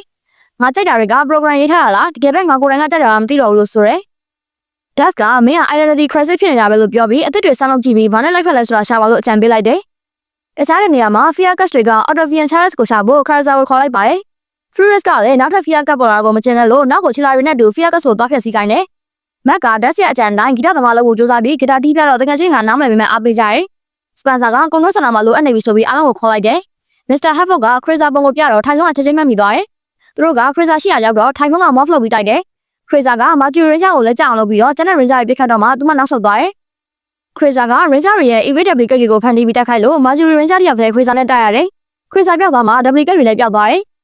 control center မှာထိုင်ဆုံးကသူ့ချစ်သူဗီလာအကြောင်းကိုသူတို့လိုပဲ Crazer လည်းဂူပြုံမှုမှာတည်သွားတယ်လို့ထင်ခဲ့ကြအောင်တကယ်ချင်းတွေကိုပြောပြတော့အားလုံးကဝမ်းနေကြတယ်။ မစ္စတာဟက်ဖို့ကမက်ကိုမေးတော့ Spencer ကသူစိတ်နေတာကိုဂီတာတီးပြီးဖြည့်ရှင်းနေတယ်လို့ပြောတယ်။မက်ကကျွန်တော်ဂီတလေ့ကျင့်တာကိုအဖေသဘောမကျမှာစိုးရိမ်နေလို့ပြောပေမဲ့မစ္စတာဟက်ဖို့ကမဟုတ်ဘူးမင်းအစ်တွေဆန်းတာကိုသဘောကျတယ်။ဒါပေမဲ့မင်းအဖွဲ့အစည်းကိုမမေ့ဖို့ပဲလိုတာလို့ပြောတယ်။မက်ကကျွန်တော် Ranger ဖြစ်ရတာကိုချစ်တယ်။ဒါက program ရေးထားတာမဟုတ်ရင်မလို့မေးတော့မစ္စတာဟက်ဖို့ကအဲ့ဒါကိုတော့ငါ program ရေးထားဘူး။ tracker ကိုမင်းကိုယ်တိုင်ကောက်ယူတော့ငါမင်းရဲ့ဆုံးဖြတ်ချက်ပါလို့ပြောတော့မက်ပျော်သွားပါတယ်။တစ်ဖက်မှာတော့ Rose, Dash, Way နဲ့ Rooney တို့ဟာတတော်ထဲမှာ Fear Cat တွေကိုချေရခံနေကြပါတယ်။ဘန်ဂလိုနဲ့မိတို့ထွက်ပြေးနေတာကိုတွေ့တော့သူတို့နောက်ကနေလိုက်ကြတာပေါ့။အဲ့ဒီအချိန်မှာပဲသူတို့၄ယောက်ဟာ Fear Cat တွေဆင်ထားတဲ့ပိုက်ကွန်ထားလောက်ထဲကိုပြုတ်ကျသွားခဲ့ပါတယ်။မင်းနဲ့ဘန်ဂလိုတို့ကသူတို့ကိုမြေကျင်းလက်ကြီးပေါ်မှာဆွဲထားတဲ့ကြိုးကိုတနက်နဲ့ပြစ်ဖြတ်လိုက်ကြပါတယ်။အခြေအနေရေးကြည့်နေတော့ Way က Dash ကိုသူ့ရဲ့ဖက်နှက်ထဲမှာဖုံးဝတ်ထားတဲ့လေဆာကိုထုတ်ခိုင်းလိုက်ပါတယ်။ Dash ကအဲ့လေစာနဲ့ပိုက်ကုံကိုအပဖောက်လိုက်ပြီး Rose Dash နဲ့ Way တို့ဟာတွင်းထဲမကျရင်ခေါင်းထွက်နိုင်ခဲ့ကြပါတယ်။ဒါပေမဲ့ Rooney ကတော့ပိုက်ကုံထဲမှာကြံနေခဲ့ပြီးတွင်းထဲကိုပြုတ်ကျသွားခဲ့ပါတယ်။တခြားသူတွေတွင်းဝကိုစိုးရင်တကြီးနဲ့ပြေးကြည့်တဲ့အခါ Rooney ရဲ့ရီမောတန်ကိုသူတို့နောက်ကနေကြားလိုက်ရပါတယ်။သူမရဲ့စွမ်းအားကိုသုံးပြီးတွင်းထဲမကျခင်လှိမ့်စွာလွတ်မြောက်ခဲ့တာဖြစ်ပါတယ်။အခြားတနေရာမှာတော့ Red Ranger Mac က Sentinel Sword ကိုအသုံးပြုက Red Sentinel Ranger ဖြစ်ပြောင်းလဲလိုက်ပြီး Kreza ကိုအားပါပြင်းထန်တဲ့ဓာတ်ချက်တွေနဲ့တိုက်ခိုက်ပါတယ်။ Mercury Ranger Tyson ကသူ့ရဲ့ Drive Hitter လက်နက်ဖြင့် Kreza ကိုထိရောက်စွာပစ်ခတ်တိုက်ခိုက်ခဲ့ပါတယ်။သူတို့နှစ်ယောက်ဟာ Kreza ကိုဖျက်ဆီးနိုင်ပြီလို့ထင်ခဲ့ပေမဲ့ Kreza ဟာအရာမဖြစ်ကြီးထွားလာခဲ့ပါတယ်။ Mr. Hatford ကကျန်တဲ့ Ranger တွေကိုသူတို့နှစ်ယောက်ကူညီဖို့အတွက်အကြောင်းကြားလိုက်ပါတယ်။ Sentinel Knight ဟာလည်းအရာမအသွင်ပြောင်းပြီးတော့ Kreza ကိုတိုက်ခိုက်ခဲ့ပေမဲ့ Kreza ရဲ့စွမ်းအားကြောင့်ဓာတ်အသွင်ကိုပြန်ပြောင်းသွားခဲ့ရပါတယ်။ကျန်တဲ့ Ranger တွေ Megazord ထက်ရောက်လာတဲ့အခါမှာ Mac က Megazord ကိုခုံဝင်လိုက်ပြီး Tyson ကတော့မြေပြင်မှာကျန်ခဲ့ကသူ့ဂျိုရဲ့တိုက်ပွဲဝင်မှန်တဲ့တစ်ခုကိုစတင်ရေးသားနေခဲ့ပါတယ်။ Ranger တွေဟာ Megazord အသစ်ဖြစ်တဲ့ Geo Drive Megazord ဖြစ်ပေါင်းစပ်ပြီး Kreza ကိုပြင်းထန်ရင်ဆိုင်နေတော့ပါပဲ။ Tyson ကမန်နန်ကိုအသက်သွင်းလိုက်လို့ Kreza အပြီးတိုင်ပျက်စီးသွားပါတော့တယ်။ Ice Stand ထဲမှာတော့ Knock က Fear Gas တွေဟာ Autovian Charles ကိုလိုက်ရှာနေတာဖြစ်ကြောင်း Furious ကိုပြောလိုက်ပါတယ်။ Control Center ထဲမှာတော့ Mr. Hatford နဲ့ Ranger တွေဟာ Bangalore နဲ့ Mid တို့ Charles ကိုင်ပြီးထွက်လာတာကို Sacramento မှာတွေ့လိုက်ရပါတယ်။ Mr. Hatford ကသူ့ဒေသနာလုံးနေမှာဖြစ်လို့အားလုံးကိုအနားယူဖို့ပြောခဲ့ပါတယ်။သူက Mac ကိုမင်းရဲ့ဂီတာကိုဆက်တီးနေပေါ်လို့ပြောလိုက်တဲ့အခါ Mac ကကျွန်တော် rock star လောက်တာကိုနားလိုက်ပါပြီ။ဖတ်ဖို့အတွက်စာကောင်းတစ်အုပ်ပဲလိုပါတော့တယ်လို့ပြန်ဖြေခဲ့ပါတယ်။အဲ့နောက် Mac က Spencer ကိုမုတ်ရှိသေးလားလို့မေးပေမဲ့ Spencer ကနှစ်ချက်တထားလို့မကြားခဲ့ပါဘူး။ Mac က Spencer ကိုပို့လိုက်တော့မှ Spencer ကငါမင်းရဲ့နောက်တစ်ချိန်ဂီတဖျက်ပေးပွဲအတွက်နားအေးအောင်နှစ်ချက်တက်ပြီးပြင်ဆင်နေတာလေလို့နောက်ပြန်ပြောဆိုလိုက်လို့အားလုံးကရီမောက်ထွက်သွားကြပါတယ်။ဒါပေမဲ့ Mr. Hatford ကတော့သူ့သားနဲ့သူ့ကြားမှာအစင်းတွေဟာပုံမှန်တိုင်းမဖြစ်သေးမှသိနေတဲ့အတွက်တယောက်တည်းစိုးရိမ်နေခြင်းနဲ့ကြံရိပ်ခဲ့ပါတော့တယ်။ Control Center တွေကို Rose တယောက်စောက်ထုတ်ကင်ပြီးဝင်လာတာကိုတွေ့ရပါတယ်။ Rose က Great Denial စာအုပ်ထဲကအချက်လက်တစ်ခုကိုရှာတွေ့သွားပြီး Fear Gas တွေလိုချင်တဲ့ပစ္စည်းက Autovian Charles ဆိုတာကိုဖော်ထုတ်လိုက်ပါတယ်။ဒီ Charles ဟာတာမန်မဟုတ်ပဲ Son of Sila, Minerva Stat နဲ့ Rule of Hiska ဆိုတဲ့ရှေးဟောင်းပစ္စည်းသုံးခုရဲ့စွမ်းအင်ကိုပေါင်းစပ်လိုက်ရင်ကဘာကြီးတစ်ခုလုံးကိုဖျက်ဆီးနိုင်တဲ့စွမ်းအားရှိတယ်လို့သိလိုက်ရပါတယ်။ဒါကိုကြတော့ထိုင်စုံတယောက်ရောသားတွေကြီးနဲ့သူတို့ဘယ်တော့မှရက်တန့်ကြမှာလဲဆိုပြီးပောက်ကွဲပါလေရော။ Fear Gas တွေကသူ့ဘဝရဲ့အရေးကြီးဆုံးလူကိုလူယူသွားခဲ့ဘူးတာကြောင့်ထိုင်စုံကခန်းစားချက်တွေထိမ့်မနိုင်ဖြစ်နေပါတယ်။ Mr. Hatford က Rose ကို Stat ရှာဖို့ပြောပြီး Dust နဲ့ထိုင်စုံကိုကျန်တဲ့ပစ္စည်းတွေရှာဖို့တောင်းဝင်ပေးလိုက်ပါတယ်။ထိုင်စုံက Stat ကိုလိုက်ချင်ပေမဲ့ Mr. Hatford ကသူစိတ်ညစ်တော့မှသွားဖို့တားမြစ်လိုက်ပါတယ်။တက်တော်ထဲမှာ နောက်နဲ့ Furious တို့လမ်းလျှောက်နေရင် Furious ကသူ့ရဲ့ဆွမ်းအားကိုသုံးပြီးတစ်ပင်တစ်ပင်ကိုဖောက်ခွဲလိုက်တဲ့အခါအတွင်းထဲမှာ Minerva Stat ကိုတွေ့လိုက်ရပါတယ်။ဒါပေမဲ့မကြခင်မှာပဲ Mac, Will, Rooney နဲ့ Rose တို့ရောက်လာပြီးတိုက်ခိုက်တာကြောင့် Furious Stat ထဲက Stat လွတ်ထွက်သွားပါတယ်။ဒါပေမဲ့ချီလာတကောင်ကဝင်လို့ပြီးတော့ Furious Stat ထဲကိုပြန်ထည့်ပေးလိုက်ပါတယ်။ Stat ကိုပြန်ရသွားတဲ့ Furious ကချီလာတွေကို Ranger နဲ့တိုက်ခိုက်ခိုင်းပြီးတော့ထွက်ခွာသွားပါတယ်။ Control Center မှာတော့ Desk ကကျန်တဲ့ပစ္စည်းနှစ်ခုရဲ့ဒီနေရာကိုရှာတွေ့သွားပါတယ်။ထိုင်စုံကလည်းစိတ်ငြိမ်သွားပြီမို့လို့ Son of Sila ကိုတွားယူဖို့တောင်းဝင်ယူလိုက်ပြီး Desk ကတော့ Mac ကိုဆက်သွယ်လိုက်တာကြောင့် Mac နဲ့ Rooney ကတော့ Rule of Hiska ကိုရှာဖွေဖို့ထွက်ခွာသွားကြပါတယ်။တဲကနာထဲမှာ Cameron နဲ့ Miratus တို့ဟာ Son of Sila ကိုတူပေါ်ရရှိထားပါပြီ။ထိုင်စုံရောက်လာပြီးတိုက်ခိုက်ဖို့ပြင်ပါတယ်။ Miratus ကတိုက်ခိုက်ချင်ပေမဲ့ Cameron ကတားပြီးသူကိုယ်တိုင်ထိုင်စုံကိုပညာတတ်မယ်လို့ပြောပါတယ်။ Cameron ဟာသူ့ရဲ့ဓာတ်ရှိကိုအသုံးပြုပြီးတော့ထိုင်စုံကိုအပြင်းထန်တိုက်ခိုက်ပါတယ်။ထိုင်စုံကခုခံပေမဲ့ Cameron ရဲ့စွမ်းထက်တဲ့တိုက်ကွက်တွေကြောင့်အလဲလဲကွက်ကွက်ဖြစ်ပြီးတော့နောက်ဆုံးမှာရှုံးနေကဒီမော့ဖြစ်ပြီးတော့သတိရသွားပါတယ်။ဒီအချိန်မှာ Fear Gas အဖွဲ့ဝင် Mick ရောက်လာပြီး Cameron တို့စီကနေ Son of Sila ကိုလူယူသွားတဲ့အပြင် Cameron တို့ကိုပါတိုက်ခိုက်ပြီးလှောင်ပြောင်သွားပါသေးတယ်။ထိုင်စုံတတိရလာတဲ့အခါသူ့ရှေ့မှာသူ့ချစ်သူ Villa ကိုတွေ့လိုက်ရလို့အံ့ဩသွားပါတယ်။ထိုင်စုံကငါကဘာပေါ်မှာ Power Ranger ဖြစ်ခဲ့တာတွေရတနာတွေရှာခဲ့တာတွေပြောပေမဲ့ Villa ကနားမလည်ပါဘူး။ Villa ကမင်းကူပြိုကျတဲ့အထက်မှာပါသွားပြီးဒဏ်ရာရသွားတယ်လို့ပြောပြပြီးကဘာမြေကိုရောက်နေတယ်။ Ranger ဖြစ်နေတဲ့ဆိုတာတွေကစိတ်ကူးရင်နေတာပါလို့ပြောပြလိုက်ပါတယ်။ထိုင်စုံက Villa နဲ့ပြန်တွေ့ရတာကိုလက်မလွတ်နိုင်ဖြစ်ပြီးဒီအတူရောင်ကိုလက်ခံဖို့ဖြစ်လာပါတယ်။တခြားတနေရာမှာမော်ထာဟာ Lava Lizard စီကနေ Rule of Hiska ကိုရောက်ရှိသွားပါတယ်။ Mac နဲ့ Rooney ရောက်လာပြီးတိုက်ခိုက်ကြပါတယ်။ Mac က Red Sentinel Ranger ဖြစ်ကြောင်းလဲလိုက်ပြီး Sentinel Sword ကိုအသုံးပြုက Lava Lizard အများဘက်ကိုတပိုင်းနဲ့ခုတ်ပိုင်းတိုက်ခိုက်ပါတယ်။ဒါပေမဲ့မော်ထာကအားပြည့်တဲ့ထိုးနှက်ချက်နဲ့တိုက်ခိုက်လိုက်လို့ Mac ကလွတ်ထွက်သွားပါတယ်။တက်တော်ထဲမှာတော့ Rose နဲ့ Will တို့ဟာချီလာတွေကိုနိုင်လိုက်ကြပါတယ်။ Will က Hover Test Cycle ကိုအသုံးပြုပြီးတော့ချီလာတွေကိုလေပေါ်ကနေပြစ်ခတ်ချင်ပုံခဲ့ပါတယ်။ Mac, Rooney နဲ့ Dash တို့မော်ထာကိုဝိုင်းထားတော့မှ Furious က Stat ကိုကင်ပြီးရောက်လာပါတယ်။ရုတ်တရက် Bangalore ဟာ Super Speed နဲ့ဖြတ်ပြေးပြီး Furious လက်ထက်ကနေ Stat ကိုလူယူသွားပါတယ်။ပြီးတော့ Mick ကလည်းမော်ထာစီကနေ Root ကိုပါလူယူလိုက်ပါတယ်။ Mick က Son of Sila ကိုယူလာတော့ Fear Gas တွေလက်ထက်မှာ Release 3ခုလုံးပြည့်သွားပါပြီ။သူတို့ဟာ Autovian Charles ကိုပစ္စည်း3ခုထည့်လိုက်တဲ့အခါအေယာမမွန်စတာကြီး Agrio ထွက်ပေါ်လာပါတော့တယ်။ Fear Gas တွေဟာစက်ရန်တရားနဲ့ Agrio ကိုချိတ်ဆက်ပြီးထိန်းချုပ်လိုက်ပါတယ်။ Cameron, Miratus, Morta နဲ့ Furious တို့ဟာဘေးကနေဒေါသတကြီးနဲ့ကြည့်နေရပါတယ်။ Ranger ကစလုံးရောက်လာပြီးတော့ Zoss တွေကိုခေါ်ပြီး Drive Mac Atrazor ကိုဖွဲ့စည်းလိုက်ပါတယ်။ Ranger တွေက Drive Mac Atrazor ရဲ့စွမ်းအားပြတိုက်ချက်နဲ့တိုက်ခိုက်ပေမဲ့ Agrio ကဘာဖြစ်မသွားပဲ Agrio ရဲ့စွမ်းအားကအရန်ကြီးပါလို့ Megazord လဲကျသွားပါတယ်။ Mr. Hatford က Battlefield Sword တွေကိုထုတ်ပေးလိုက်လို့ Battlefield Megazord နဲ့ထပ်မံတိုက်ခိုက်ကြပါတယ်။ဒါပေမဲ့ Agrios ကအသာစီးရနေတော့မှာပဲ။ Mac က Sentinel Knight ကိုအေယာမပုံစံနဲ့ဆင့်ခေါ်ပြီးကူညီလိုက်ပါတယ်။ Sentinel Knight ကဝင်တိုက်ပေမဲ့ Agrio ရဲ့ပြင်းထန်တဲ့တိုက်ခိုက်မှုကြောင့်ဓာတ်အသွင်ပြန်ပြောင်းပြီးကျွန်တော်တို့ကြားမှာလွှင့်ဆင်သွားပါတယ်။နောက်ဆုံးမှာ Fear Gas တွေက Ranger ရဲ့ Megazord ကိုပန်းပန်းဆော့ဆော့ဖြစ်အောင်ဖျက်ဆီးပလိုက်နိုင်ပါတယ်။ Ranger တွေဒီမော့ဖြစ်ပြီးတော့ဘေးပေါ်မှာလက်ကျကုန်ကြတယ် ပြက်ကတွေကကျန်တဲ့ဗီလန်တွေရောက်စီလမ်းလျှောက်သွားပြီးငါတို့ရှိမှလူထောက်ကြောက်လို့ပြောကသူတို့ကပါအားနဲ့ရိုက်ထုတ်ပြီးအောင်ပွဲခံထွက်သွားပါတယ်။ရင်းကြော်တွေဟာပျက်စီးတဲ့ဇော့အပိုင်းစားတွေကြားမှာဘာလို့မှမသိဖြစ်နေကြပါတယ်။ဒီအချိန်မှာစိတ်ကူးရင်ကဘာရဲ့ရောက်နေတဲ့ထိုင်ဆုံကတော့ဗီလာနဲ့ဒူလန်းလျှောက်ရင်မာဂရီယာဂျူရဲ့အလှကိုခန်းစားနေပါတယ်။ထိုင်ဆုံကငါအတိတ်ကိုမေ့ပြီးတော့ရှစ်ဆက်ဖို့စဉ်းစားခဲ့ပြီးလို့ဗီလာကိုပြောလိုက်ပါတယ်။သူဟာအဖွဲကိုပြန်မသွားတော့ပဲဒီအတူရောင်ကဘာထဲမှာပဲပျော်မွေ့နေတော့မဲ့ပုံပေါက်နေပါတယ်။မက်ကတော့ပျက်စီးသွားတဲ့ဇော့တွေကိုကြည့်ပြီးတော့သူ့အဖေမစ္စတာဟက်ဖို့ကိုမေးဖို့ထုတ်နေပါတယ်။မစ္စတာဟက်ဖို့ကပျက်စီးမှုတွေများလို့ပြန်လဲပြင်ဆင်မှုအချိန်ယူရအောင်မယ်လို့ပြောပြီး Rose ကစတင်နဲ့ဆော့လည်းအတော်လေးထိခိုက်သွားကြောင်းပြောပါတယ်။ဒီကြားထဲမှာထိုင်ဆုံပြောင်းဆုံးနေတာကိုမက်ကစိတ်လေးနေပါတယ်။ထိုင်ဆုံဟာတိုင်ဝက်ကိုတော့မှရှောင်မိသူမဟုတ်ဘူးဆိုတာမက်ကသိနေလို့ပါပဲ။မျိုးရဲကိုဖီယာကတ်တွေကအေဂရီကိုကူညီနေတဲ့ခိုင်နေကြပါတယ်။ကွန်ထရိုးစင်တာမှာအားလုံးဘာလို့မှမသိဖြစ်နေကြမက်ဝင်လာပြီး flat point မှာကဆော့ကိုတုံးမယ်လို့ပြောလိုက်ပါတယ်။မစ္စတာဟက်ဖို့ကမက်မှာလေ့ကျင့်မှုမရှိသေးလို့အနေများရဆိုပြီးတားပေမဲ့မက်ကလက်မခံပါဘူး။မက်ကသူ့အဖေကိုအဖေလို့မခေါ်ဘဲမစ္စတာဟက်ဖို့လို့စိန်ကောင်းစွာခေါ်ပြီးတော့ flat point မှာကဆော့ကိုတယောက်တည်းမောင်းနေထွက်သွားပါတယ်။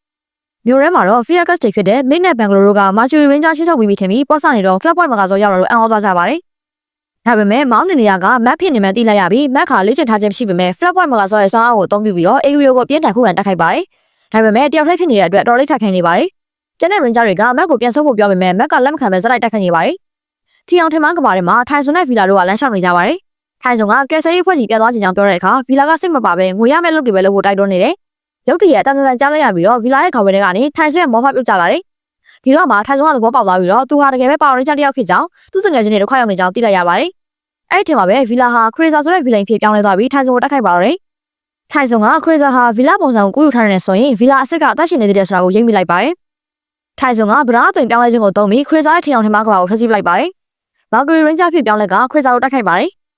သူ့ရဲ့ drive data ကိုဓာတ်အသွင်ပြောင်းကခရီဇာကိုအချက်ပေါင်းများစွာခုတ်ပိုင်းမိတဲ့နောက်အာဘီနဲ့မာဂရီဘက်ဆွိုင်းလိုင်းကိုထုတ်လုပ်ပြီးတော့ခရီဇာကိုစားစီပေါက်ကွဲသွားအောင်ပြည့်သက်ချင်မုန်းခဲ့ပါတယ်။မက်ကမန်ကစောပျက်စီးလူလူပါဖြစ်နေချိန်မှာကျန်တဲ့ Ranger တွေရဲ့ဇောတွေနဲ့အတူအကူအညီရောက်လာကြပါတယ်။ထိုင်ဆုံးကမှပြန်ရောက်လာပြီးပူပေါင်းလိုက်လို့ Ranger တွေဟာ Agrio ကိုအမဇာဖက်စီလိုက်နိုင်ကြတယ်။ Agrio ပျက်စီးကတော့ Fiacus တွေဟာ Octavian Challenge ကိုယူပြီးဖျော်ပြဖို့ကြိုးစားကြပါတယ်။ဒါပေမဲ့ Ranger တွေကသူတို့ကိုအလွတ်မပေးဘဲမြေမြေတိုက်ပွဲစတင်มาတော့တယ်။ထိုင်ဆုံးကမစ်ကိုတယောက်ချင်းရင်ဆိုင်ပြီးတော့အပြန်အလှန်တိုက်ခိုက်ပြီးတဲ့နောက်ထိုင်ဆုံးဟာမစ်ကိုမလောက်နိုင်အောင်လုပ်ပြီးတော့မစ်ရဲ့ရင်ဘတ်ကိုတက်တက်တိုက်ခိုက်လိုက်တယ်။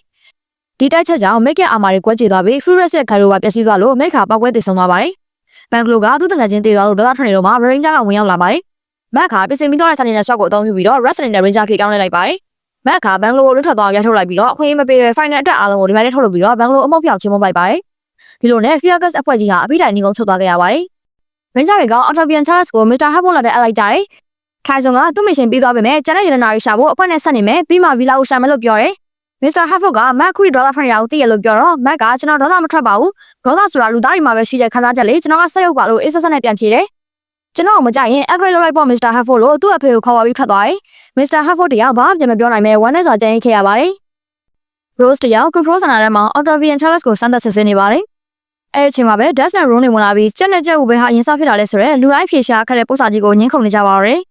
Rose ကစိတ်မရှိတော့ပဲနင်တို့နှစ်ယောက်စလုံးမှားတယ်ဒိုင်နိုဆောပြန်တွေကအဲ့ဒါတွေအားလုံးထက်ဆော်ပြီးရှင်းနေနေတာဆိုပြီးညှင်းခုန်ပွဲကိုဆုံးသတ်ပစ်လိုက်ပါတယ်။ဒါပေမဲ့ညှင်းမကမပြီးသွားပါဘူး။သူတို့စီမှာရတနာဘဏ္ဍတုံးရှိနေပြီလေ။နတ်ဖျားရဲ့တရပူကဘသူ့လက်ထဲမှာလဲဆိုတာကိုညှင်းကြပြန်ရော။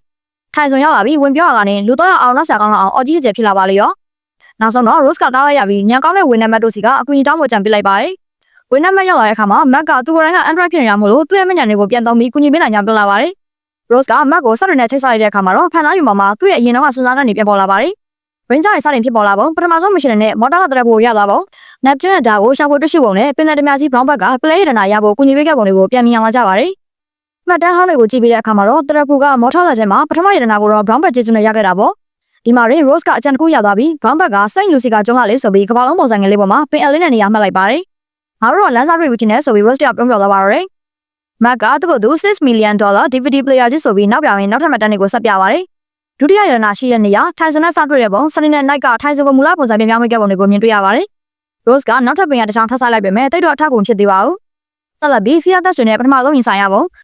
ံထောင်းရဲ့သူကြီးကိုရခဲ့ပုံနဲ့တတိယရတနာကိုရခဲ့ပေမဲ့ Cameron နဲ့ Mirror Twist တို့လက်ထက်ကိုပြန်ပါသွားပုံတွေကိုကြည့်ရှုကြပြီးဝေကတတိယရတနာရဲ့တီနီယာကိုမြေပုံမှာမှတ်လိုက်ပါတယ်။ဒါပေမဲ့ရတနာတီနီယာတွေကဘာပဲတမ်းမှမရှိပဲကြာပန်းဖြစ်နေတာကြောင့်အားလုံးကစစ်ပြတ်နေကြပါတယ်။ Rose ရောက်ရတနာတီနီယာတွေနဲ့ပတ်သက်ပြီးခေါင်းချောင်းတွေတော့မက်ကနောက်ထပ်စံစာကနေကိုထပ်ကြည့်ဖို့အကြံပြုပါတယ်။ Fiacus တွေစန်ဂျူရမီတို့ကြီးရောက်သွားပုံ Ranger တွေက Cameron လက်ထက်ကနေဇရုတ်ထက်နဲ့ရတနာကိုရောက်နိုင်ခဲ့ပုံနဲ့ Mac နဲ့ Fertilizer ဆွမ်းအားရခဲ့ပုံတို့ကိုပြန်ကြည့်ကြပါတယ်။ထိုင်ဆုံကဇရုတ်ထက်မြောက်နေရာကိုမြေပုံမှာမှတ်လိုက်ပြန်ပါတယ်။ဒါပေမဲ့ Rose ကတော့စိတ်ပြက်လက်ပြက်ပါပဲ။နေရာတွေကဟိုတကွက်ဒီတကွက်နဲ့ဘာမှဆက်ဆက်မှုရှိသလိုဖြစ်နေလို့ပါပဲ နောက်ဆုံးအနေနဲ့ Fear Cash တွေကိုနိုင်ယူပြီး Octavian Charles ရခဲ့တဲ့ဇောက်ဝင်ဟန်ကိုကြည့်ပြီးချိန်မှာလေပစ္စမပြပြနေတာပဲမှလဲဆိုတာကိုလမ်းစာပြောင်းနေတော့မှာပဲအဲဒီအချိန်မှာ Ignorance Spencer ကအုံနောက်အားဖြင့်အဆဆပါဆိုပြီးအသားညက်ပါမုတ်တွေလာပို့ပါတယ် Rose ကလွယ်ရင်ကျန်တဲ့သူတွေကပေါမဝမ်းစီပြီးတော့ငမ်းမြဆက်တော့ကြရတာပေါ့သူတို့ကိုကြည့်ရင် Rose ကောင်းထဲမှာလက်ခနဲ့အကြံတစ်ခုရသွားပါတယ် Spencer ရှင်က genius ပဲဆိုပြီးអော်လိုက်ပါတယ် Rose ကကွန်မန်ဒါရှိကိုပြေးသွားပြီးရှင်းပြပါတယ်ငါတို့မှားနေတာက Eternary တွေ့တဲ့နေရာကိုလိုက်ရှာနေတာတကယ်ရှားမှာက Eternary ကဘာမျိုးပေါ်စောက်တော့ကမူလနေရာတွေကိုရှားမှာဒီလိုနဲ့ Eternary တစ်ခုချင်းစီရဲ့မူလစမြင့်နေရာတွေကိုလိုက်မှတ်ပြီးရနောက် Rose က Eternary ကိုကဘာမျိုးပေါ်စောက်ကြောက်ခဲ့စင်တော့ကရှိခဲ့တဲ့တိုက်ကြီးရဲ့ပုံစံတိုင်းကဘာမျိုးကိုပြန်ပြီးဆက်ဆုပ်လိုက်ပါတယ်တိုက်ကြီးရဲ့ပေါင်းဆက်သွားပြီးအမှတ်သား9ခုစုံမဲ့ဖြစ်ပေါ်လာတဲ့အခါမှာတော့ပစ္စမရဲ့ Eternary ရှိမဲ့နေရာဖြစ်တဲ့ Green နိုင်ငံကိုအဖြစ်ရှားသိသွားပါတယ် Rose ကရှင်းအောင်သူ့ Eternary ပညာရှင်ပြီးလျှို့ဝှက်ချက်တစ်ခုကိုဖော်ထုတ်လိုက်ပါတယ် Octavian Charles ဆိုတဲ့ဒီခွက်ကြီးဟာနေကျတဲ့အချိန်မှာမှောင်ဆွားရတဲ့ခက်ပေါ်လာတတ်ပြီး Shake Green လူမျိုးတွေဟာဒီခွက်ကိုသုံးပြီးစတောင်းလေးရှိရတဲ့ဒါကြောင့်သူတို့ရှာနေတဲ့ပစ္စမရဲ့ Eternary ကိုရှာတွေ့ဖို့ဒီခွက်ကိုသုံးပြရမှာပါကံကောင်းချင်တော့လာမယ့်နေကျချိန်ကနောက်ထပ်နှစ်ပေါင်း300ကြာမှမဟုတ်ပဲဒီနေ့နေ့လည်ခင်းမှာဖြစ်လာတော့မှာပါအချိန်မရှိတော့တာကြောင့် Ranger တွေကချက်ချင်းပဲ Green နိုင်ငံစီထွက်သွားကြပါတယ်ဒီဘက်မှာတော့ရေခဲကူထဲမှာ Knock ကသူ့တခင် Furious သဘောကျအောင်ကိုတန်ရှင်းလုပ်ပေးနေပါတယ်ဒါပေမဲ့ရက်စက်တဲ့ Furious ကတော့ Knock ရဲ့စူးစမ်းမှုကိုအတိမတ်မပြုတဲ့ပြင်ကြောင်ဝိတ္တပြက်စီကိုပါဖျက်ဆီးပြပြီးငါလိုချင်တာတန်ရှင်းမဟုတ်ဘူးရတနာတွေကွာလို့အော်ဟစ်မောင်းထုတ်လိုက်ပါတယ် Ranger တွေက Green နိုင်ငံကိုရောက်ရောက်ချင်းမှာပဲ Miratrix နဲ့ Camdor ကသူတို့ထက်ရင်ရောက်နေကြပါတယ် Camdor ရဲ့တက်ခိုက်မှုကြောင့် Ranger တွေပြုတ်ကျသွားပါတယ် Camdor ကဝေကိုအရင်တစ်ခါကရတနာလူဝဲမှာရှုံးခဲ့တာကိုပြန်လောင်ပြောင်းလိုက်တဲ့အခါဝေတယောက်ဒေါသထွက်ပြီးတော့ဒါငါပုဂ္ဂိုလ်ရေးကိစ္စပဲဆိုပြီးပြောက Ranger တွေမတက်ထားရပြီးအသိပြောင်းလိုက်ကြပါတယ် Red Ranger Messi ကနေ Charles ကို Yellow Ranger Ronnie စီကိုပြစ်ပေးလိုက်ပါတယ် Ronnie ကဖမ်းလိုက်နိုင်ပေမဲ့ Miratrix ကချက်ချင်းဝင်ရောက်ဆင်းရဲခိုက်ပါတယ် Miratrix နဲ့ Ronnie တို့လူကြရင်နဲ့ Charles ကို Miratrix ကယူလိုက်နိုင်ပါတယ် Matt က Wrestling နဲ့ Ranger အဖြစ်အဆင့်မြင့်ပြီးဒီဝေးလိုင်းတွေလက်စစ်ဆိုင်နေတဲ့ Miratrix ကိုပြင်းထန်တိုက်ခိုက်တာကြောင့် Miratrix ကလွင့်ဆင်သွားပြီးသူမလက်ထက်က Charles နဲ့ပြုတ်ကျသွားပါတယ်ဝေကဝင်တိုက်တဲ့အခါမှာတော့ Camdor ကသူ့ရဲ့ဓာတ်နဲ့လက်ကိုကျန်းနေစွာကစားပြီးဝေရဲ့တိုက်ခွက်တွေကိုကာဝယ်မှာမကတိုင်ပင်တိုက်စစ်ပါဆင်နွှဲခဲ့ပါတယ် Camdor ရဲ့ဓာတ်ချက်တွေကမြန်လွန်းလာကြောင်းဝေကနောက်ဆုတ်ပြလိုက်ရတဲ့အခြေအနေတွေရှိခဲ့ပါတယ် Camdor တယောက်တည်းကကျန်တဲ့ Ranger တွေကိုနိုင်တိုက်နိုင်အောင်ထိန်းထားနိုင်ပြီး Ranger ကိုပေါက်တိုက်တာတော့ Camdor ကိုလည်းမထိုးနိုင်ခဲ့ပါဘူး Camdor က Charles ကဝင်လို့ဝင်မဲ့ Wrestling နဲ့ Ranger Matt ကသူ့ကိုကန်ထုတ်လိုက်ပြီးပြင်းထန်တဲ့လက်သေးနဲ့ထိုးလိုက်ပါတယ် Camdor တို့လည်းပြန်လည်ဆုတ်ခွာသွားခဲ့ပါတယ် Camdor က Miratrix ကိုအသုံးမကျအောင်ဆိုပြီးဆက်ဆိုချိန်မောင်းလိုက်တာကြောင့် Miratrix ကြောင့်တိမခံရတော့ပဲငါကနင်းထက်သားရဲ့စွာယူပြမယ်ဆိုပြီးကြောင်းဝါကထွက်သွားပါတော့တယ် Ranger တွေဟာနေချက်ချိန်မှာခွက်ကိုစဝိုင်းပုံစံဝိုင်းထားပြီးလက်ချင်းချိတ်ကပစ္စမလက်ရနိုင်တင်ညာကိုဆူတောင်းမိမှန်းကြပါတယ်အဲ့ဒီချိန်မှာ Miratrix ဝင်ရောက်လာပြီး Charles ကိုကိုင်ကပုံမအကောင်စွာကိုတောင်းဆိုလိုက်ပါတယ်စွာတွေက Ranger တွေကိုမြေဝင်ပြုတ်ကျသွားခြင်းမှာခွက်ရဲ့စွာအားကြောင့် Miratrix ဟာအေးရမငှက်မိတ်စာကြီးဖြစ်ပြောင်းလဲသွားပါတယ် Ranger တွေချက်ချင်းပဲအသွင်ပြောင်းပြီး Battlefield Sword တွေကိုခေါ်လိုက်ကြပြီး Battlefield Mega Sword ကိုဖွဲ့စည်းလိုက်ပါတယ် Pink, Blue, Red နဲ့ Black Ranger တို့ဟာ Mega Sword တွေဝင်ပြီး Miratrix ကိုတိုက်ခိုက်ကြပါတယ်မြေပြင်ပေါ်မှာ Ronnie နဲ့ Tyson တို့က Miratrix ရဲ့ Charles နဲ့ဆက်သွယ်မှုကိုဖျက်ပစ်ပြီးသူမရဲ့စွာအောင်ဆော့ဆော့တွေကိုဆုံးဖြတ်ကြပါတယ်ဒါပေမဲ့ Charles ကိုဝင်ရထားတဲ့အတားအဆီးတွေကိုသူတို့မဖျက်ကျော်နိုင်ကြပါဘူးMega Sword က Ranger လေးဦးဟာ Miratrix ကိုခက်ခဲတိုက်ခိုက်နေရချိန်မြေပြင်ပေါ်မှာတော့ Ronnie နဲ့ Tyson တို့ကအစီအစဉ်ရှိနေပြီး Tyson က Mercury ပုံစံပြောင်းပြီးအကာရန်ကိုပေါက်ပါ Ronnie ကသူ့ရဲ့မျက်လုံးနဲ့ဝင်ပြီးခွက်ကိုယူပြီးခုန်ထွက်လာပါတယ် Miratrix ရဲ့စွာအားရုံနေသွားပြီး Mega Sword က Ranger လေးဦးဟာ Battlefield Ruler နဲ့ Miratrix ကိုနိုင်ယူပြီးသူမကိုမူလပုံစံတိုင်းရင်းပေါ်ပြုတ်ကျသွားစေပါတယ်အဲ့ဒီအချိန်မှာခွက်ကနေပကံများပုံစံပြောင်းသွားပြီး Camdor ကပစ်ခတ်လိုက်ကပကံများလူသွားပါတယ်ရက်စက်တဲ့ Camdor ကတော့ Miratrix ကိုလက်စွဲထဲမှာထားရပိတ်လောင်လိုက်ပါတယ်ဒီမြင်ဝဲကိုကြည့်ပြီး Ronnie နဲ့ Tyson တို့ကတော့ဒီဖြစ်ရပ်ကိုမြုံကြည့်နိုင်ဖြစ်နေပါတယ်ပင်လက်ကန်းစကကူတခုမှာ Camdor ကကြန့်ရှိတဲ့ကြောက်မဲ့တွေကိုရယူဖို့စက်ပိုင်းဖြတ်ထားပြီး Ranger ရဲ့လှုပ်ရှားနေအောင်လုပ်စေချင်ပါတယ် Camdor သတိမထားမိကြကနောက်ကကျွန်တော်တို့ကြားမှာပုံနေပြီးသူဘာလို့မဆိုတာကိုသိနေရပါပဲ Camdor က Sapphire ကြွယ်ကိုထုတ်ယူပြီးသူ့ကူကနေထွက်ခွာကအုတ်ခါကကြီးတစ်ခုကိုကဘာမစီဆွဲခေါ်လိုက်ပါတယ် Mr. Harford က Ranger တွေကိုအုတ်ခါကကြီးကိုတားဆီးဖို့ဆင်လွတ်လိုက်ပြီးဝေကသူ့မှာ Camdor နဲ့တိုက်ရမယ့်အကြောင်းရှိရလို့ပြောပြီးအားလုံးထွက်ခွာလာကြပါတယ်ကိုရမှာနောက်က Blue Sapphire ကိုရှာနေပြီးသူရှာတွေ့ရင် Furious ကသူ့ကိုနှစ်သက်လာမလို့မျှော်လင့်နေပါတယ်နောက်က Sapphire ကြားမဲ့ကိုရှာဖို့အရာရာလုပ်ကြည့်ပါတယ်Ninja ပုံစံထုတ်ပြီးကြိုးစားပေမဲ့ဘာအကူအညီဖြစ်ပါဘူးနောက်ထိုင်တဲ့အခါမှာတော့ကြောက်မက်ကသူ့လက်ထက်ကိုကြောက်သွားပြီးနောက်ဝမ်းသာအားဖြစ်သွားပါတယ် Camdor က Black Ranger မင်းရဲ့မိတ်ဆွေရဲ့အုတ်ခါကကြီးပြကြတာကိုတားဆီးနေတော့မင်းကတော့ငါ့ကိုလာရင်အချိန်ဖုံးနေတာလားအချိန်ဖုံးတာမဟုတ်ဘူး Camdor မင်းနဲ့ငါ့ရဲ့ကြားကအရာအလုံးကိုဆုံးသက်ဖို့ပဲဒီတစ်ချိန်မှာတော့ထွက်ပြေးခွင့်မရှိဘူး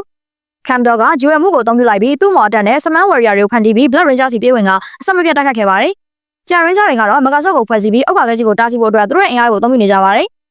Black Ranger က Dray Blaster ကိုအသုံးပြုပြီးပစ်ခတ်လိုက်တာကြောင့် Camdor ကလွတ်ထွက်သွားပြီး Dry Slam မှာထပ်မံအသုံးပြုကတိုက်ခတ်လိုက်ပါတယ်နှစ်ဖက်စလုံးမှာခက်ခဲပြင်းထန်တဲ့ပွဲဖြစ်နေပြီးတော့နောက်ဆုံးမှာတော့ Mega Sword က Ranger တွေဟာအုတ်ခါကကြီးကိုဖျက်ဆီးနိုင်ခဲ့ပြီးကဘာမီယာအနေကလွတ်မြောက်သွားပါတယ်မြေပြင်ပေါ်မှာတော့ Black Ranger နဲ့ Camdor ကပြေးဝင်တက်ခိုက်ပြီး Camdor ကိုပြီးတိုင်ချုံလုံးနိုင်ခဲ့ပြီး Miratrix ကို Camdor ပါဆက်သိမ်းသွားခဲ့ရပါတယ် Control Center မှာတော့ Ranger တွေကသူတို့ရဲ့အောင်မြင်မှုကိုဝမ်းမြောက်ဝမ်းသာဖြစ်နေကြပါတယ် Dash ကနောက်ပိုင်းမှာတွေးမဲ့ Main ကလေးတိုင်းကိုသူတို့ရဲ့နောက်ခံရဆိုပင်ကိုစုံစမ်းမှရတော့မယ်လို့ပြောလိုက်သေးပါတယ် Camdor စီကရလိုက်တဲ့ပကံများပေါ်ကပိုးကောင်ပုံတွေကိုကြည့်ပြီးနောက်ထပ်သွားမယ့်နေရာက Egypt ဖြစ်ကြောင်း Rose ကဖော်ထုတ်လိုက်ပါတယ် Furious က Camdor ပြည့်စည်သွားတဲ့သတင်းကြတော့စိတ်တော်ဒေါသထွက်နေပြီး Camdor ရဲ့ကြောက်မဲ့ကိုသူဘယ်လိုရှာရမလဲမသိပါဘူးနောက်ဝင်လာပြီးသူ့မှာ Sapphire ကြောက်မဲ့ရှိရဆိုတာကို Furious ကိုပြလိုက်တာကြောင့် Furious ကအယံဝမ်းသာသွားပါတယ်နောက်ကအခုတခင်ကြီးကျွန်တော်နှစ်သက်ပြီလားလို့မေးလိုက်ပါတယ် Furious ကသူ့အတိမတ်မပြုတ်ပဲထွက်သွားဖို့ပြောလိုက်တော့နောက်စိတ်ပြက်လက်ပြက်ဖြစ်သွားပါတယ် Egypt ကိုရောက်နေတဲ့ Ranger တွေကတော့ရှေးဟောင်းတင်းကျန်းကူထဲမှာပကံများတဲ့တင်ငယ်တတူတဲ့နေရာကိုတွေ့ရှိခဲ့ပါတယ်လူဝတ်တကားပွင့်လာပြီးကြောက်တက်တာလုံးကိုတွေ့လိုက်ပေမဲ့ဖွင့်လို့မရပါဘူး နေရမောကပုံကို Rose မီထိုးပြလိုက်တဲ့အခါမှာတော့သူတို့နောက်ထပ်ရှာမယ့်အရာကတော့တခြားဖြစ်နေကြောင်းသိလိုက်ရပါတယ်။မီးတောင်တွေကမော်ထားကလည်းဒီအဖြစ်အပျက်ကိုကြည့်ပြီးတောနဲ့ရတနာတွေကိုရဖို့ကြုံးဝါနေပါတော့တယ်။မော်ထားရဲ့မီးတောင်ချစ်ဆိုင်စကန်ကြီးဟာပြင်းထန်စွာဒုက္ခနေပါတယ်။ဒါဟာတဘာဝဘေးရနေကြမှာမဟုတ်ပဲတခြားနေရာက Ice Dam မှာသူ့အကို Furious က Blue Spire ရတနာကိုတော့မီးအောင်ဖျက်ဆီးနေလို့ပါပဲ။မော်ထားဟာသူ့မှာကြက်ရှိနေတဲ့နောက်ဆုံးသောဆွမ်းအားဖြစ်တဲ့ Corona Aura တရဖူကိုတင်းတင်းဆောက်ကင်ထားပြီးသူ့ရဲ့ Empire တူလဲရော့မဲ့ခြင်းတွေကိုစိုးရိမ်နေခြင်းဆိုင်နေရပါတယ်။အချိန်ထဲမှာပဲ Ranger တွေဟာဂျပန်နိုင်ငံကိုရောက်ရှိနေပြီးတော့ Pisma ရတနာကိုရှောက်ဖွေနိုင်မဲ့တခုရီတော့တော်တယ်ဖြစ်တဲ့ Tri Dragon Key ကိုလိုက်ရှာနေကြပါတယ်။သူတို့ဟာမော်ထားနဲ့ Magma Dog ကိုထိတိုက်တွေ့ကြပါတယ်။ Ranger ဖြစ်သွင်းပြခဲ့ပြီးမော်ထားနဲ့ Magma Dog နှစ်ဦးစလုံးကိုတိုက်ခိုက်ခဲ့ကြပါတယ်။ Magma Dog ကမိသူလက်နက်ကိုမစိုးပုံတူကူးနိုင်ပြီးဝေကိုတိုက်ခိုက်ရင်းနဲ့ထိုးအဆွမ်းကိုသုံးပြခဲ့ပါတယ်။ဒါပေမဲ့နောက်ဆုံးမှာတော့ Mac ကတိုက်ခိုက်မှုကြောင့်ဆုတ်ခွာသွားခဲ့ရပါတယ်။မော်ထားကထိုင်ဆုံးကိုနိုင်လိုက်ပြီးမြေပြင်ကိုပြုတ်ကျပြီးဒီမော့ပြန်ပြောင်းသွားခဲ့ပါတယ်။မော်ထားက Tri Dragon Key ကိုဆက်လက်ရှာဖွေပြီးတဲ့နောက်ဆုံးတွင်တော့ရှိရနေရတော့ရောက်ရှိသွားခဲ့ပါတယ်။ဒါပေမဲ့ Tri Dragon Key ကအသက်ဝင်လာပြီးတော့မေကြီးအောက်သို့တွင်းတူကပျောက်ကွယ်သွားခဲ့ပါတယ်။မော်ထားက Power Ranger တွေကိုမနိုင်ခဲ့တဲ့ Magma Dog ပေါ်တော့ထွက်လာခဲ့ပါတယ်။ Magma Dog ကနောက်တစ်ချိန် Power Ranger တွေအစလေးကိုမလွတ်နိုင်တော့ပါဘူးပြောဆိုကတော့ရှာဖွေရင်သူ့ရဲ့ရစ်ပံငွေညင်ချစ်လက်များကိုအသုံးပြုခဲ့ပါတယ်။အချိန်ထဲမှာပဲ Ranger တွေကလည်းတော့ဒေသတစ်ဝိုက်မှာဆက်လက်ရှာဖွေနေကြပါတယ်။မော်ထားနဲ့ Magma Dog တို့ကရေကောင်အောက်ခြေသို့ရောက်ရှိလာပြီး Magma Dog ကတော့ဒီနေရာမှာပြတ်လိုက်ပါတယ်။ Power Ranger နဲ့ရောက်ရှိလာပြီးမော်ထားနဲ့ Magma Dog ကိုထပ်မံတိုက်ခိုက်ခဲ့ကြပါတယ်။ထိုတိုင်ခွက်ကလည်းအခက်အခဲဖြစ်စေပြီး Magma Dog က Red Ranger လက်နက်ကိုပါပုံတူကူလိုက်ပါတယ်။ Black Ranger ကသူ့ရဲ့ဟိုပါတက်ဆိုင်ကိုတိုင်ဝဲမှာအကူအညီရယူဖို့ခေါ်ယူခဲ့ပေမဲ့နောက်ဆုံးမှာတော့ Red Ranger နဲ့ Black Ranger တို့ကဒီမော့ပြန်ရောက်သွားခဲ့ကြရပါတယ်။ဒီအချိန်မှာ Magma Dog ကအေယာမရွယ်ကိုကြီးထွားလာခဲ့ပါတယ်။တိုင်ခွက်ဆက်လက်ဖြစ်သွားခဲ့ပြီး Man နဲ့ဝေတို့ကထပ်မံအသွင်ပြောင်းက Power Ranger များအနေဖြင့်မော်ထားကိုတိုက်ခိုက်ခဲ့ကြပါတယ်။ထိုအချိန်မှာအေယာမရွယ် Sunny Night ပေါ်ထွန်းလာပြီး Magma Dog ကိုစတင်တိုက်ခိုက်ခဲ့ပါတယ်။ Mercury Ranger က Flat Point မှာကစားဖွဲ့စည်းကူညီခဲ့ပါတယ်။ Flat Point မှာကစားက Magma Dog ကိုကျိုးရည်နဲ့ရစ်ပတ်လိုက်ပြီး Sunny Night ကသူ့ရဲ့ဆက်မပြတ်ကန်ချက်တွေနဲ့ကန်ပြီးဆုံးသတ်ပေးလိုက်ပါတယ်။ဒီပြင်မှာတော့ Tri Dragon Key ပေါ်လာပြီးမော်ထားစီကိုဥတီရွေးချလာပါတယ်။ဒါပေမဲ့ရုပ်ရ Black Ranger ကမော်ထားရဲ့တော့ကိုဖျက်လိုက်ပါတယ်။ Red Ranger ကသူ့ကိုဆုတ်ခွာသွားတဲ့အချိန်တိုက်ခိုက်ခဲ့ပြီးမော်ထားကိုလက်ပလာနဲ့ဆုတ်ခွာစေခဲ့ရပါတယ်။အိမ်ပြန်ရောက်တဲ့အခါ Ranger တွေကမော်ထားစီကနေတက်တဲ့ဖို့ကိုတွားလို့ဖို့အကြံပြုကြပေမဲ့ Spencer ကမီးအောင်ဟာလူသားတွေအတွက်တက်ရှင်ပုံဖြစ်နိုင်တဲ့ပတ်ဝန်းကျင်ကိုတားမြစ်လိုက်ပါတယ်။ဒါပေမဲ့ Mac ကတော့သူဟာလူသားမဟုတ်ပဲ Android ဆက်လျော့ဖြစ်တာကြောင့်ဒီစမစ်နဲ့မသက်ဆိုင်လို့ယူဆကတက်တက်လေးထွက်ခွာသွားပါတယ်။မီးတောင်ထဲမှာမော်ထားကသူ့ရဲ့လာပါလေးစက်တွေကိုတောက်ရဖို့အတွက်ပေါင်ရင်းစားအလုံးကိုဖျက်ဆီးရမယ်လို့ပြောနေချိန် Mac ဝင်ရောက်လာပြီးအဲ့ဒါဘယ်တော့မှခင်မှာမဟုတ်ဘူးလို့ပြောဆိုက Crown ကိုလမ်းပေးရန်တောင်းဆိုခဲ့ပါတယ်။ Control Center မှာတော့ဝေက Mac ပြောင်းရသတိထားမိခဲ့ပါတယ်။ Mr. Huffle က Spencer ကို Mac ရဲ့ locator watch ကိုဆက်သွယ်ခိုင်းပေမဲ့ Spencer က Mac ကမီးတောင်မှာရှိနေပြီး Iron Kriya ကမီးတောင်ရှာဖို့မာနာကြီးမားနေကြောင်းထောက်ပေါ်ပြကြခဲ့ပါတယ်။ Mac ကမော်ထားကိုမင်းရဆွမ်းအားအတွက်နဲ့မင်းရဲ့လူစိတ်ကိုဆုံးလိုက်တာပဲ။မော်ထားလူသားဖြစ်ရခြင်းကအကြီးမားဆုံးဆုလက်ဆိုတာမင်းနားမလည်ဘူးလို့ပြောလိုက်ပါတယ်။ Mac ကအသွင်ပြောင်းပြီးမော်ထားနဲ့လာပါလေးစက်တွေကိုတိုက်ခတ်ခဲ့ပြီးလာပါလေးစက်တွေကမီးကြောက်ထဲကိုကြောက်သွားပြီးဖျက်ဆီးခံခဲ့ကြရပါတယ်။ချက်ချင်းနေတဲ့ Power Ranger များရောက်ရှိလာပြီးမီးတောင်တွင်တို့ပြေးဝင်လာကြချိန် Mac ဒီမော်ထားကိုလက်ချနိုင်ခဲ့ကထိုင်စွန်ကမော်ထားကိုပြစ်ခတ်ခဲ့ပါတယ်။ကျန်တဲ့ Ranger တွေက Mac ကိုထွက်ခွာဖို့ပြောပေမဲ့ Mac က Crown မပါပဲထွက်ခွာဖို့ညှင်းဆန်ခဲ့ပါတယ်။ Ranger တွေကမီးတောင်ပြိုကျပစ္စည်းနေချိန်ထွက်ခွာသွားခဲ့ကြပြီးမော်ထားကအတွင်းမှာပဲကျန်ခဲ့ပါတယ်။မီးတောင်ပျက်စီးသွားပြီးနောက်တရားရနေတဲ့မော်ထားဟာသူ့ကို Furious ရဲ့ရေခဲကိုရောက်လာပါတယ်။သူဟာ Furious နဲ့ပူးပေါင်းဖို့ကန့်လန့်လိုက်ပြီးတော့တယ်လီဖုန်းနဲ့ထိုင်စွန်ချစ်သူဘီလာကိုလက်ဆောင်ဖြည့်ပေးရလိုက်ပါတယ်။ Furious ကတရဖူရိုက်တဲ့ပြိုင်နဲ့သူ့ရဲ့ရက်ဆက်မှုကိုပြသပါတော့တယ်။မင်းကတရဖူပေးလို့ကျေးဇူးတင်ပါတယ်ညီလေး။ဒါပေမဲ့မင်းကငါ့အတွက်သုံးမလို့တော့ဘူး။ Furious ကမော်ထားကိုထန်ကမှာထိုင်ရိုင်းပြီးတော့သူ့လက်နဲ့ရေခဲပြောင်းလိုက်ပြီးတော့ပန်းပန်းဆွမ်းဖြောင်ရောက်ခဲ့လိုက်ပါတယ်။မော်ထားဆက်သိမ်းသွားပြီး Furious ကအခုအခါမှာတရဖူနဲ့ရတနာအချို့ကိုပတ်စံတော့ပါပြီ။ Huffle အိမ်တော်မှာတော့ Mr. Huffle က Mac ကိုအနေအများရဲ့လိုအပ်တယ်လို့ရမလားဆိုပြီးအလွန်ဒေါသထွက်နေခဲ့ပါတယ်။ Mac ကအဖေကျွန်တော်ကို tracker ပြန်သိမ်းနေတာလားတိတ်လိုက်လေကျွန်တော်မီးတောင်နဲ့တွားခဲ့တာကကျွန်တော်ကအစားထိုးလို့ရတဲ့ပစ္စည်းတစ်ခုမို့လို့လေကျွန်တော်ပျက်စီးသွားရင် Mac 2 Mac 3ဆိုပြီးအသက်ထွင်လိုက်ပေါ့ဒီစကားတွေက Mr. Huffle ကိုဆွန့်အားသွားစေခဲ့ပြီးတားဖတ်မြောက်ကြားဆက်ဆံရေးကပုံမတင်ပါသွားစေပါတယ်။နောက်ပိုင်းမှာ Ranger တွေဟာ Egypt ကိုရောက်ရှိလာပြီး Tri Dragon Key ကိုအသုံးပြုကလျှို့ဝှက်တက်တာကိုဖွင့်လိုက်ကြပါတယ်။ဒါပေမဲ့အထဲမှာဘာမှမရှိရဲ့ဘလာဖြစ်နေတာကိုတွေ့လိုက်ရပြီးအောင်းစိတ်ပြတ်သွားကြပါတယ်။တေချာကြည့်တဲ့အခါမှာ Dash ကတက်တာထဲမှာကျန်နေတဲ့စိတ်ပြားသေးတစ်ခုကိုတွေ့လိုက်ရပါတယ်။တစ်ဖက်မှာတော့ရေခဲကူတွေကအချင်းကမှနောက်နဲ့ဗီလာတို့စကားပြောပြကြပြီးဗီလာကသူမကခေစိသမားဖြစ်ပြီးထိုင်ဆိုတဲ့အလွန်ရေးပါတယ်မိတ်ဆွေရှိရပြပြခဲ့ပါတယ်။နောက်ကသူ့မှာလည်းထိုင်ဆိုတဲ့မိတ်ဆွေရှိပြီးသူရှိတဲ့ဘက်ကတက်သားစားတစ်ခုကိုနှုတ်ထုတ်ပေးခဲ့လို့ပြပြခဲ့ပါတယ်။နောက်ကသူတို့နှစ်ယောက်စလုံးတည်တဲ့ထိုင်ဆိုဟာတယောက်တည်းပဲဆိုတာနားလည်သွားခဲ့ပါတယ်။ Control Center ကိုပြောင်းတဲ့အခါမှာတော့ Rose က Egypt ဘီယံတွေဟာတခိုးတွေကိုလက်စားဖို့အုပ်ကိုအထူးလောက်တဲ့ကြောင်းသုံးသပ်ပြပါတယ်။ Mr. Huffle ကတစိမ့်ပြောင်းကိုကြည့်ပြီးတော့တစုံတစ်ခုကိုသတိရသွားပါတယ်။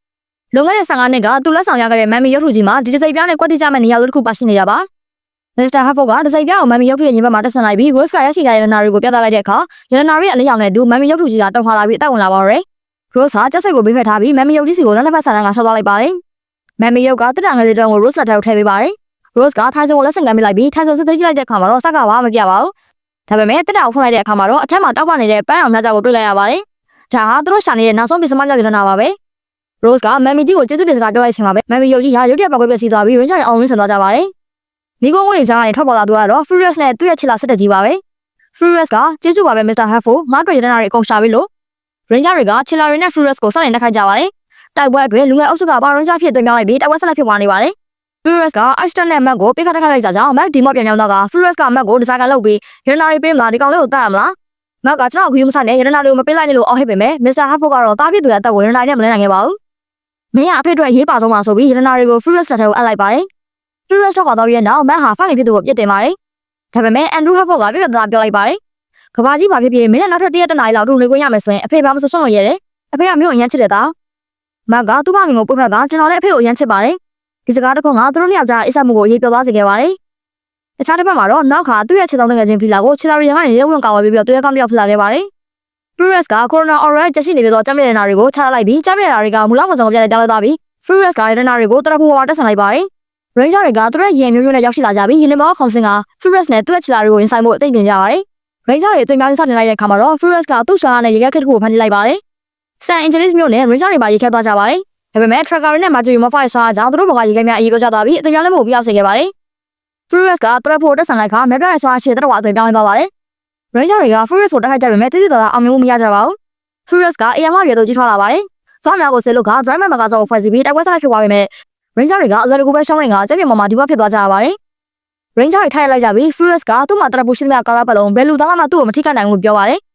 Mac ကငါလူသားမှမဟုတ်တာပြီးတော့ဒီဟာအတွက်လည်းငါအဆင်ပြေပါတယ်လို့ပြန်ပြောက Furious စီတို့လမ်းလျှောက်ချင်းကပ်သွားပြီးမောက်ဖို့ဆန်လိုက်ပါတယ်။ကျန် Ranger တွေကချင်းလာစီပြေးသွားကတိုက်ခိုက်ကြပါတယ်။တိုက်ပွဲအတွင်းမှာ Ranger တယောက်ချင်းစီလိုက်တင်ပြလိုက်ကြပြီး Mac က Furious ကိုရင်ဆိုင်က Red Sun နဲ့ Ranger အသွင်ကိုပြောင်းလိုက်က Furious နဲ့တိုက်ခိုက်ပါတယ်။ Mercury Ranger ထိုင်စဉ်က Drake တက်တာလက်နက်ကိုသုံးပြီးချင်းလာတွေကိုတိုက်ခိုက်ပါတယ်။ Red Ranger ဝေက Drake Hammer လက်နက်ကိုသုံးပြီးတိုက်ခိုက်ပါတယ်။ Blue Ranger Dust က Drake Vortex လက်နက်ကိုသုံးပြီးတိုက်ခိုက်ပါတယ်။ Yellow Ranger Rolly က Drake Claw ကိုအသုံးပြုကတိုက်ခိုက်ခဲ့ပြီး Pink Ranger Rose ကတော့ Drake Geyser ကိုသုံးပြီးတိုက်ခိုက်ခဲ့ပါတယ်။ Mac က Silent Ranger စွမ်းမှုကိုသုံးပြီးတိုက်ခိုက်ပြီး Full Power နဲ့ Furious ကိုနိုင်လိုက်ပါတယ်။ကျန် Ranger တွေကချင်းလာတွေကိုဖျက်ဆီးလိုက်ကြပြီး San Angeles မြို့ကလည်းရေခဲကြီးမှလွတ်မြောက်သွားပြီး Furious ကသူ့ရဲ့ပုံမှန်အသွင်ကိုပြန်လည်ပြောင်းလဲသွားကတရဖူကမြေပြင်ပေါ်ကျသွားပါတယ်။ Red Sun နဲ့ Ranger ကသူ့မှာရှိသမျှစွမ်းရည်အားလုံးကိုအသုံးပြုပြီးတိတ်ခတ်ဖျက်ဆီးလိုက်ပါတယ်။ဒါပေမဲ့တိုက်ပွဲပြီးမှ Mac ကမလို့မရှက်ငင်းတက်နေပါတယ်။ Ranger တွေတွားကြည့်တဲ့အခါမှာတော့သူတို့ရဲ့တငယ်ချင်း Mac ဟာစွမ်းရည်ကုန်ခန်းပြီးတော့တိတ်ဆုံးသွားပြီဆိုတာသိလိုက်ရပါတယ်။ Control Center မှာအားလုံးကဝမ်းနဲ့ပူဆွေးနေကြပါတယ်။ Mr. Hartford ကိုယ်တိုင်လည်း Mac ကိုပြင်လို့မရတော့ဘူးလို့လျှော့လိုက်ပါပြီ။အဲ့ချိန်မှာ Sunday Night ပေါ်လာပြီးသူရဲ့မောင်တယောက်ကြောက်ဆုံးသွားတာဝမ်းနဲ့ကြပါပဲ။ဒါပေမဲ့ Corona Aura တရပူဟာကြီးမားတဲ့ဖျက်ဆီးမှုကိုဖန်တီးနိုင်တယ်လို့အသက်ကိုလည်းပြန်လည်ရှင်းသန်စေတယ်လို့ပြောပါတယ်